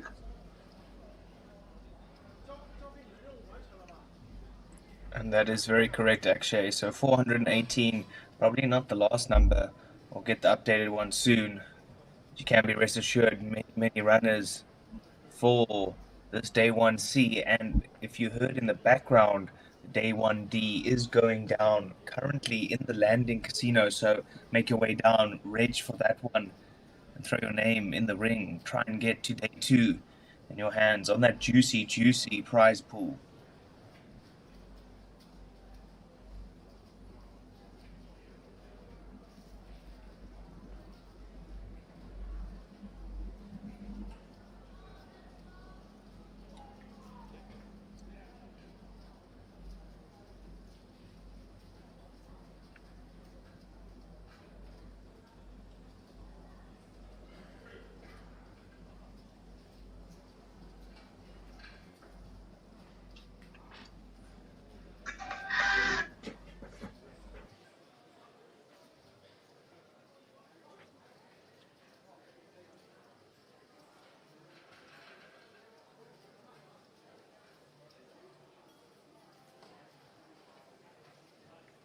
Eight, 4, 3 on this flop, 2 hearts. Wang does have 1 heart, so don't know if he calls 1 here. 2 overcards and a heart. But no, good fold, tight fold. Maybe not a tight fold, just a good fold, actually. Mr. Kai taking that one down, king high, good enough.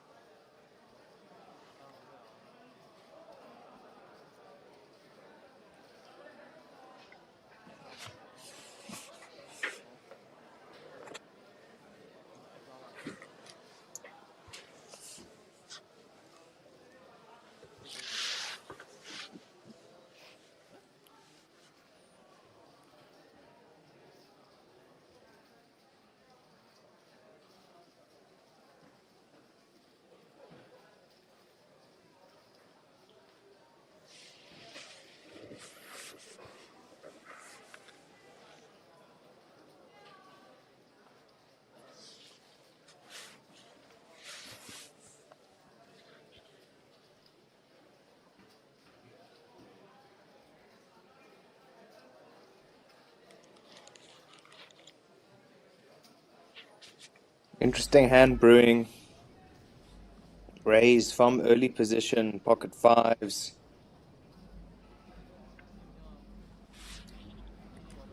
Well, interesting indeed, Richard. As we see Queen 10 flat from the button, and Dimitri is going to defend his big blind with 9-3 of clubs. And he has a massive stack of 202,000, covering both his opponents.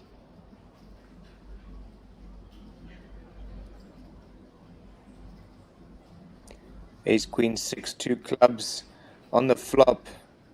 Dimitri does have the flush draw now. Middle pair for Sun.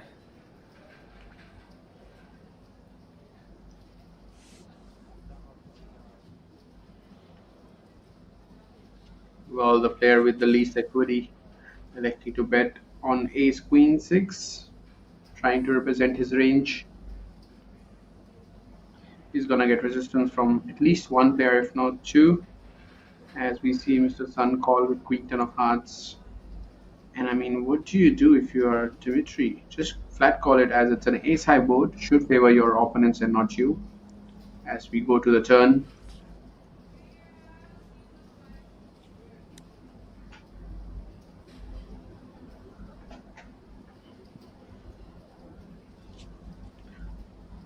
interesting turn card, pairing the board. And how he's going to continue to tell the story that he has a very strong ace here. Who's going to continue to bet. Gets one better hand to fold, which is the Queen 10 of hearts. And it's going to be interesting to see if he gets a worse hand than him to call from the big blind. Well, that hand does have decent equity, but it is going to fold. How showcasing us the power of range, converting his pocket fives into an amazing bluff.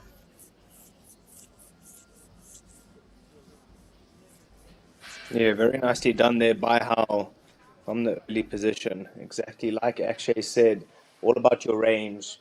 Don't play the hand, play the range.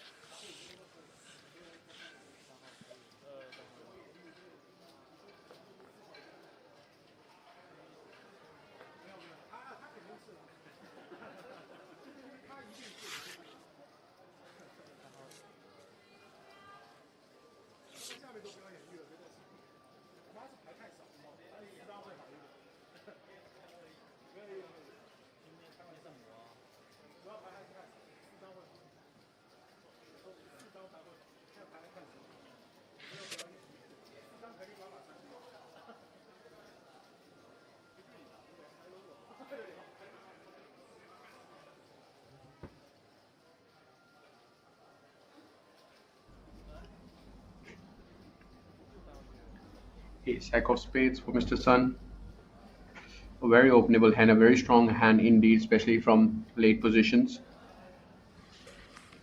Asking his neighbor not to disturb him while he's in the hand. Just kidding, guys. As you see, big blind fold, king deuce off.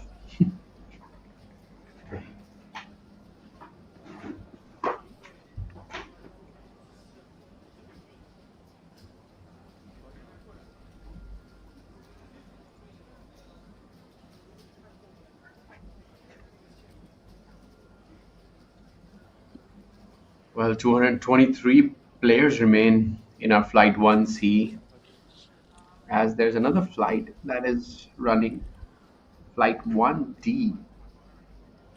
The late registration for this is over, but the late registration for that flight is still open. So if you are close to the landing casino, do register for that tournament, as we have crushed the 1 million prize pool for this event. And the winner of this event is gonna get a lot of money, bucket load of money. He's gonna get a big trophy, and on top of that, they're gonna get a limited edition that the money cannot buy, the Red Dragon jacket. Absolutely, Akshay. Money can't buy that jacket. And that jacket adds about 10% extra run good at the tables. So everybody wants it.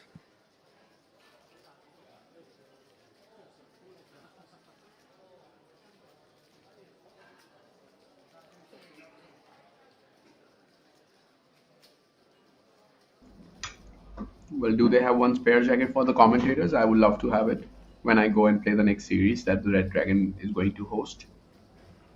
Absolutely.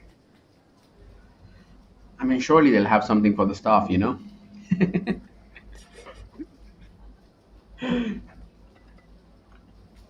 Well, as we go on to the One flop can of only King hope. Jack 3, I mean, I've already lost a side bet. I need some rebate.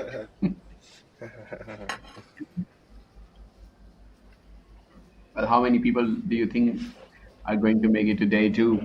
That was a question that you couldn't answer yesterday. Maybe you can take a stab at it today. Thank you.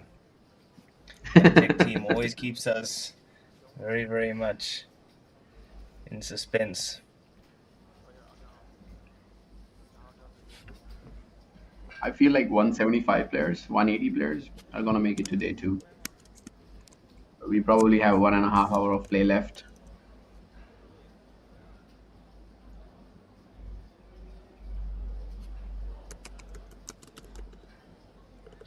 Well, a baby dragon champion is on the feature table, making it 3 days in a row that he is playing on the feature table. What a lucky man.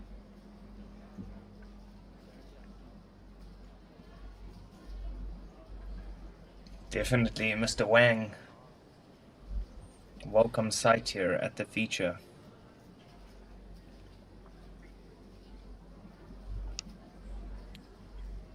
As we see Queen Jack being opened from the button, Chen sitting there with King 9 off. He's going to 3-bet this hand, and very quickly, he just knows his ranges. He knows that the button is going to be opening very, very wide. And we see him min click it from the small blind and have a laugh about it with his fellow neighbor, who is a bit confused about this bet size.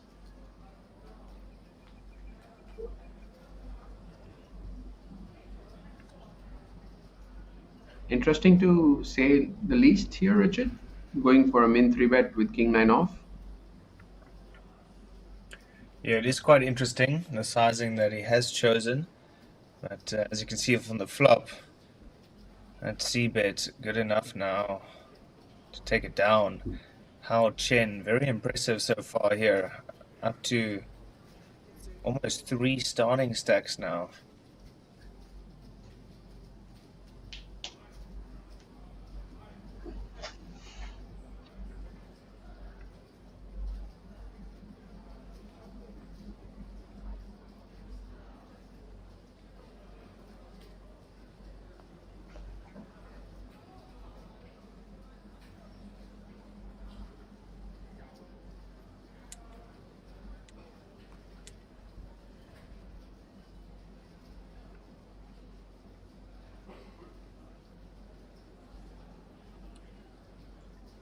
Well, on to the next hand we go, and we see King Queen off for Mr. Sun. Sitting there with 140k, 139 to be exact. And he's gonna open up the action to 4,000, just min.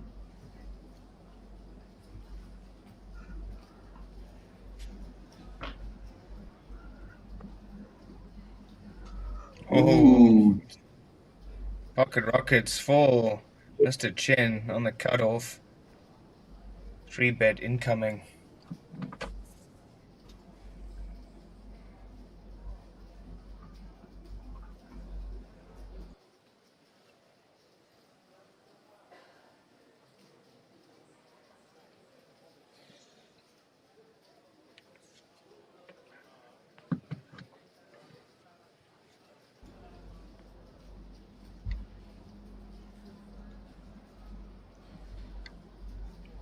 Well, Sun is going to fold King Queen off.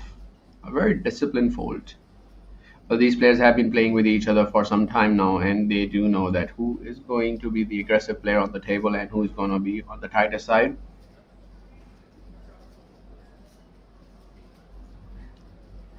Pocket ace is not getting any action, sadly. But it is more important that you win a hand with pocket aces than, lose a big one.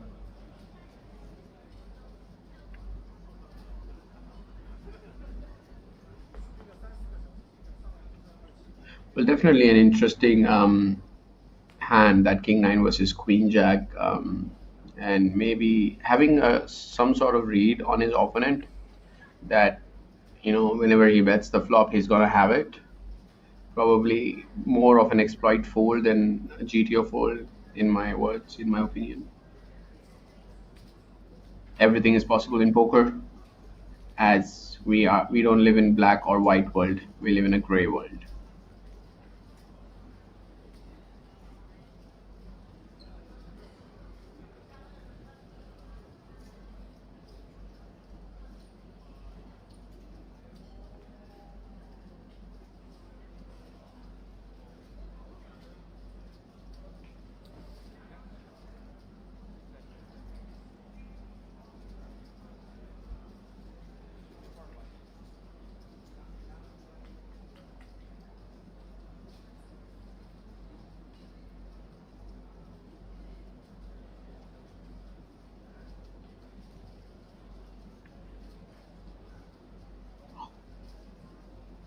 Well, Dimitri's gonna open up the action with suited connectors, 7-8 of hearts.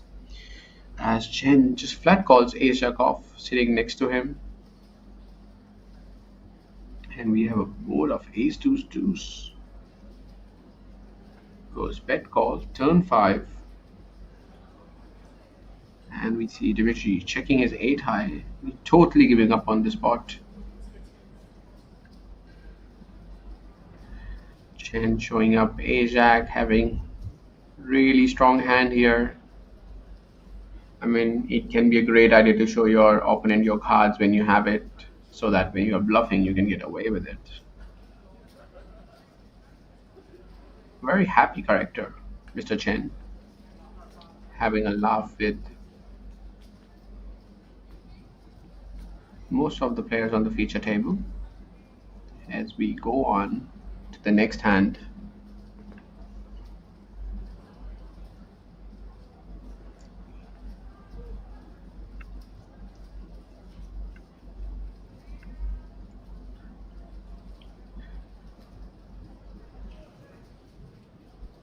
I think we know for when. In 45 big blinds. Then if you ask me, hold it to the button and then the blind. Let's see if they pick up any card. It depends. Or like 3 bets. Well, we do. The line just wake up with ace to low in the big blind facing an open.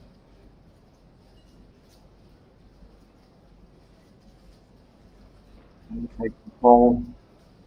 Go to the flop, heads up. Ace 10, flopping top pair. And does have a diamond to go for flush. That's so flush. King queen, on that flop, looking for C bet for 4,000. A snap by Nagami.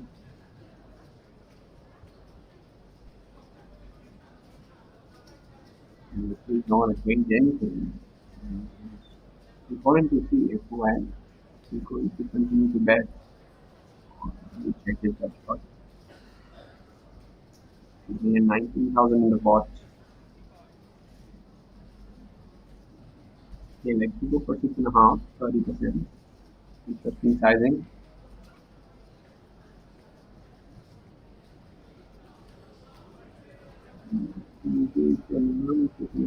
Bet on the third. Well, he chooses to call, and it is very important river. This is a 4, doesn't change anything. Check call flop. Check call turn. Next to river. When Cecilia with king high.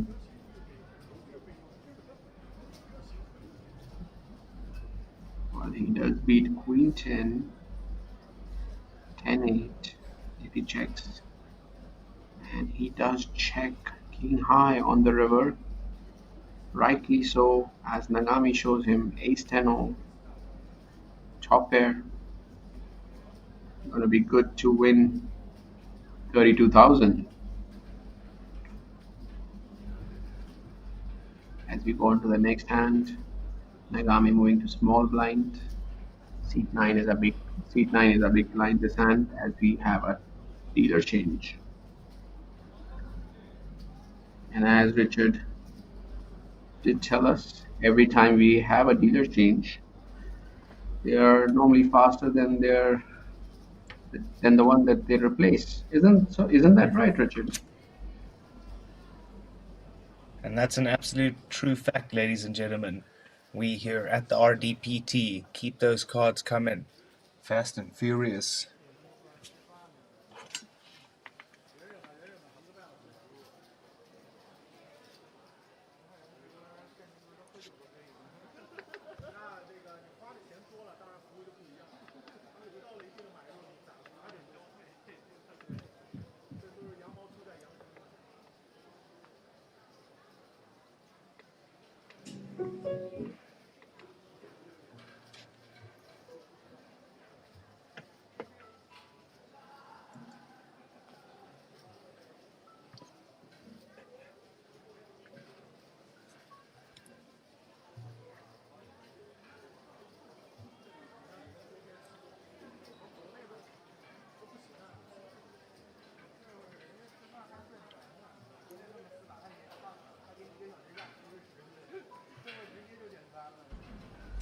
Well, you are right. Today, I do feel like physics motivation is slightly on the quieter side. It's the trend. Has its up and downs. What's a trend? Can you tell our viewers a little bit more about that? As I have no idea what that is. It's an performance enhancing supplement for the gym. I mean, so if I take it, for example, if I let's say do a deadlift of let's say 50 kilos, so I'll be able to do 100. I mean, I'm going to have to ask Psychic Motivation to answer that one. I'm no expert.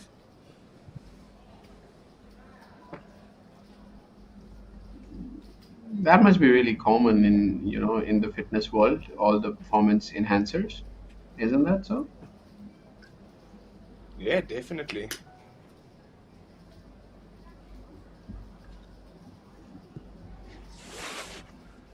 Well, as we see, top pair for two players and second pair for Nagami. Wilson is probably gonna raise price here as he goes for check raising with his king 10 off. Makes it 12 and a half. Interesting sizing, interesting check raise, making it 2.5 of the bet.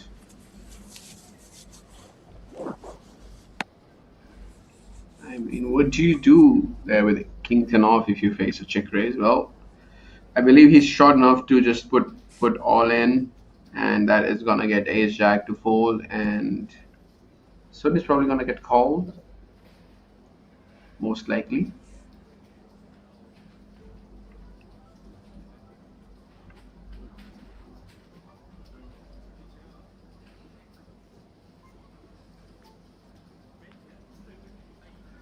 Son does have a decision here, and he's gonna fold. Wow, Richard, king 10 Wow. going for a check raise and folding for I believe 26k more. Definitely an interesting play. That's for sure, to say the least. As we have our John Cena player showcasing his card protector to our camera people, maybe telling us to talk about it. Well, we will when we see it.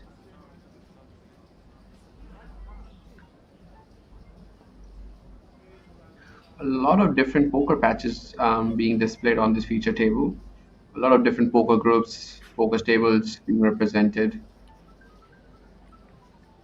as we see Dimitri fold. So we have two players from Poker Chain.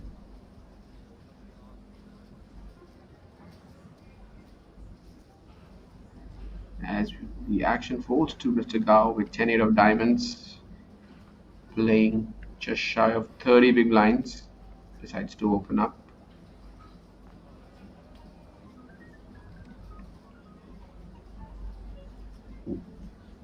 Wang with king 9 off. Again, a member of Poker Chain, I believe. Rocking their patch. There we go. Decides to call. Heads up to the flop. We go.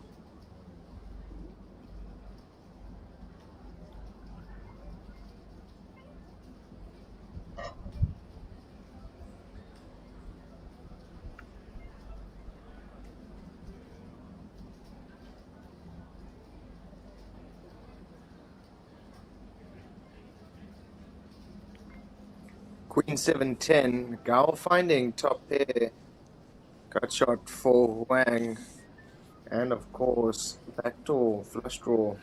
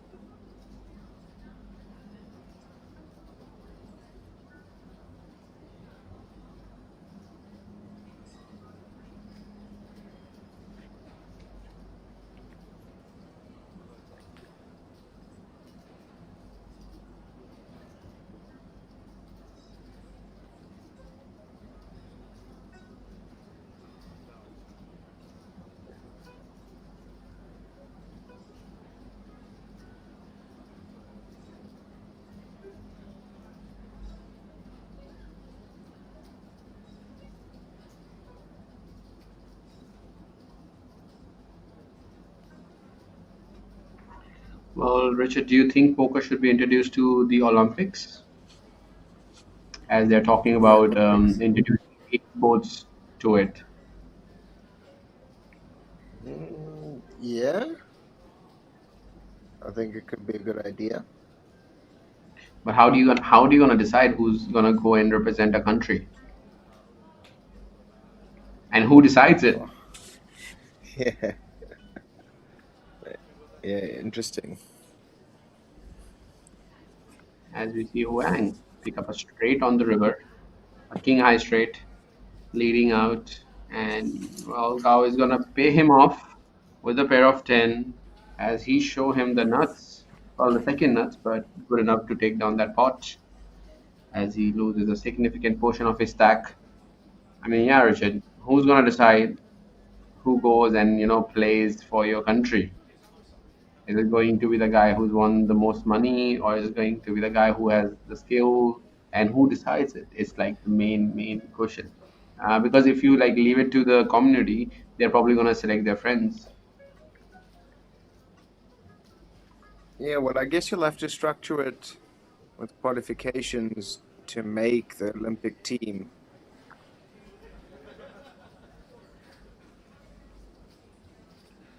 Well, apologies, Matthew. Maybe I missed the flush possibility.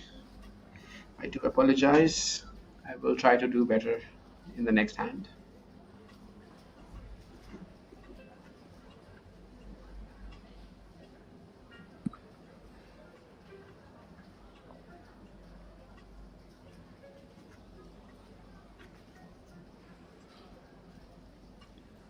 All right, on to the next hand.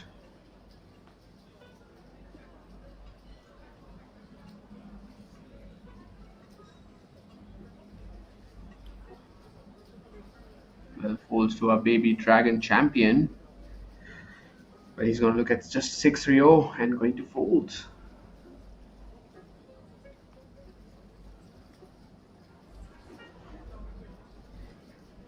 A decent ace on the button for Mr. Sun. Ace it off. Playing 115,000.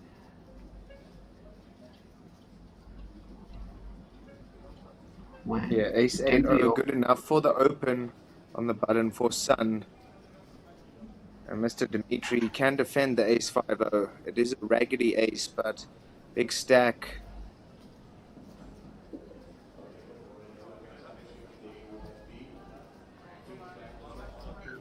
But do you think maybe he could have three betted a hand like ace five off from the big blind, facing a button open? Yeah, definitely. As we see 7-6-4. Both the players with a straight draw. Well, Dimitri does have, I believe, an open-ended straight draw, right? 4, 5, 6, 7 needs a 3 Yep. or an 8. Dimitri flopping open-ended straight draw. Mr. Dong gut shot. 7 pairing on the turn also brings in the front door flush draw. Dimitri does have the ace of clubs in his hand, so nice for him to continue now.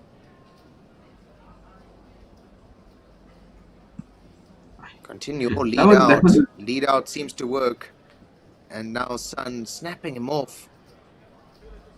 Oh, interesting one. Everybody loves a chop pot. That 4 on the river. Double playing the board. Ace highs, both good. But can Dimitri really get off, get him off a split pot here by betting on the river? The answer to that is a no. When he goes check, check, and they are probably going to split it. Yep. A bit of slow roll. There we go. Chop it up. Sun dodging a lot of outs on the turn. Sorry, on the river actually. Any club, any 3, any 5. No, any 8. Too many outs.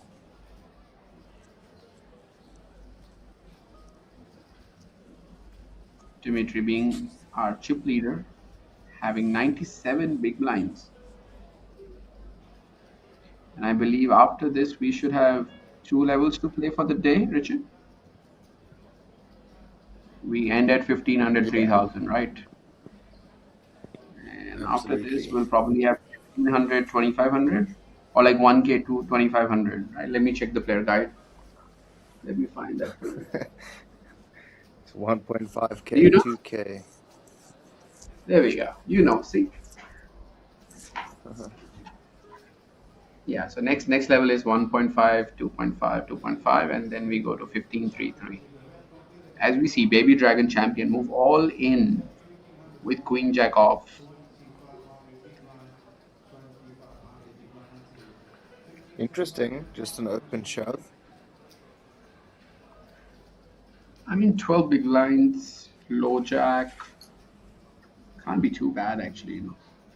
I mean, you can open, but I'm not sure. Like Queen Jack suited is definitely a jam. Queen Jack off maybe can open. Um, I mean, you can go with anything, in that situation. You have 12 big blinds, you I have 2 guess it's Broadways. yeah. I guess it's fold or jam really.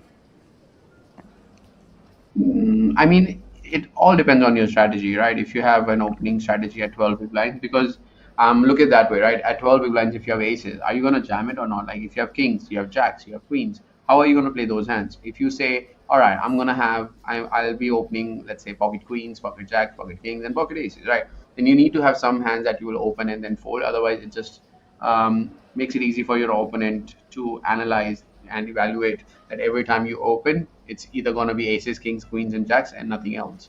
And he can just keep on making those folds.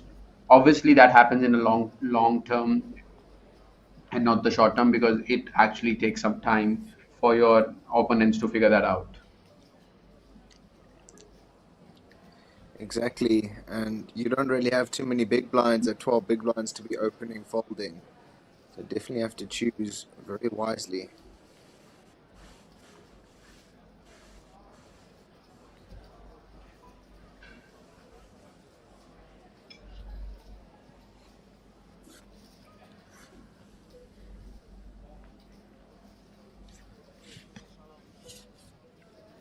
Well, Well, suited interesting open. connectors, tangoing here, cut off versus the big blind, king 10, king queen 10, excuse me, 2 diamonds. Good enough for Wang to see bet on and take it down.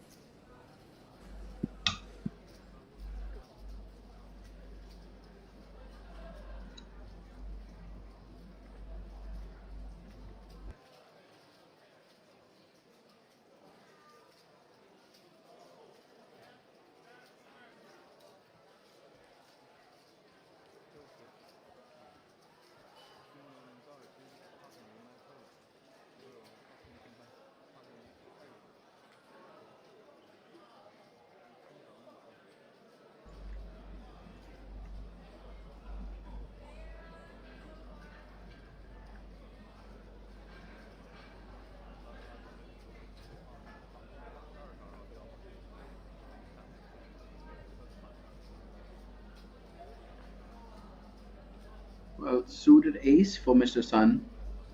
Ace deuce of diamonds. Opening from low jack position, I believe. Yeah, +3 should be low jack, as we have hijack. For Mr. Huang, who's gonna fold his 760.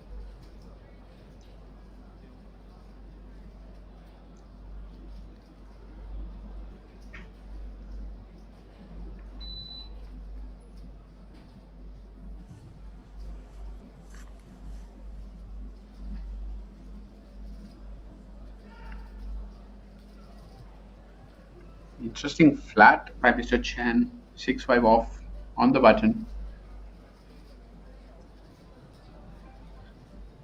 An interesting hand for Mr. Kai. He can decide to call, can, squeeze, can even fold at some frequency. So anything, he can literally do anything. Call, 3-bet, fold, and it's not going to be wrong. And he can definitely jam. There we go. Ace-5 off. Jamming from the big blind. Taking the advantage of the dead money that is already inside the pot. And we are going to see 2 folds. Chen really, really getting out of the line on the button, defending 6-5 off.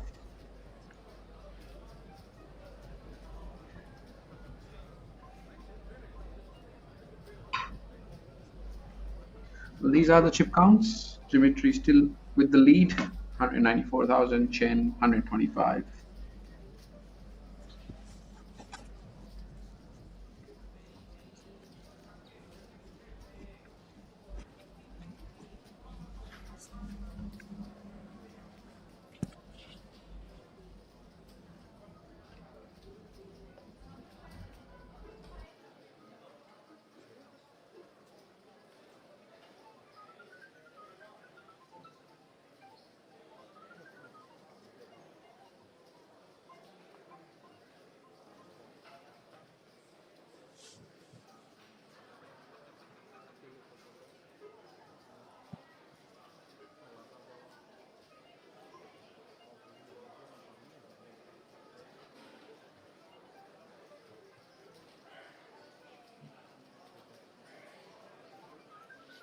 How Chen will play his position very nicely.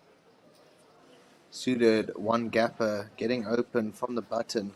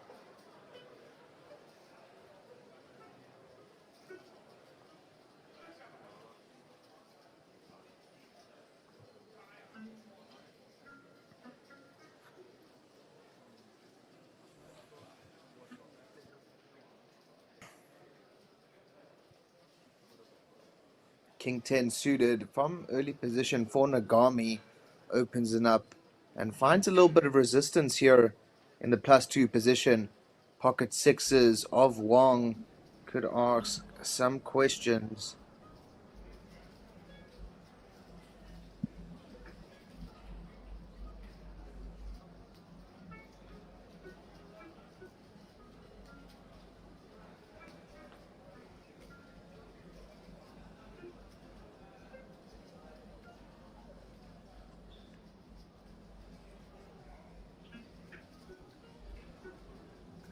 Are you surprised to see that ace-5 of hearts getting folded?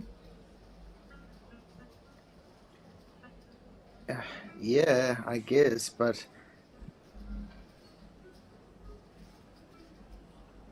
I mean, it is a dodgy position, right? open, call, call. Interesting. Yeah, especially like facing an open from early position, all you have is either you three bet that hand or you fold. And I mean, fold can't be too bad if you ask me. As we go on a monotone board, Ace Exactly. Queen 7, Pocket Sixes does have a six of clubs in it, but it's gonna see if Nagami is gonna continue c betting this flop after raising. Wang does have a pair of 7 with a 3 high flush to go with it.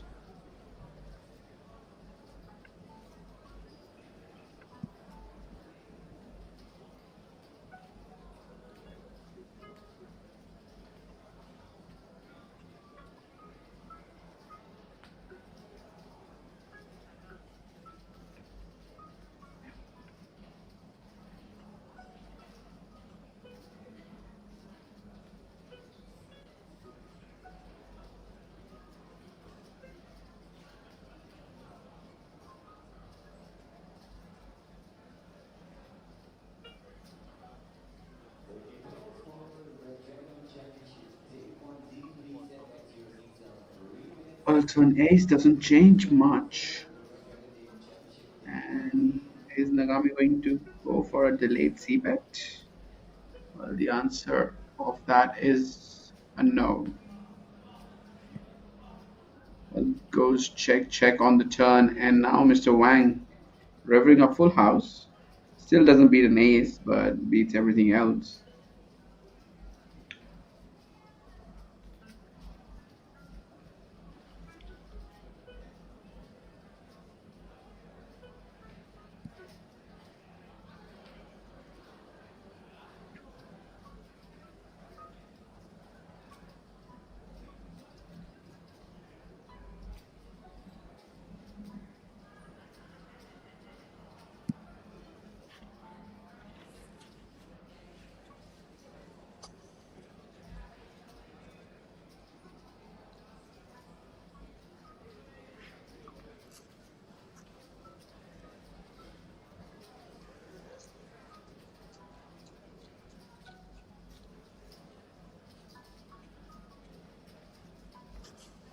Well, much needed chips for a baby dragon champion, Mr. Wang.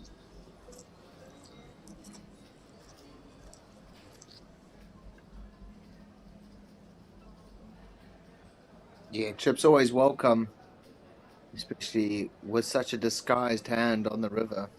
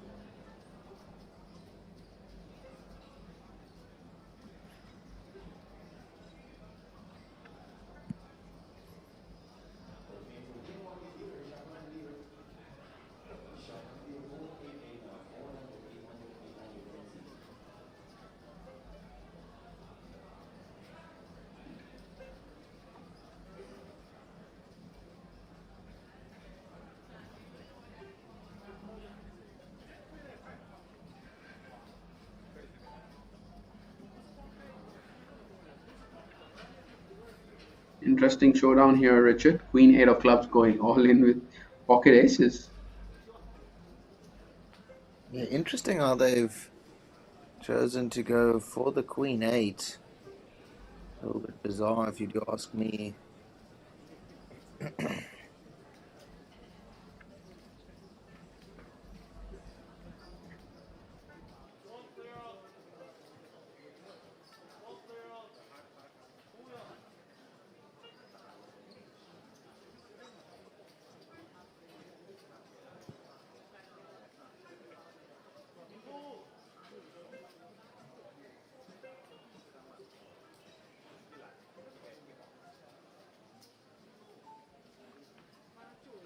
Yeah, Queen A just moving all in on the button.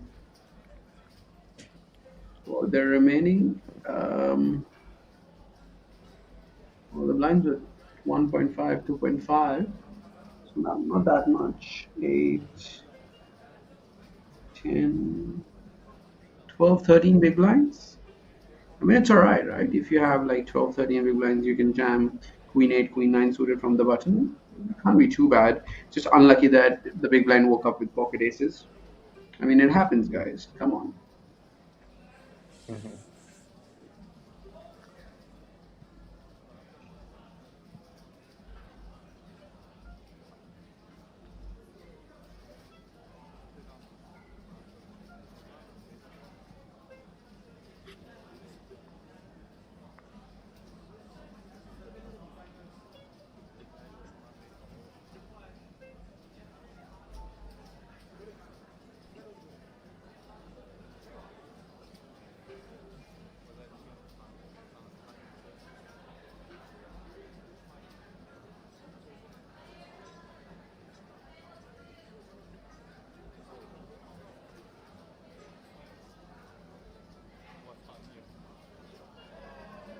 Right, we see ace 7 getting open on the button.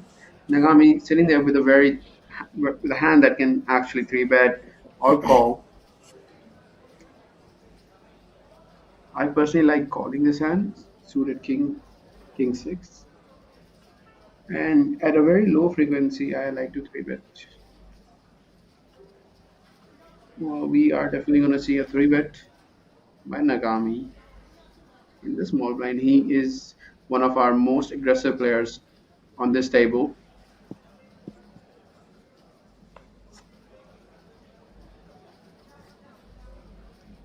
So in a dilemma, facing an open and a 3-bet, he's going to fold back to our baby dragon champion, a7 off,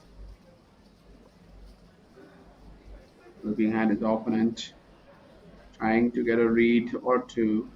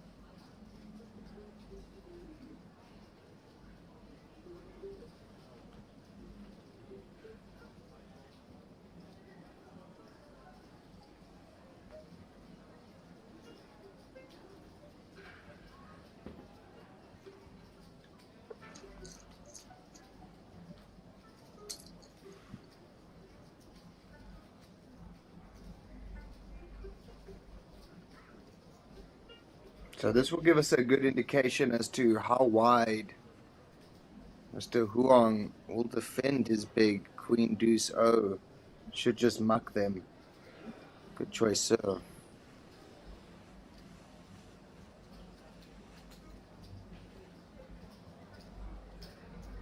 Big stack at the table, Mr. Dimitri, 77 bigs. He's been that way for a long time. Must have amassed a good amount of chips in the outer field.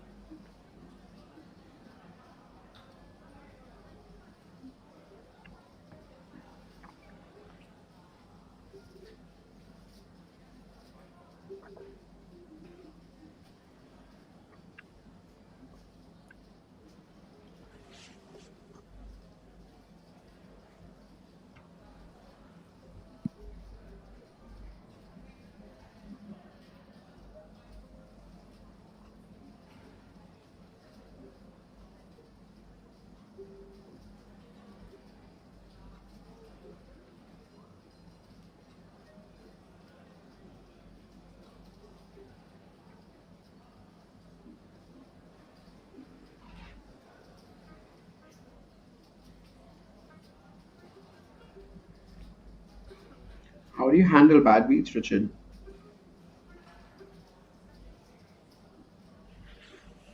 I mean, it's just part of poker, you know. I kind of just laugh at them and move on. Give myself 2 seconds and move on. That is correct. They are part of poker. A very bad part of it, though. But just Yeah, imagine how boring poker would get if, every time the best hand won. this is true.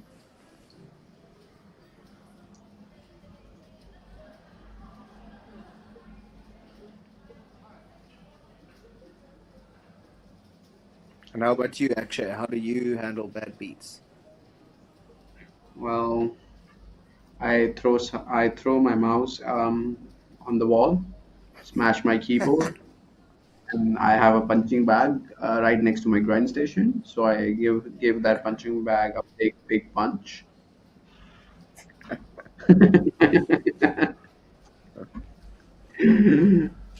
Funny. And every time that happens, I have my ex photo in my wallet. I go and burn it. I thought you were gonna say you stick it on the punching bag.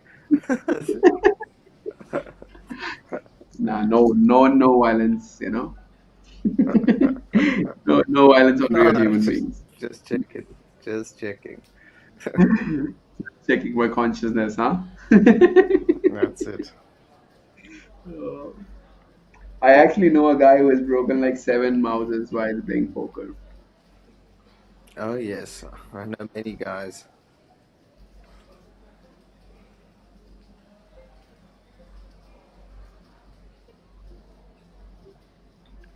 Do you remember your worst beat? Like what hand was it? Or like how was the run out? No, I mean, how many bad beats have you had? I mean, I've had millions of bad beats, so it's like, no, but I've had all But of like, them. All of them that you can talk about, I've probably had them. You know. well, I've had quads versus quads, and I had quads versus straight flush. Those two have been my like the worst bad beats I've Yeah, ever seen. I had I had full house. It was brutal. Okay, it wasn't opposing hands, but it was full house versus a royal flush, and it was just brutal because it was on the bubble. It was a big money bubble.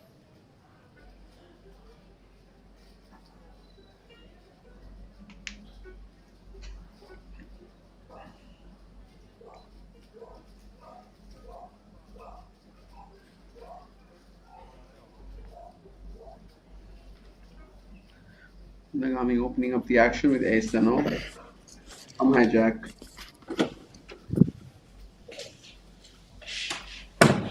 Let's go on to the blinds.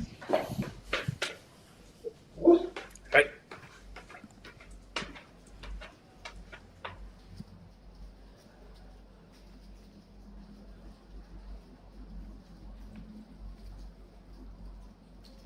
Well, these are some chip counts. Geometry still leading the pack with 187,000. 78 big blinds, I believe. I just saw. We do have an empty seat for our feature table. Seat 6. As we bring you today's number 421. Wow. That is an impressive number for one flight, just one single flight. We have more than 1,000 runners so far, and we still have one more flight that is going on. We are going to get you the final numbers tomorrow when we bring you the action from day 2 that we are going to stream live here from Jeju, South Korea. So don't forget to subscribe to our channel so that anytime we go live, you're the first person to see our notification and not miss a single hand.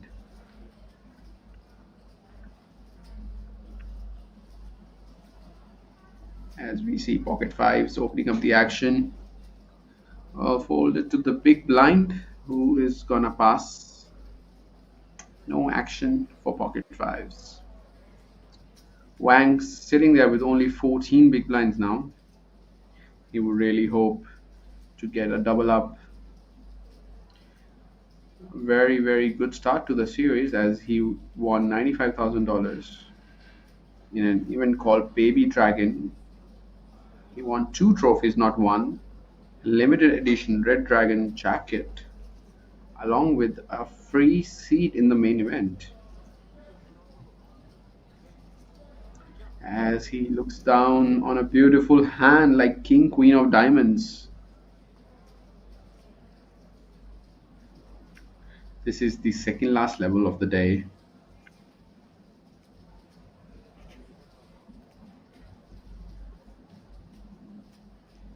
Opening to 5,000.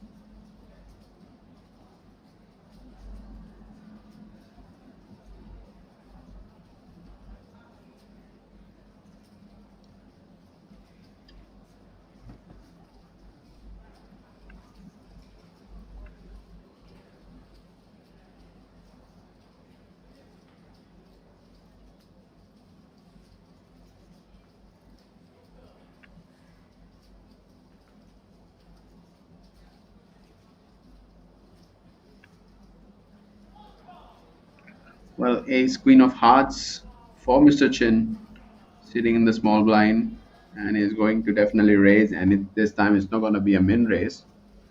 He makes it 50k, putting Mr. Wang all in. Started the hand with 14 big blinds, and he's been asked to put all of it. The late registration of this tournament has been closed. So if he does decide to call this all in, he would have to either get lucky or run and play flight 1D.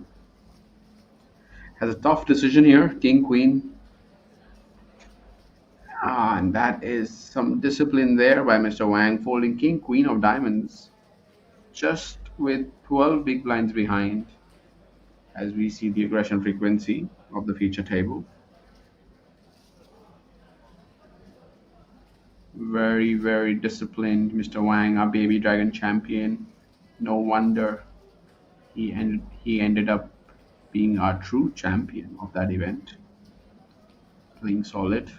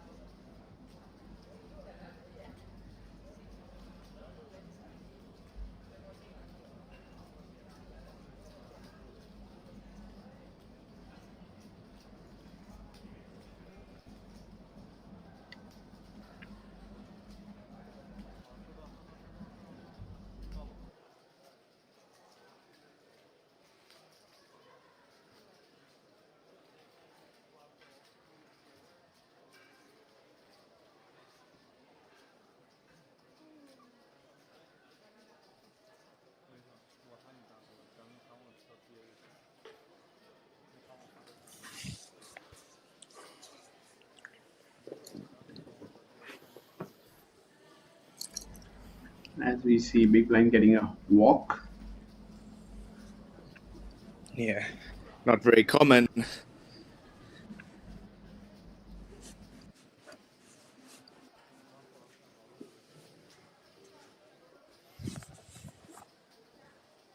Yeah, not very common at all.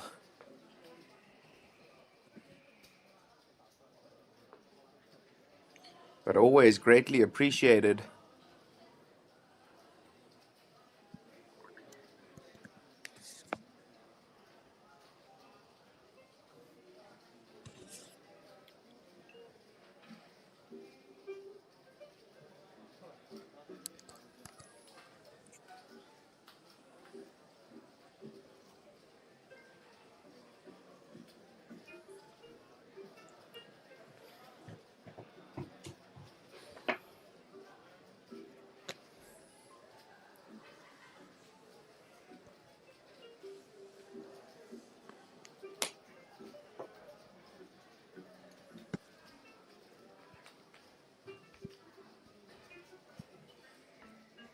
King Queen O meets the 9-8, excuse me, 10-9 O. In the middle, 8-5-5 on the flop. Ooh, scare card on the turn. That ace, good enough for the pre-flop aggressor, Mr. Dimitri.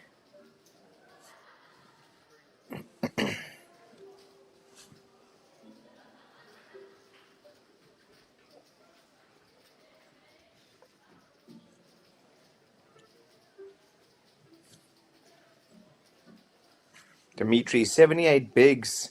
Nagami, 60. Chen, 54. Big stacks up top there. Biggest we've seen so far, the 1A, 1B. Couple of shorter stacks, especially towards the end. But here, the guys are still big stacked, ready to play. We love to see it. 197 remain.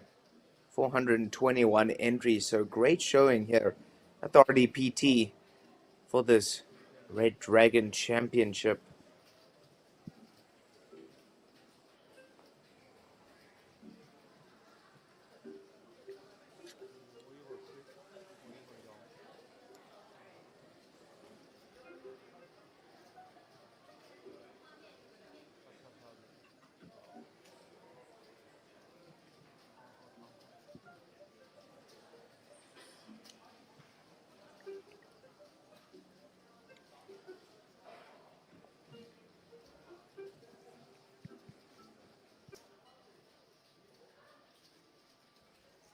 Nice 3-bet from Dimitri versus the under the gun open.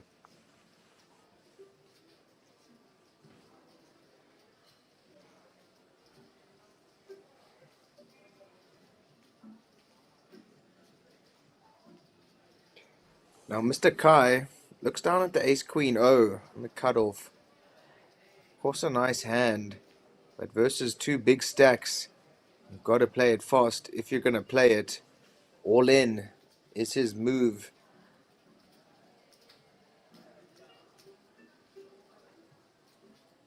30 big blind jam.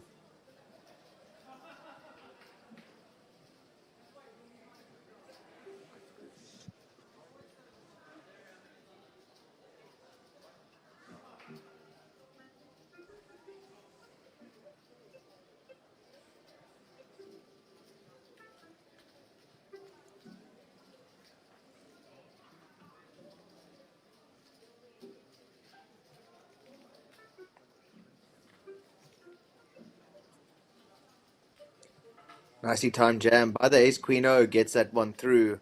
Mr. Kai with a nice pickup, 10 BBs.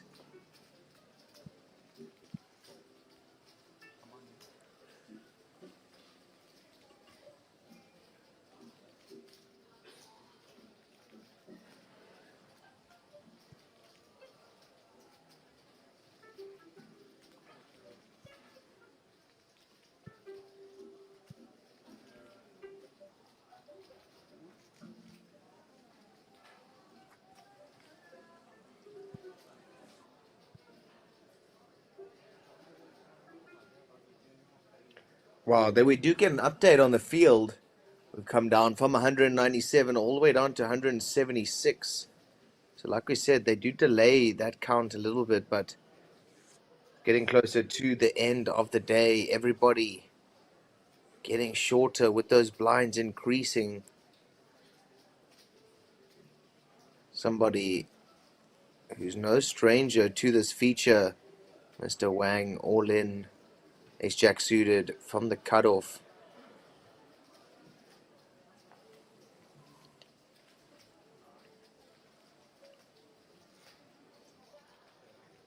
$12 big blinds, 10 more to call for Wang. Just too much of a price with those low suited connectors. So Wang gets that one through. Up to 15 bigs now, still right around that danger zone. Needs some run good.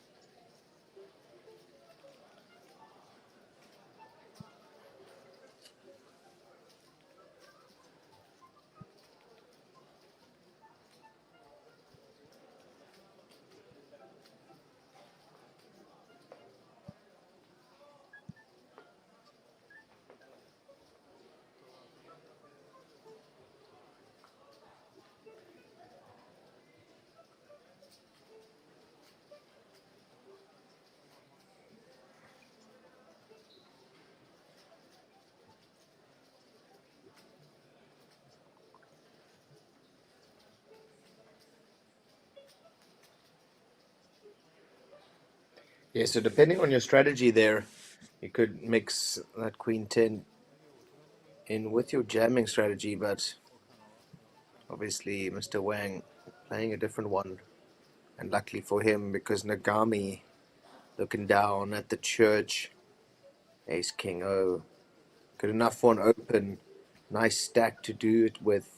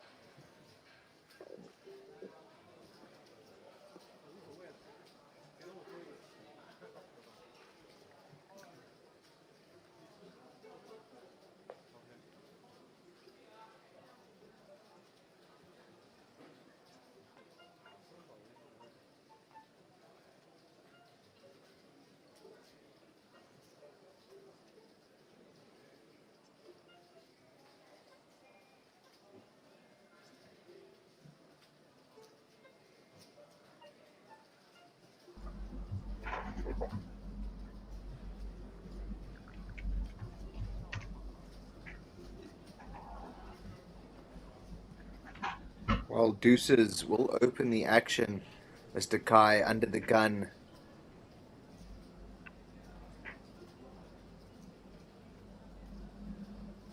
Opening into some bigger stacks. Then, of course, Mr. Hao Chen himself, very spicy player, 10-7 suited, good enough for a defend.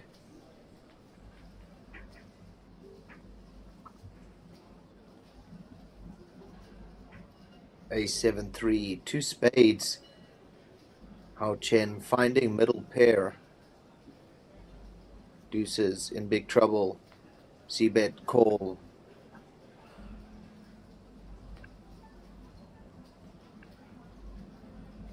Checks all around, checks through. Very, very quick hand. Wow.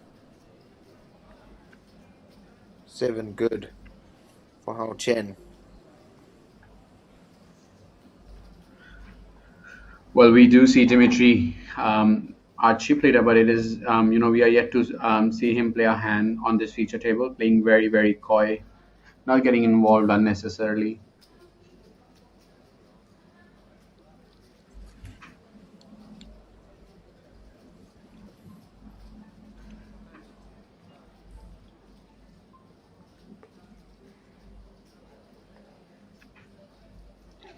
As we move on to the next hand, 176 players remain as we move closer to our last level of the day.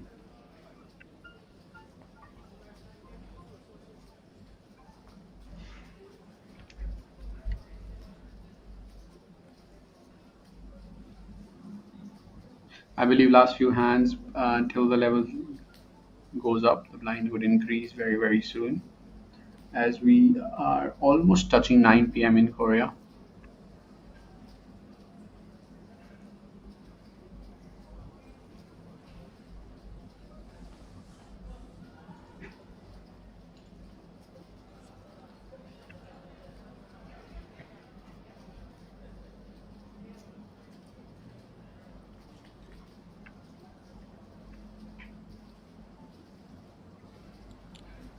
King 8-8.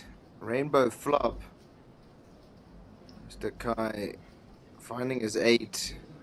And now because of the check through, Chen does pick up something. But it's going to be hard to lead out with the gut shot.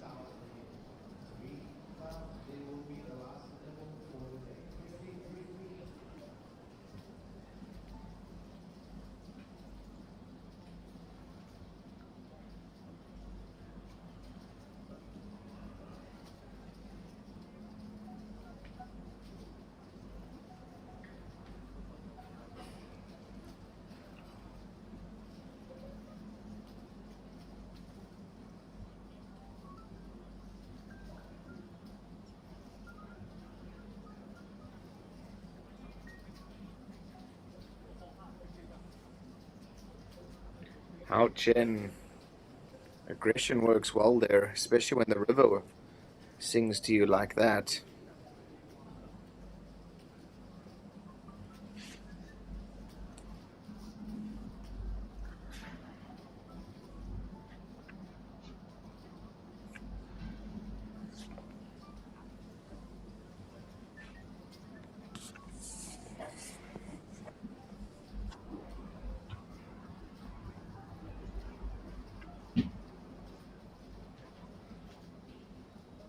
All right, moving on to the next hand.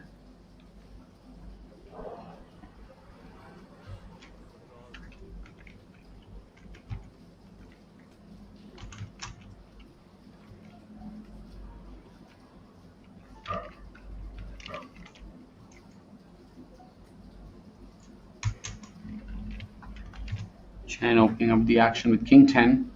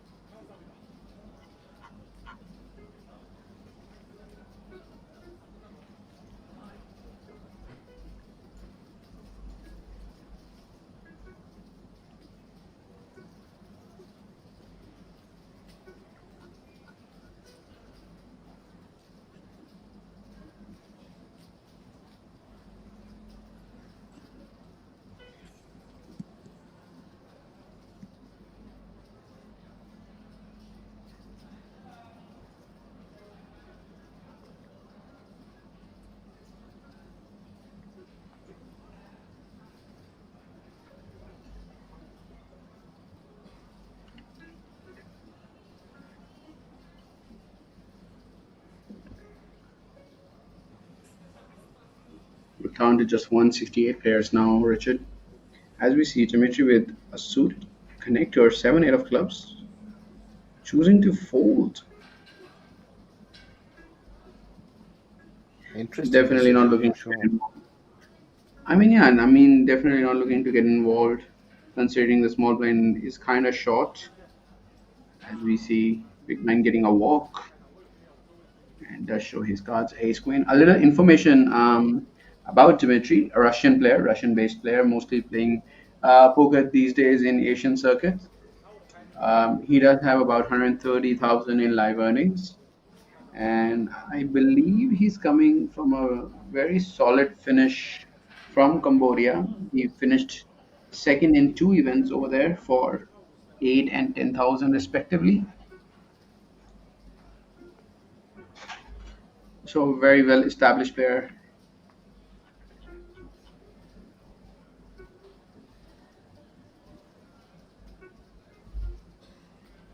Did you know who is all-time number one in Russia in terms of money?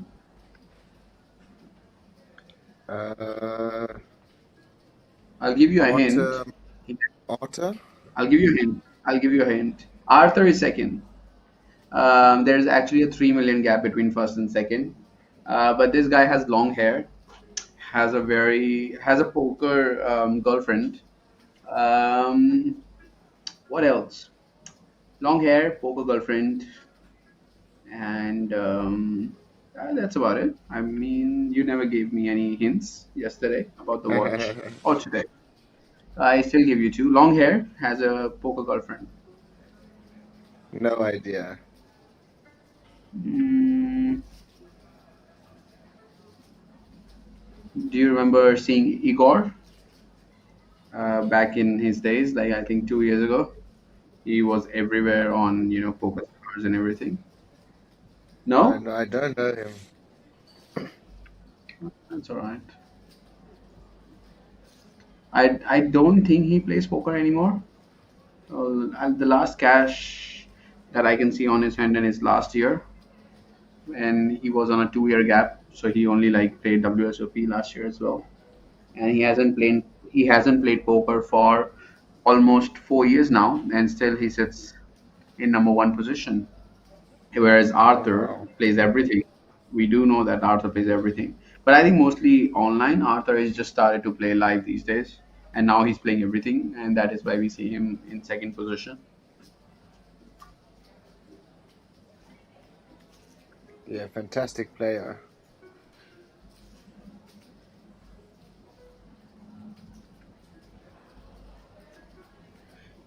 Well, a beast of a player, plays from $2 events to like $500,000 event.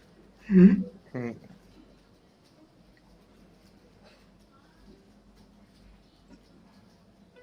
All right, on to the last level of the day.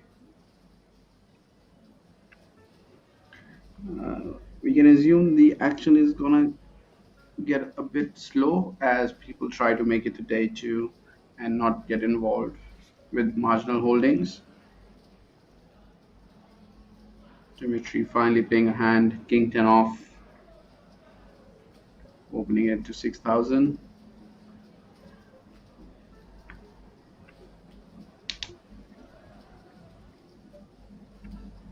Well, poker is really, really booming in Asia. You can see a lot of players, a lot of new players actually play this game and get better as we keep seeing them. A lot of big folds on our stream as well as a lot of action, a lot of 3, 4, 5, 6 bets. Absolutely. Wang with Queen 7. I believe this is also known as computer hand, no? Queen 7 off. Yes, that's correct. There we go. The chip counts. Dimitri holding the chip lead on this feature table for almost 3 hours now. Changing a bit of his posture. Maybe looking to play more hands as we go near to the final hand of the day. We still have time for that though.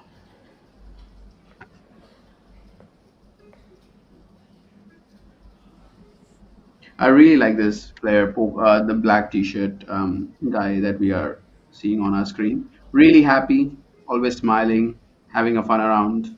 I believe his name is Chen, Mr. Chen. There we go. Queen Jack off. He's opening Queen Jack off from under the gun.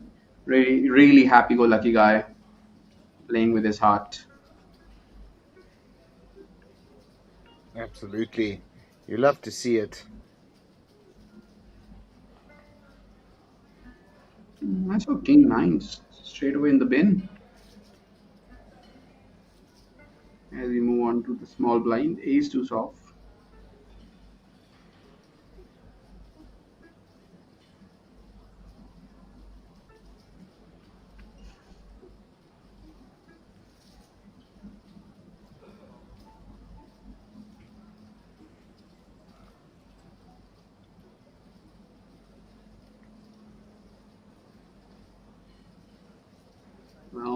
Well, pocket tens for Mr. Dimitri. Facing an open from under the gun.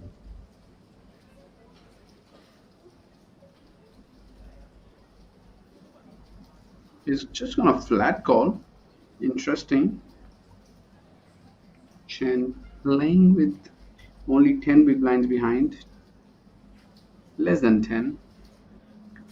And he's gonna continue to bet on 9-7-7 board. It's going to be interesting to see what Dimitri is going to do with pocket tens. He does have an overpair.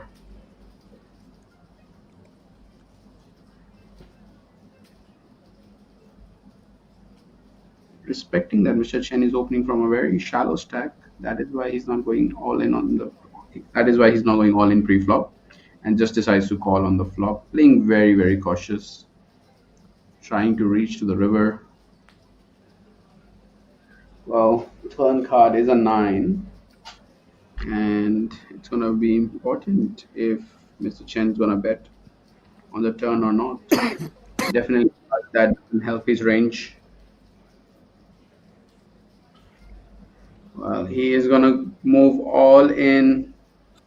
We're just queen high. Dimitri sitting there with pocket tens. I mean, what do you do here? If you have pocket tens, you don't beat a 9, you don't beat a 7, and you don't beat any of the O pairs, but you beat all the bluffs. Yeah, is an interesting decision for sure.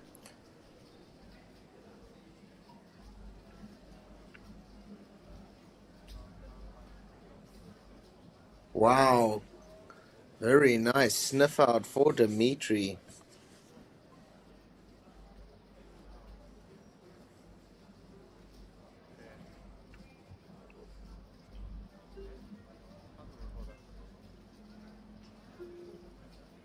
Queen Well, we Jack were all just in talking and about. at risk now.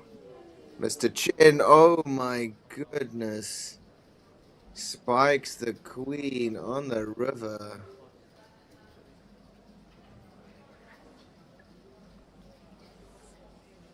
Well, we were just talking about Mr. Chen playing with full heart as he decided to jam this turn and really get lucky on the river, hitting his queen,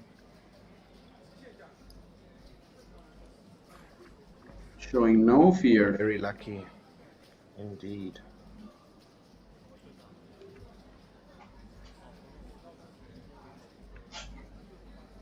He's like, I know the queen was coming on the river. What you guys are talking about?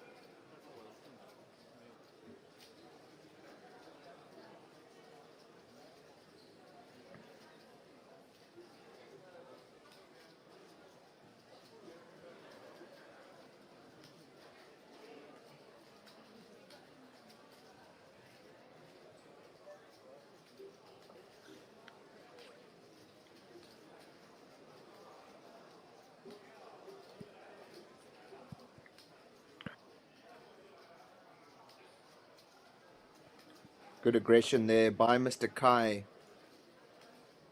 taking it down with the pocket sixes.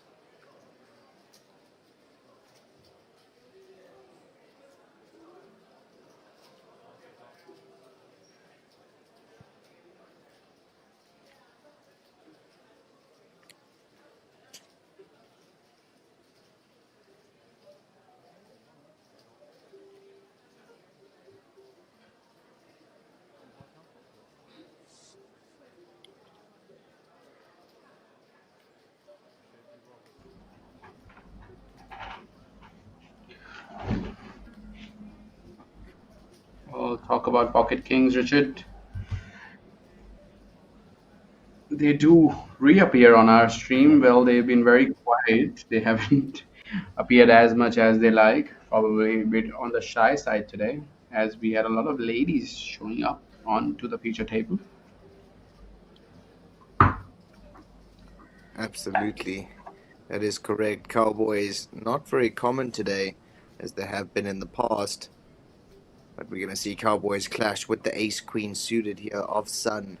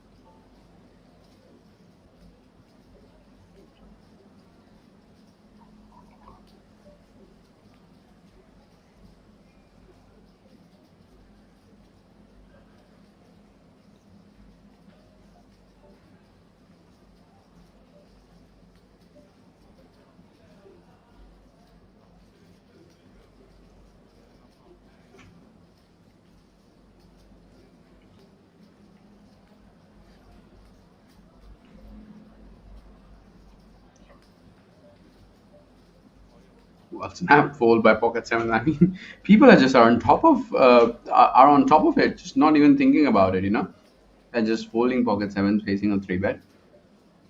I mean, it just feels like they came prepared for it. As we see, Pocket Kings just go all in, and Mr. Sun has a very important decision here. It is almost for his stack. He has 85,000 behind. He needs to call 66. So if he calls and is wrong, he's gonna be only left with 20 big blinds. And I believe, Richard, you fold ace queen suited here for, it's like 25, 20, like 27 big blinds. UTG player has open and has decided to 4-bet all in versus your 3-bet. Yeah, I think you kind of just have to. You're really only beating ace jack O, ace jack suited. And then, of course, a couple of king X combos. But given that he's under the gun and this is a 3-bet all in, yeah, you're not loving life.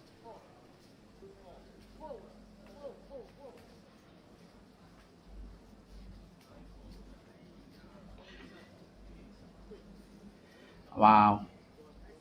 What a legend. Folding ace queen of hearts. Well, I'm pretty sure that, Richard, the news that we just received, you would like to share with our viewers. It is an amazing news. Can you see it on our WhatsApp group?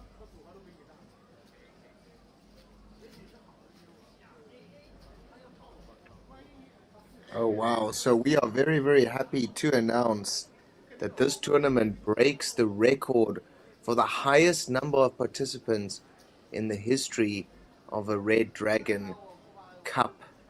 So, wow, Red Dragon Championship, this main event here in Jeju 2024, a real record breaker. Congratulations to everybody involved, and you can be rest assured that this prize pool is like how we like to say, juicy, juicy.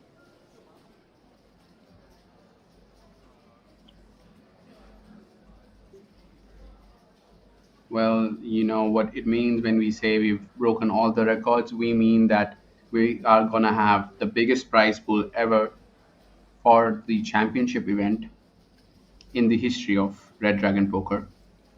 Isn't that right? Like we'll definitely have the biggest prize pool as we go into the flop with a suspicious hand being opened from hijack, king 8 off.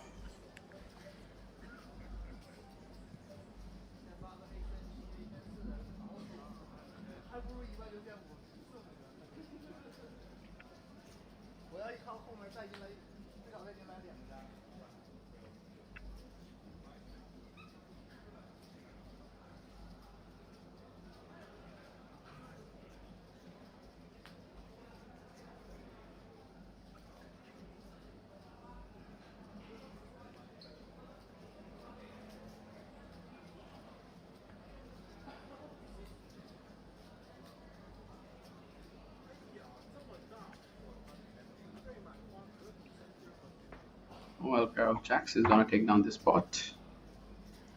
163 players remain now, inching towards the end of our day one coverage.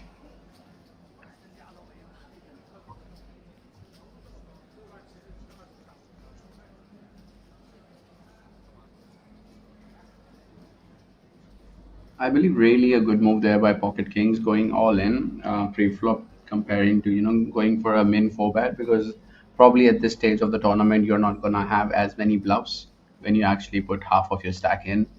So I would probably be happy to shove there with my Pocket Kings, then look extremely strong.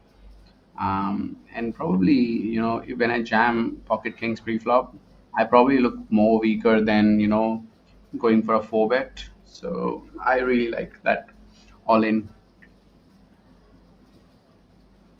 from UTG.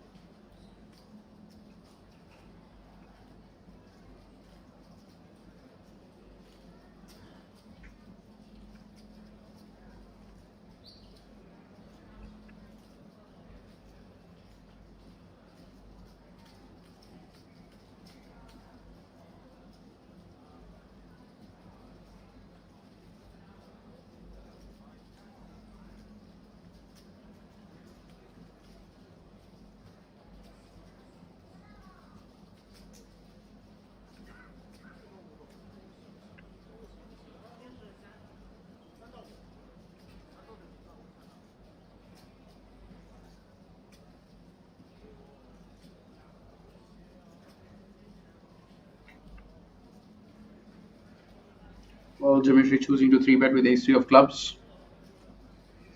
This is the first time we are ever seeing Dimitri three bet a hand on this feature table.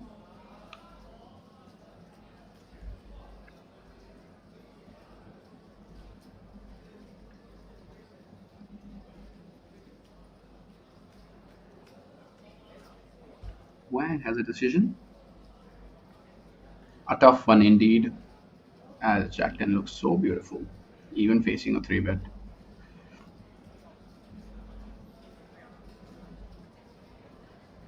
Well, is he stalling or is he really thinking about, calling or folding? Is something that I ask myself.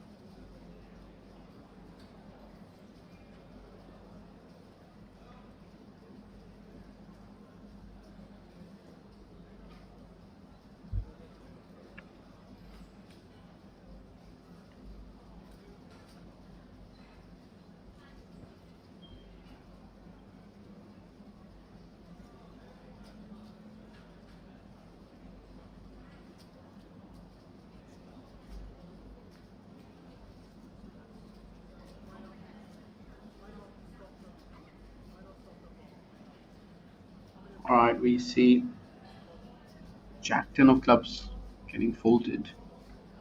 Correctly so, as he was behind ace 3. And you really don't want to take a chance, when you are literally be like minutes away from making it to the day 2. I guess we Yeah. picked the number of hands that we are going to play today. Is that something that is going on as we see the dealer take a break, which is a very rare sighting? Yeah, let's listen. Maybe we can hear something.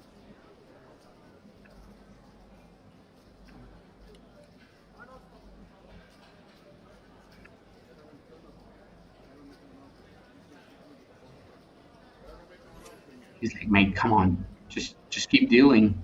We are not stopping.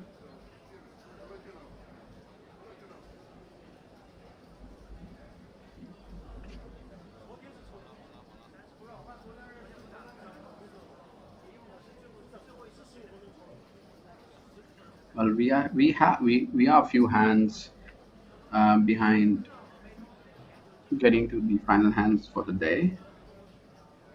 What is the time right now in Korea? Let's find out. Well, 9:21. I feel like they can do it any moment now. Probably 9:25. In 4 minutes, they'll probably pick a card, and we will be playing that number of hands and call it a day.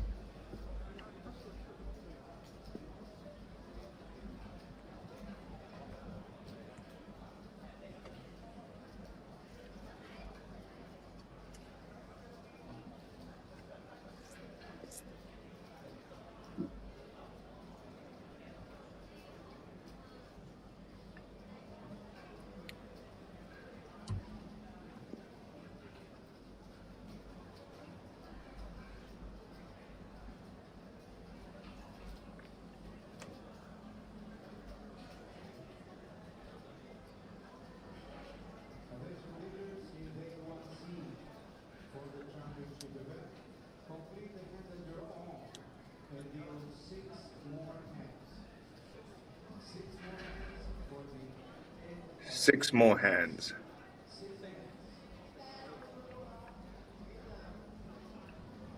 Six more hands is the call.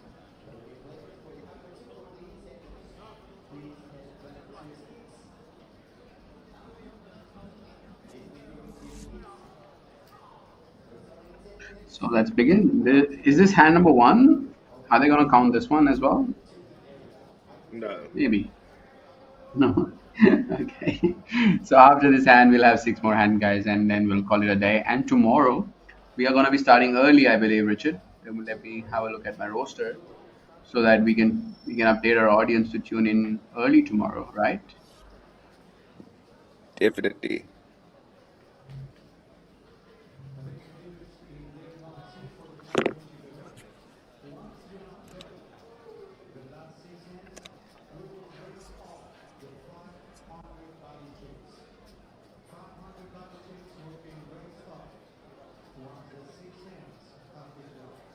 Let me know if you find before me the tomorrow timing that we will rock up on YouTube.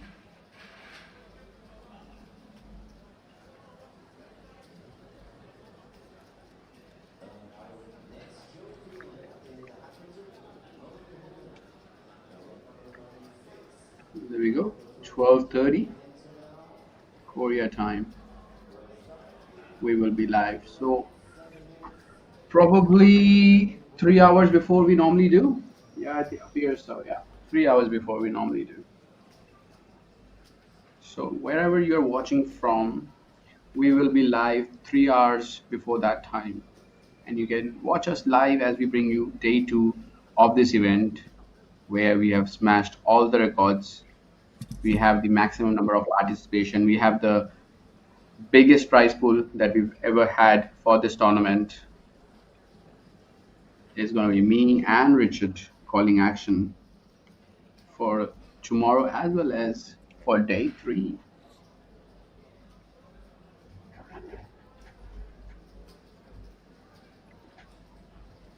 Alrighty. Down to the button. This is our hand one. We are playing six hands as Richard just explained.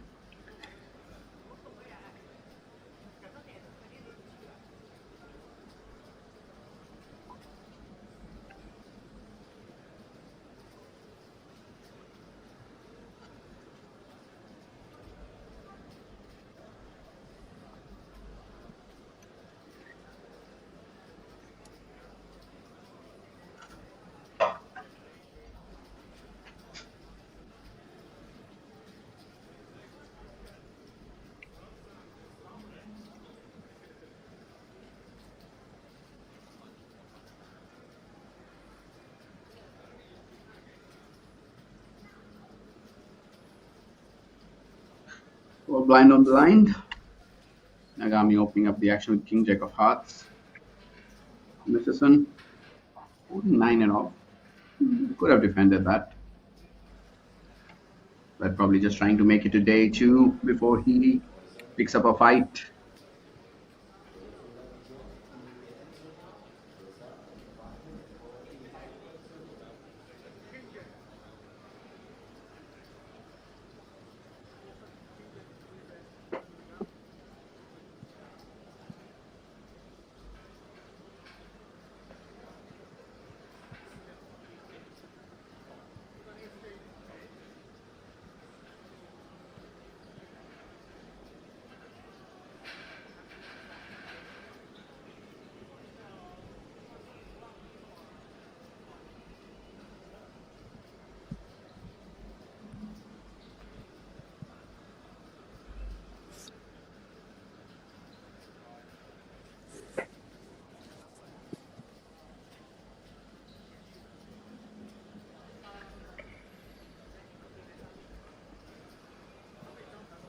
Alright, hand number 2.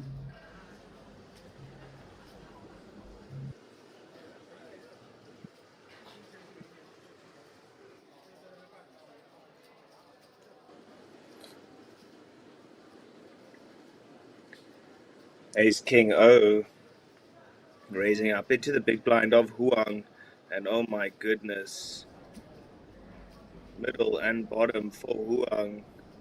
Top pair, great kicker for Mr. Chen.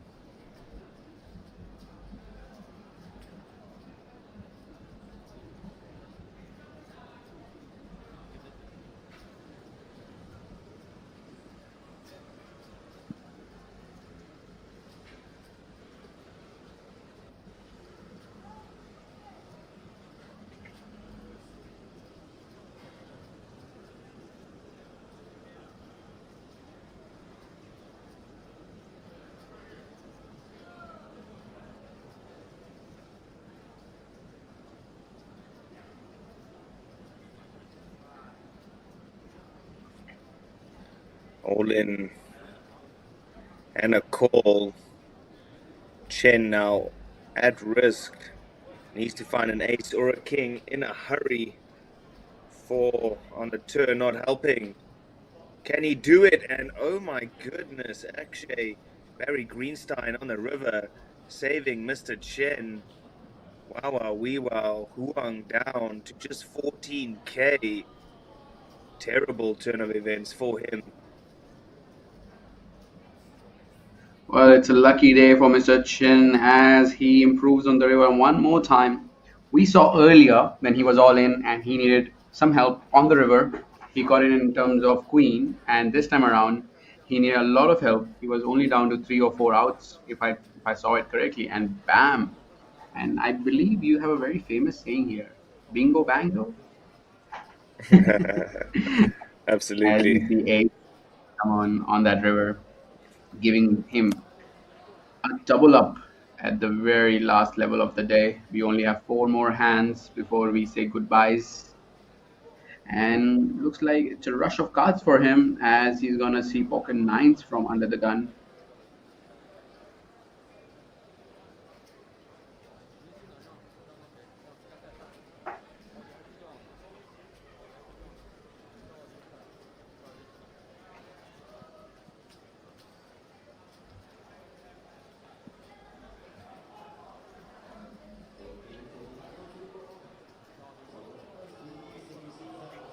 Nobody picks up a hand that they can defend, I guess. Well, maybe not. Dimitri is going to defend with 5-3 off.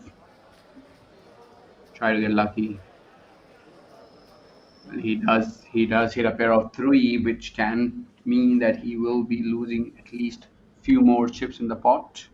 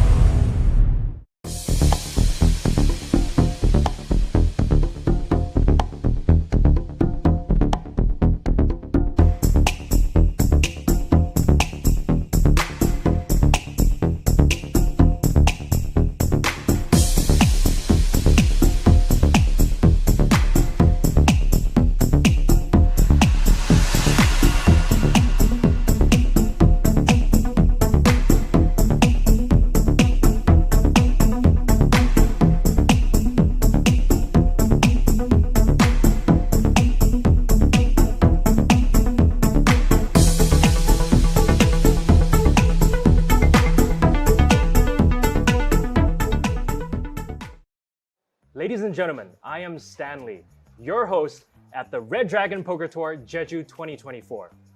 Right next to me, we have someone that requires no further introduction. With her numerous accolades and her immaculate poker face. Ladies and gentlemen, Selena Lin. All right, Selena, how are you doing? How do you feel? Well, I got off a 26-hour flight to be here. Yeah. So I would say tired, but very, very excited. I think that adrenaline rush is just pulling me through. Yeah. So we know that you've been on a rather long hiatus from poker. How does it feel to be back playing tournament poker again? Yeah, it's been, I think, 5 years since I last sat at a poker table.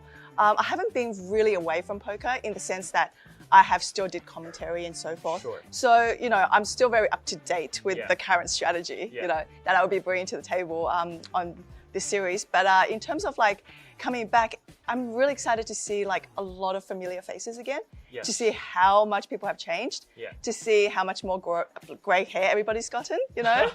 Of course. Okay, so what do you think about the Red Dragon Poker Tour Jeju 2024? What do you think about it so far? Well, as I was walking into this room, I was actually very overwhelmed. I was like, wow, the setup is gorgeous. I saw a lot of like, even, you know, when you guys have the ads, there's like a little, those plushie guys, you know, those, around. Oh, mascots. Yes, mascots. And I thought they were very adorable. They are very cute, yes. You know, and there's a lot of, you know, extra tables set up as well that I've seen. I've been here for other events as well, but this is probably the most extravagant, elaborate setup I've seen. So how does it stack up against other Asian tournaments you've been to?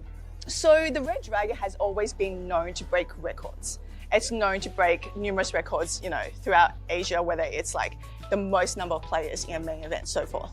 And, you know, I would like to see this event, you know, do that, especially in this resort, because what I love about this place is that it's not just for, you know, a poker player. You bring your whole family, you bring your kids, you've got a theme park, you've got a water park, right? And you can bring the grandma. You know, bring a dog. I mean, I don't know if you can, but you know, it's versatile. It is very good. Very And you know what? When you want to be away from the poker table, the rest of the family can have fun. That is very true. Okay, so you soon partake in the KPC Baby Dragon event. What are your expectations this time around? Well, I always expect to win a tournament when I play one, but I've come second actually in the Baby Dragon. So, you know, it'll be fun to like actually go heads up this time and not lose, I guess. Okay, so we're here to win. We're always here to win. Of course. Okay, so you've been a long-time poker player. Your first tournament was in Macau in 2007. How has poker changed your life? How does it impact your life so far? I think that it really requires a certain, like, for me, I was really young when I first started, right? And I felt like poker has taught me so much. It's taught me strategy, it's taught me discipline, it's taught me emotional management, you know, money management. You know, it's a lot of things that come that you might not get in contact with at such a young age, but poker is able to teach you that. It's really that fast pace, you know, kind of like chuck you in the deep end, you know, you figure it out and you've got to figure it out quickly, you know.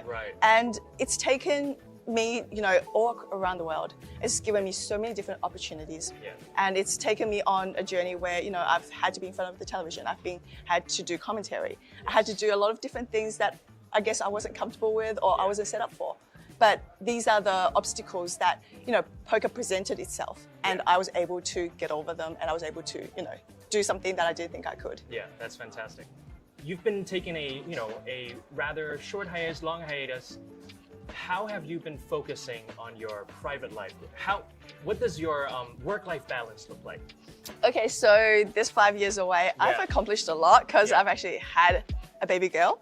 So she's 4.5 years old now. Very, very, you know, she's at an age where she's questioning everything, right? And she's at a point where she's like, you can't just tell her no. You got to give her why it's no, you know? And I think that for me, you know, I've been almost close to being a full-time mom.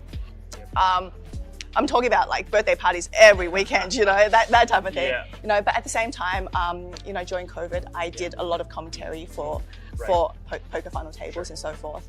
And for me, it's really, really important. Like being away from my daughter for the first time and coming out to this event is the longest I've ever been away from her. And it broke my heart to, just kind of be out there. But then it also was a good thing for me and her at the same time to have that independency. Of course, So Good to me, practice. exactly. To me, family time. It's number one. But at the same time, I like to have my own career. I like to have my own thing. And it makes you have that, I guess, identity. And it's not just a mom. It's I'm Selena Ling, and I'm everything. Right. Yeah. So we just mentioned Nova, your daughter, and does it have anything to do with your supernova status? Well, that's a funny thing. I actually really, really liked Nova, and when I found out Nova means new beginning, a bright star, it just kind of incorporated into everything that I wanted, from my daughter, and also. Her Chinese name is actually Liu Xing as well. So it means shooting star at the same time as, just a bright star. And having a daughter and, when it comes to whether or not people have asked me if I want her to follow my footsteps, it's one of those things where I wouldn't mind her doing it if that's what she likes to do. I believe in hard work. I believe in passion. And I want her to find that. I want her to have fun in whatever she does. And that's all that matters. Find that passion. Correct. When I can combine work with fun, I don't mind doing it. Of course. That's right. That's the mentality. So the final question. RDPT will be happening again in November. Will you be joining us? Oh my God, that's news to me. That is news, huh? Oh wow, I would love to. Yeah? I would love to. And if it's happening, I would actually like to bring my whole family, including the family dog out here if I can. So yeah. Wow, guys, you heard it first right here. Thank you very much, Selena. Thank you, Stanley.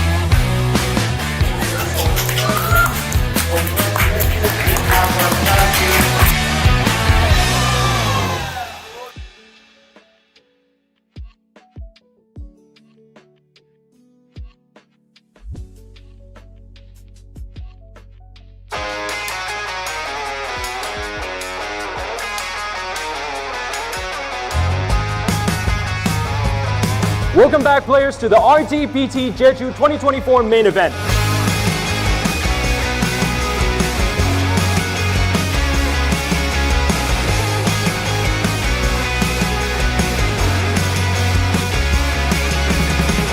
We're confident that the revamped Red Dragon Poker Tour Jeju 2024 will provide an enhanced competition